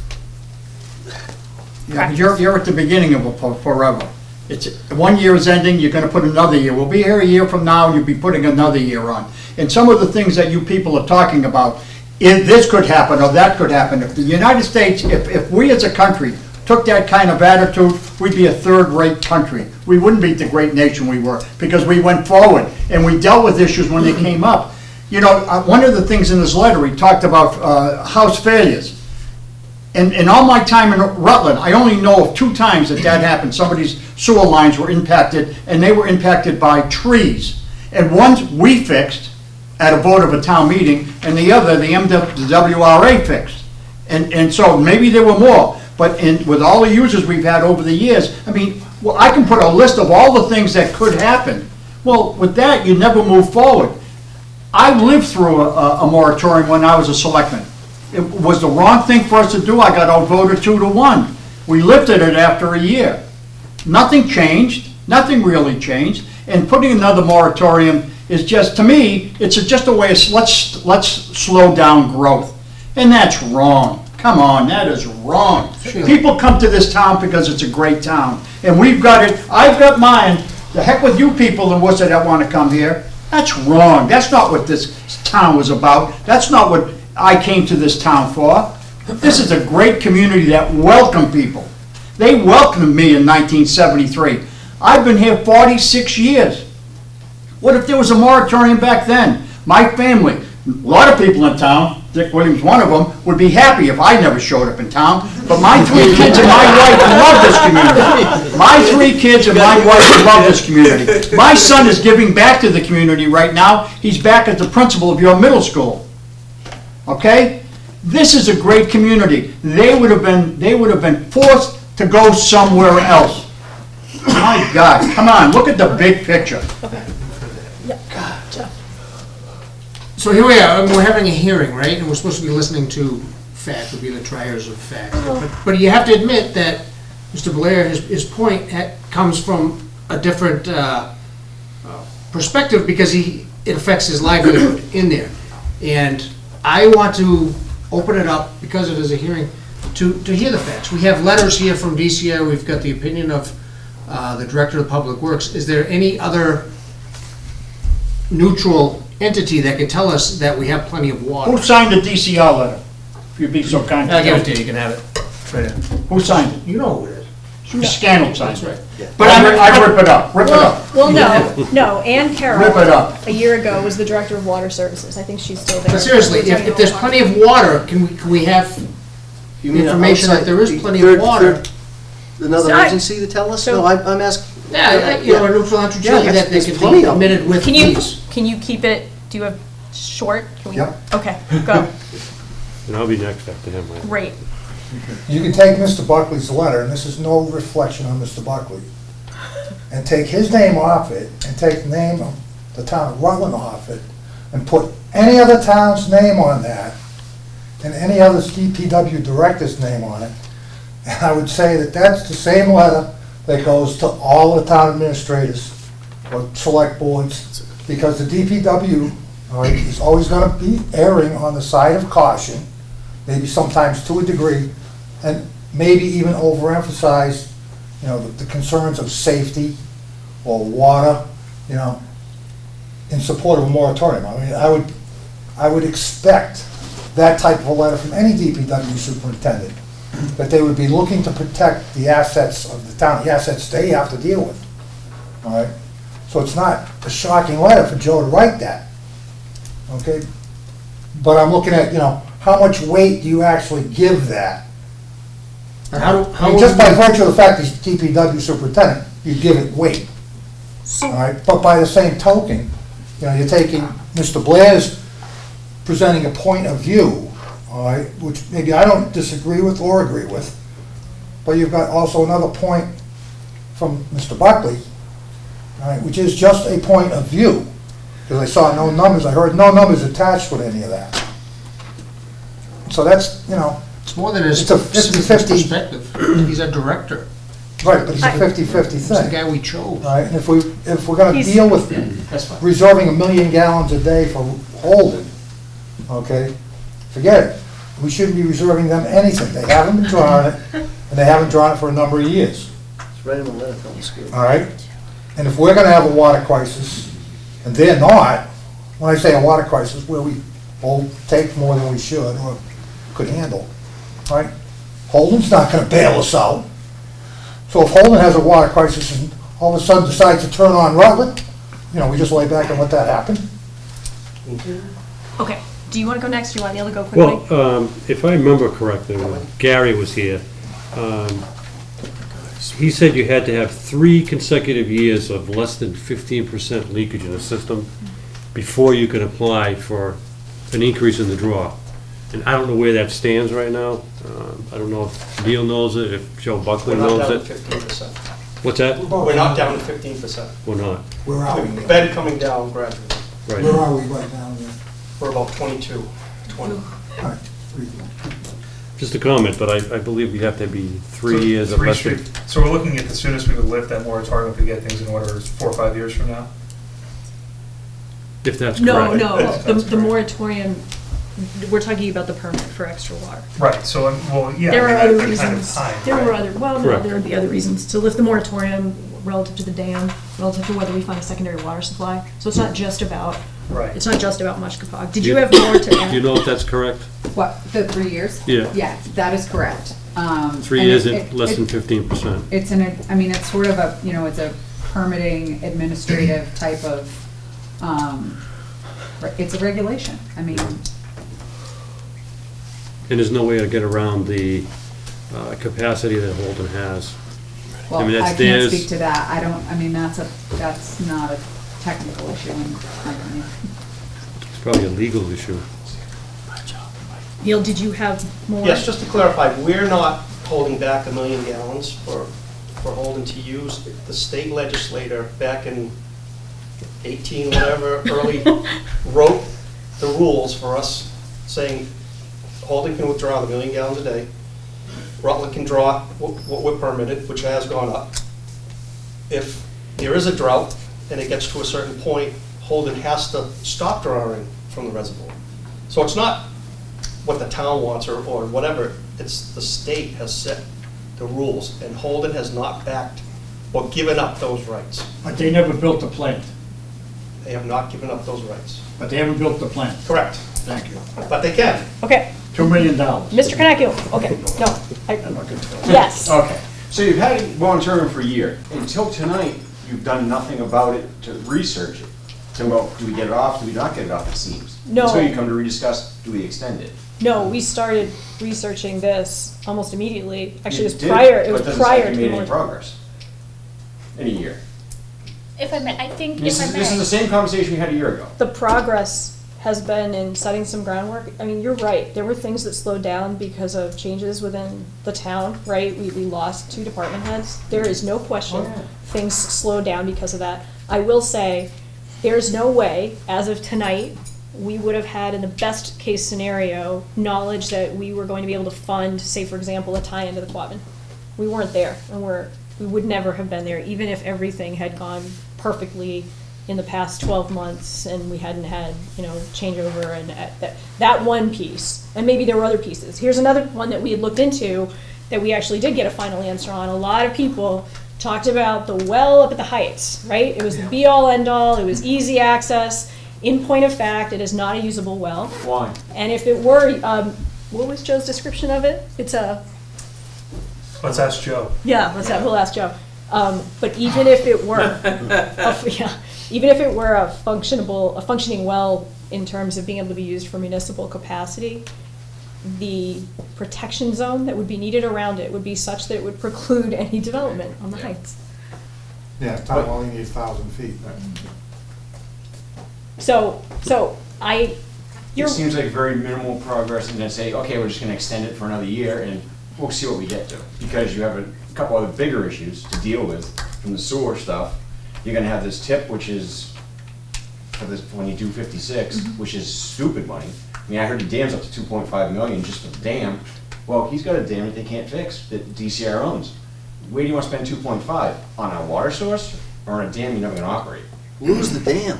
Lose the dam. I mean, some of this, I mean, these are things that are all coming out. You want to replace the water line down 56, fine.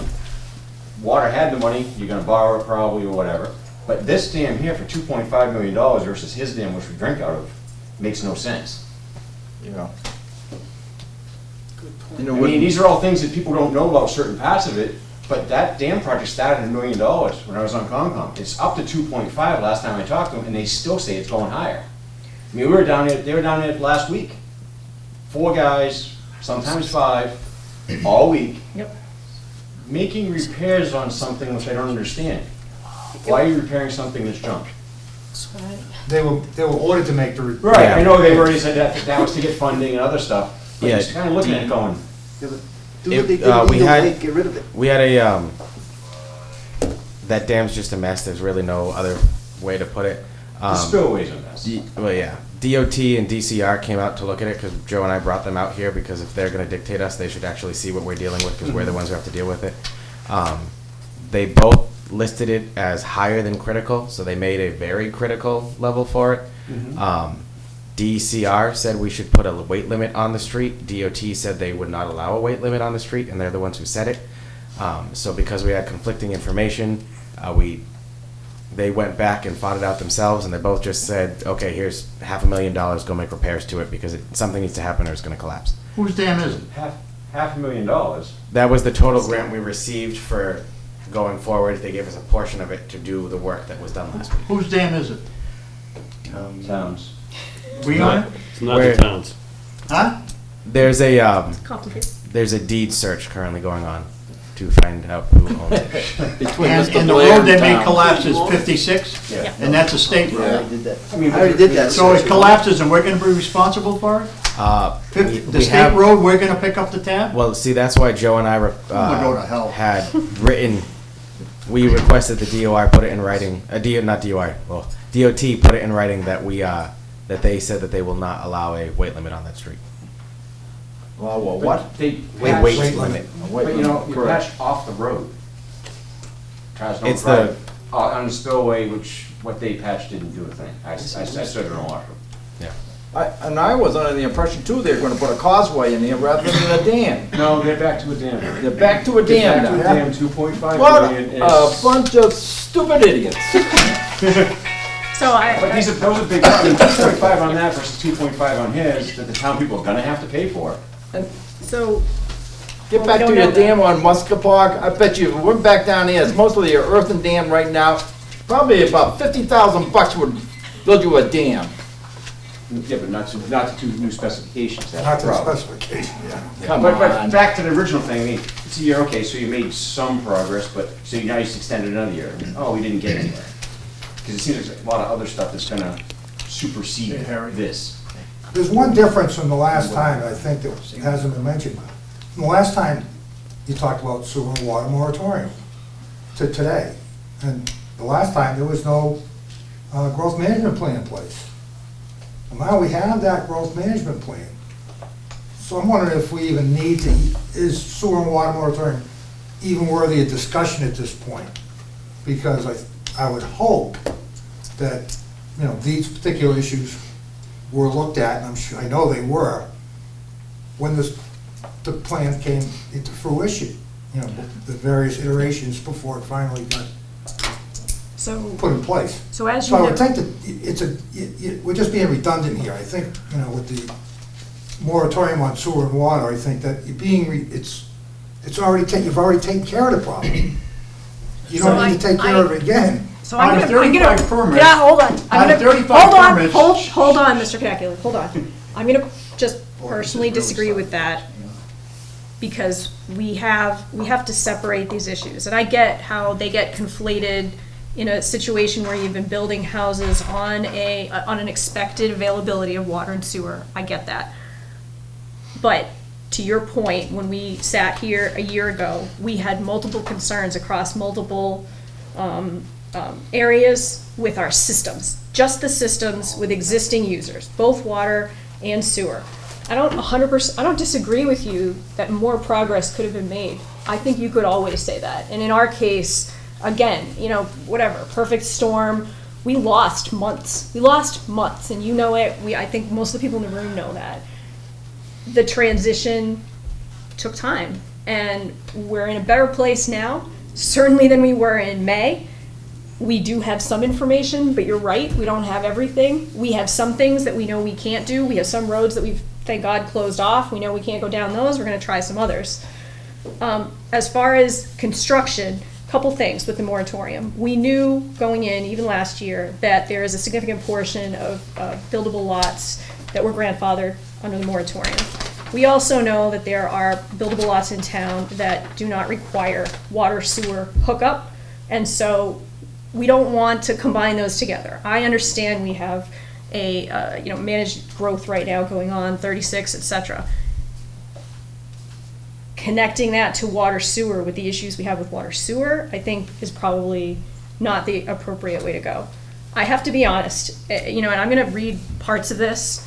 There was a comment made online by a resident that it was about various things. We didn't properly address rates. Which resident? I'm gonna, actually, it wasn't shared with me, so I'm just gonna paraphrase, I'm not gonna. So we're not, No. public hearing, we're not identifying? No, name address? I'm not. You I'm should absolutely read not. that in if you can. I'm not I mean, reading we it into the can't. record, I am paraphrasing a couple of things that were said. But one of the things that came up was that not only are we as the board, the select board, also the commissioners, and it's come up over the years that maybe we should have a separate water sewer commissioner board, and we've all had conversations about it, and we've all had conversations about how difficult it is to get volunteers to do all of our boards and commissions, and how do you ensure that you're gonna get so-called professionals, except you don't, right? They're filled by residents, and I don't know, and I'll look at Skip for this, who was on the board with me longest, that any of us had a strong feeling about it, other than, was it going to make things better? I don't know, it could, but one of the things that was also in this comment, and it struck me, was that we have no qualifications. And there is truth to that.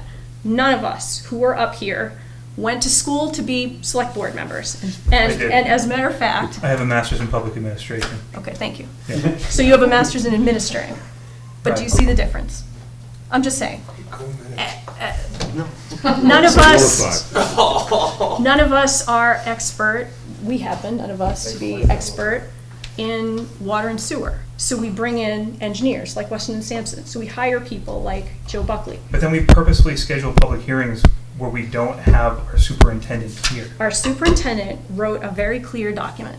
Are you saying that in his absence you don't believe the document?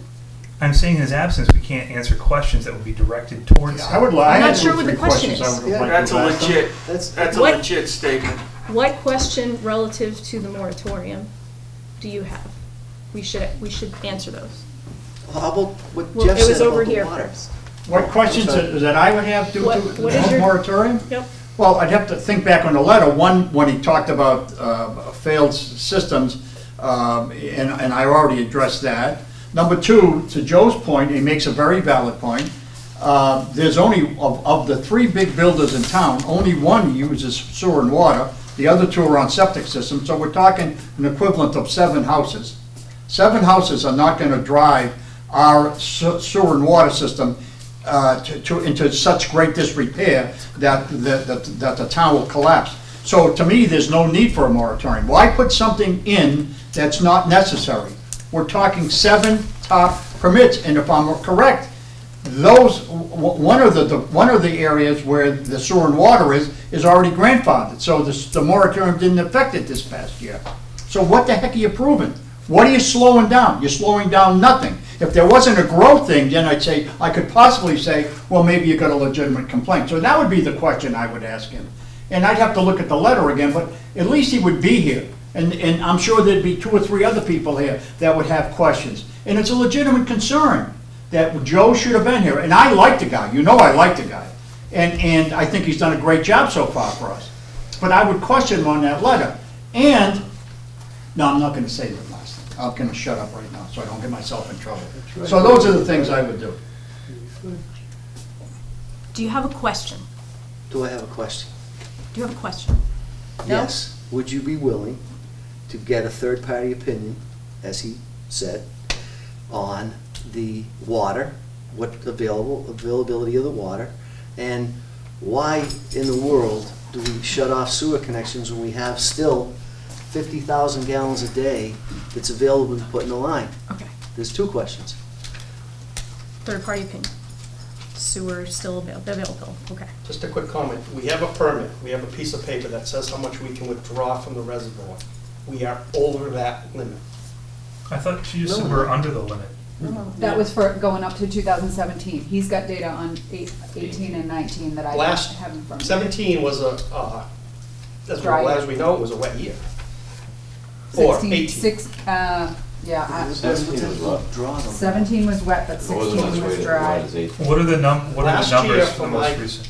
report that went to DEP, I don't know the exact numbers, but we're over our withdrawal point. By how much estimated? don't I mean, know. this is a problem. We don't have a superintendent here. We don't have the answer to questions about numbers or anything else that we need to make an informed decision. And like you just indicated, that the person online who will remain nameless and the website will remain nameless as well, we're not experts. So, I mean, what are we basing these decisions off of? I'm basing my decision off of the director of Public Works. And we have the water department head here. He wrote a very specific letter. Have you questioned him on the letter, you personally? I've personally questioned anybody involved very specifically on. After you saw the letter, did you question him on any points of that The letter came in on June 20th. I had no opportunity to question him on his letter, but I knew what the contents were going to be. I knew his opinion about where we stood. And I have to be honest, I'm hearing everything you're saying. What I'm not hearing is a concern for the existing users. We have a population of people, I believe somebody said half the town, who are on water, single source, and sewer, public sewer. Every day in the news, we are seeing communities who are having water issues, water emergencies, sewer emergencies. There was just an enormous one in what was it, Rehoboth? An enormous backup and the... But that's not Rutland. That's fear-mongering. This isn't It is not fear-mongering. It is consistent. We should be concerned about our existing users. We're sitting here being told that we're over our pulled permit, and we have people saying, no, you can pull more, it will be fine. But we can't even tell them how much we're over by our pulled permit. It doesn't matter if you're over, you're over. Can anybody I want to see the numbers. Are we over? I mean, we I will don't have submit any those numbers information. tomorrow, too. Can anybody tell me what the penalty is for overdrawing the water supply? What is DEP gonna do to us? I don't want to even go there. Plus, It's gonna we be- were They're gonna gonna run it. do They can, no, they can They're fine gonna do us. zero. They can fine us. They can For fine money we don't They have. can do a lot of things, and they won't, and the sky could fall tomorrow, too. Yeah. They might. You're worrying I've heard about enough. the existing users. Having a moratorium is a disservice to the existing users. It's a disservice to them, because you take the cost of the water and sewer, and we've had a moratorium since 2007. It got lifted in 2015, then it got put back on last year. So all that time, what do you think it did? It cut the number of users way down that could have got added over that time, and then now you've spread the cost over a smaller amount of people. So now you're going to keep the moratorium, and all that's going to do is do a disservice to the people who are on the system right now, because it's going to take the cost and it's going to make all their rates go up, as what we're talking about tonight. Big part of that is because of this moratorium that's been, since the DCR put on in 2007, didn't lift it to 2015, and now here we are back again. If you look at the rates that were being pulled out of that reservoir for the last 15 years, I'll tell you, they're higher than they are now. All right? So we've never had that issue. An average house, a connection to a house, if you connected 50 houses a year, it's only going to draw 10,000 gallons a day out of the reservoir. That is a given. You want to use Title V numbers, this number, that number. All this moratorium is a way to stop growth, and it's a disservice to the people on the system, and it absolutely is causing the rates to go up. And it's done that because it's been on. I couldn't get a sewer permit for Bryce Estates. I applied in 2007. Town of Rutland signed it. DCR wouldn't, DEP wouldn't. So all that time, we couldn't put new users on the system. All that's done is make the rates go up. Now they're gonna go up 90% over the next 5 years, mostly because of the moratorium, and you can't add users to them. If you could add users right now, and you had the selected bill that cut down and put the I&I to the side, now that would take, if there's another 30 users, that would get spread out over 30 more users, 50 more users over the next 5 years. So this moratorium is nothing but a disservice. It's not necessary. It's never been necessary. You just lifted it in 2015, threw it back on again because of fictitious numbers. You use fictitious numbers to come up with your moratorium. Anybody else want to speak? Anyone? Well, you're under the gun to make a decision. Why don't you just do it? Make your decision. Before we make a decision, I would be remiss if I didn't say that I'm disappointed that we had months to plan this and we couldn't make a schedule work where we could plan around our superintendent being here. Poor leadership. We also paid a pretty large sum for a rate study in addition to a consultant that also was unable to be here because of a scheduling conflict. So I understand we have to schedule around vacations, but we've had since town meeting to come up with some of these issues.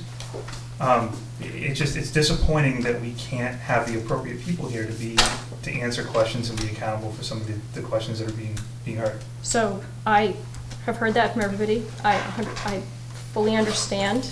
We will not be making a decision about rates tonight because of those concerns. I think you've made your point abundantly clear that things have been mismanaged, but we can keep saying it, and it's absolutely fine. This is a complex issue. It's been going on for a while. A lot of things are involved, but the bottom line is. To schedule a meeting with a superintendent. Excuse me.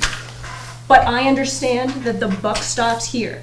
So we can continue to have conversations where you're obliquely trying to place blame. You can place the blame right here, and it's fine. I'm not obliquely placing it. Excuse me, let me finish.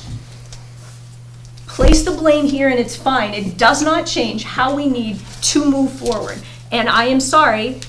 When it comes to water, I don't see any gray area here. We have professional recommendations that this moratorium needs to stay. We have our water department chief here telling us we are over our draw. We are over our draw. There's no gray area there. It's very black and white. We are not where we need to be when it comes to water supply in order to be able to increase usership to this system as it stands. And I'm sorry, and again, and I'm not a water and sewer user, but everyone in this room should be taking water supply more seriously than they do. Everyone who has spoken tonight against this to say, we should be fine, we're limiting growth. This isn't about growth. Go put a well in if you want to build a house. We have to think about our water users. We have one source, one surface source that has multiple issues. Issues with its dam, whether you like it or not, whether you want to make it bigger or smaller, issues with its quality, especially in the summer, and issues with its draw. We've heard at least 3 of them tonight. They are not up for discussion and they're not changeable. No, I'm sorry. No. What, no, keep I'm not going to. And lay out these lies that you're putting out there? Mr. Let me just Blair, tell you I something. have From not 2003, recognized we you. were drawing more water out of that reservoir than we are today. And Holden was drawing out before that. There was a lot more water coming out of there. The quality of that water is fine. There's a filter plant to control that. None of this, all this is bullshit. Right here is bullshit. This moratorium is not necessary. It's never been necessary. You threw it on to control growth. You say you didn't. It's a lie. Put it out there like it is. It's a goddamn lie. I am going to respectfully disagree. My Don't. concern You is can for do it all the you water want. supply. Put a third-party person on it. Tell me that that reservoir isn't capable. I'm telling you, there's a report written by Weston and Sampson when the last moratorium came out that said there's plenty of draw that can come out of there. You're not looking at anything except for stopping the growth. That's all you want to do. At town meeting, through the chair, when you had handed out that statement that went out at town meeting and you had indicated that a builder in town acted threatening, called you personally, and you felt there was legal action that was needed, were you referring to Mr. Blair? Absolutely, I called her. What is that? And I didn't threaten her at all. Because I think that you're taking some of these issues personally because of your feelings towards individuals. I feel Based the on same way. statements you've held It's out. not personal. It's not? I can read the statement that was handed out at town meeting. No, myself. For you. Right. Yeah, I mean, I feel the same way about the importance of water. I just think we need to de-escalate the situation and take the personal feelings and animosity I out have- of the conversation. I have no personal feelings about the water supply. And it's unfortunate that you don't believe me, but there's nothing I can do about that. I have We could have scheduled a meeting where the chairman could have been here. concerns about the water supply. Right, which could have been voiced by the appropriate parties at a public hearing. How is that different from what you have in front of you? A piece of paper? How can you ask questions to a piece of paper? What question would you ask that would, do you The think public, you this think is you a were going to public change his hearing. mind? This has nothing to do with our questions. This is for the public. You can't answer questions on water and His sewer. live statements would generate questions, could generate more questions than a written piece of paper. And you did a disservice. And the gentleman who, the young lady over here, the engineer here referred to, that's helped you set the rates. It would have been nice to have that person here too. I'm sorry to call you a young lady. You looked at me like I was being Donald Trump, and I don't want to be considered to be Donald Trump. So I apologize to you. The engineer, the statement she made about the gentleman that helped set the rate, would have been nice to have him here too. This is a major issue. Now, there's only a handful of us here, but obviously people who really care. And I'll leave with this, because I got to get out. I'm getting a headache from this place. I hope in this next year, you do everything to look into another source. You suggested 2 or 3 good sources, and I hope that you can come back to us in a short period of time and have a meeting and announce it over the website, over the television, over everything, that we come up and discuss a way of getting additional water. I love the idea of hooking into the MDC. I think that's a great idea, and I like some of the points you brought up. That's a charge that I leave to you, this Board of Selectmen, and I hope you come through with it. That you do something, you take a proactive approach and not put another moratorium. Moratorium's a waste. It's a waste. I'm done. Good night. Good night. I think we've got 3 options. Right? We kick the can down the road just a little bit. I'm talking only about the moratorium. We could vote to extend it perhaps a month. Allow ample time for a proper scheduling for all the interested parties. Gives Mr. Blair enough time to present a document for review and sincere consideration, just that would oppose all the other subject matter experts that are telling us that we're at or over capacity. Like a 1-month extension. We could do that, which means we're gonna have to go back and do this all over again. We could force a vote, right? Force a vote based upon the information that we have for the 1-year moratorium, or we take no action, which is going to result in the moratorium expiring in 6 days, and that's less of a control as sewer commission. So, am I seeing it any different? We have to close the hearing first. No, we're gonna continue. We can continue the hearing and take action on. I mean, the public piece. section, and then we can deliberate, or? Well, we've got a couple options. We could close the hearing and open another public hearing, brand new. That requires a minimum of 2 weeks, or we continue the hearing.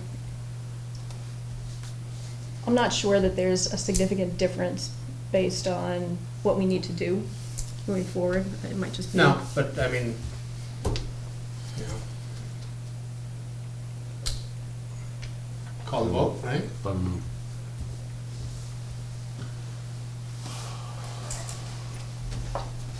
I mean,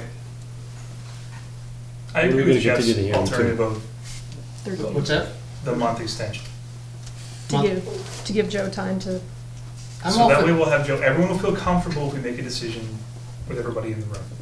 I'm all for due diligence. If he has an opposing view, let's have it, you know? At least we can review it, decide, and make a, and Mr. Cannacchioli says, make a decision and deal with it and live with it. Neil, is there an issue with that? I would suggest 6 months. I think 1 month is not giving you enough time to post it, to get all the information that's requested, or even 3 months. I think 1 month is No, if they continue the Kinda hearing, short. they don't have to post it. I No, do It just worry, it just goes on the schedule. I do worry about 1 month with it being the month of July and it's the 4th of July holiday, the vacations with not just Mr. Buckley and Mr. Abrams, but our Weston and Sampson crew, you, Us. all of us, all of you. I mean, I worry that the month of July and August are, Well, I think Jeff has presented a good path forward. coming up on. You may want, maybe you want to go 2 months. Or 90 days. 90 days, 2 months, 90 days, it's not Go gonna, three. it's gonna die in the meantime. Go 3, go 3. I'm okay with 3. He's okay with 3.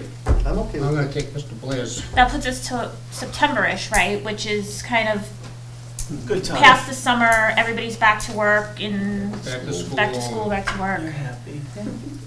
Are you happy with that? Make a motion. Make a No, motion. no, Although we no, don't need one. no, yeah, what do you mean? Well, we continue the hearing first. Yeah, so I just, Mike, do you happen to know clarification? If we continue a portion of the hearing on the rates, typically we would close a hearing and take a vote. If you continue a hearing for a portion of what was posted, I'm not sure that we could take a vote at that point. I think we need to then close the hearing and restart on the water sewer rates. I would say that unless you vote to split the two. A vote to continue the Oh. hearing on Okay. on Yeah, I rates. agree. However, to close the hearing with regard to the moratorium. And I was only speaking to the moratorium. No, I I know. was not speaking to kicking the rates down the road. I mean, I think we need to Right. sooner or later because that's gonna be a bigger bill. Right, so I'd he's say it's a saying. vote to split the question.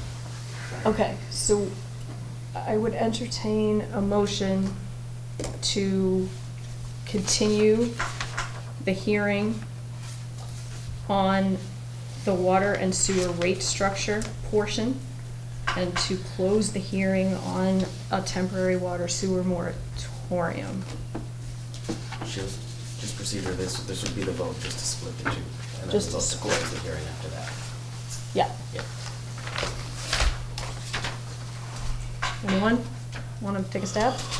So, make a Motion motion to- to separate the two issues, It- the moratorium and the water sewer rate. I'll make that motion. Okay. Do I have a Is that second? what you want, I mean, that's what you want? Yeah. Yep, separate them. You'll make it a second. Okay. Is there any discussion on the motion? So we are continuing water rate structure in order to proceed more quickly. We are closing the water sewer moratorium in order to make a decision, which Deliberate. we will then be revisiting. We don't know that time frame yet. So this is to separate the two. And the deliberation will be tonight so that we don't age out on the, Right. The deadline? Yeah. But that's the next motion. So this motion is simply to separate the two issues within the public hearing. Yep. Okay. Second. Any discussion? All in favor? Aye. Aye. Opposed? Okay. I would now entertain a motion to close the water sewer moratorium hearing. For the purpose of deliberating, Yep. make that motion. Second. Discussion? All in favor? Aye. Opposed? Okay. I hereby announce that the water sewer rate structure public hearing is continued to a date to be announced. All right. The board can now have any further discussion, if they need, on the water sewer moratorium, or we would entertain a motion based on what we heard. 3 months, everyone's happy with 3 months? So my motion would be to extend the water and sewer moratorium for 90 days, more or less 90 days to resume another hearing, I guess. We have another hearing. Yeah. Extend the moratorium for 3 months. Okay, so that's 90 days from its expected date of expiration, which is June 30th. I So think the that'll- off Monday, Yeah, well, probably. I think that'll put us to September 27th or 8th. Second. adjusted. Yep, it's September, that adjusted. Monday, the off Monday between the Yep. select board meetings. Yep. What is it, 27th? No, I'm on to later in the week, but, so the moratorium will end something along the lines of the end of the week of September 27th, because we have to count the 31 days in 2 of the months. You want the date? So it looks like September 28th to me. 28th, okay. That's a Saturday. Saturday. 29th. That's a Sunday. So 30th. No, I need to go back. So no, 27, we'll have to act on it before then. By the 27th? No, it will, the moratorium extension will expire on September 27th. Oh, okay. Yeah? Sounds good. Can I ask a question just about that? Don't you have to give a date when you, if you don't repost the hearing, you have to give a date when you can't say a date to be determined, can you? You So can? we've continued the hearing just for the rates. Right, but you said to a date to be determined. How do you, if everybody here doesn't know what the date's gonna be? Okay. How do you do that? I mean, I've been to a lot of meetings, they always say you have to give the date, but if you don't, I'll just look for it posted somewhere, I guess. I don't know. How does everybody feel about July 15th? I think Well, we we have to need to find out make when sure people that are Joe's available. around, Mr. Abram, you know, like, it's scheduling, we need to make sure that everybody's here. So I Just point of order, that's all, I was just trying to make a point of order. I could be wrong, I'm just, usually you have to give a date that you extend to. We don't want to give a date if the people aren't going to be here. I know, I'm good, but I'm just saying, just as a point of order. If you say no, it's fine. We can, but we'd have to meet all other posting requirements as if it was a new public meeting rather than a public hearing. So we don't have to put it in the paper again, but we do have to put it up online, post it with the clerk's office, just as if it was a regular public meeting at that Oh, point. good, okay. That was my only question, that's all. Okay, so I have a motion. Could somebody reiterate it, please? For the 90 days? So, I'm just wanting to look at my calendar here. So, my motion would be to continue the water and sewer moratorium for 90 days From the date of expiration. from the date of expiration, which would be the 27th of September, 2019. Okay. Do I have a second? Second. Discussion? No? Okay. Actually, can I just make a comment that if we're revisiting the moratorium to, before it expires, continues, that we make sure, again, that all parties are available for Yep. additional public hearings. Yes? Yes. Yes. Agreed. Yep. All in favor? Aye. Aye. All opposed? Okay. Is there any more to come before this body? Hearing none. Motion to adjourn. Second. All in favor? Aye. Aye.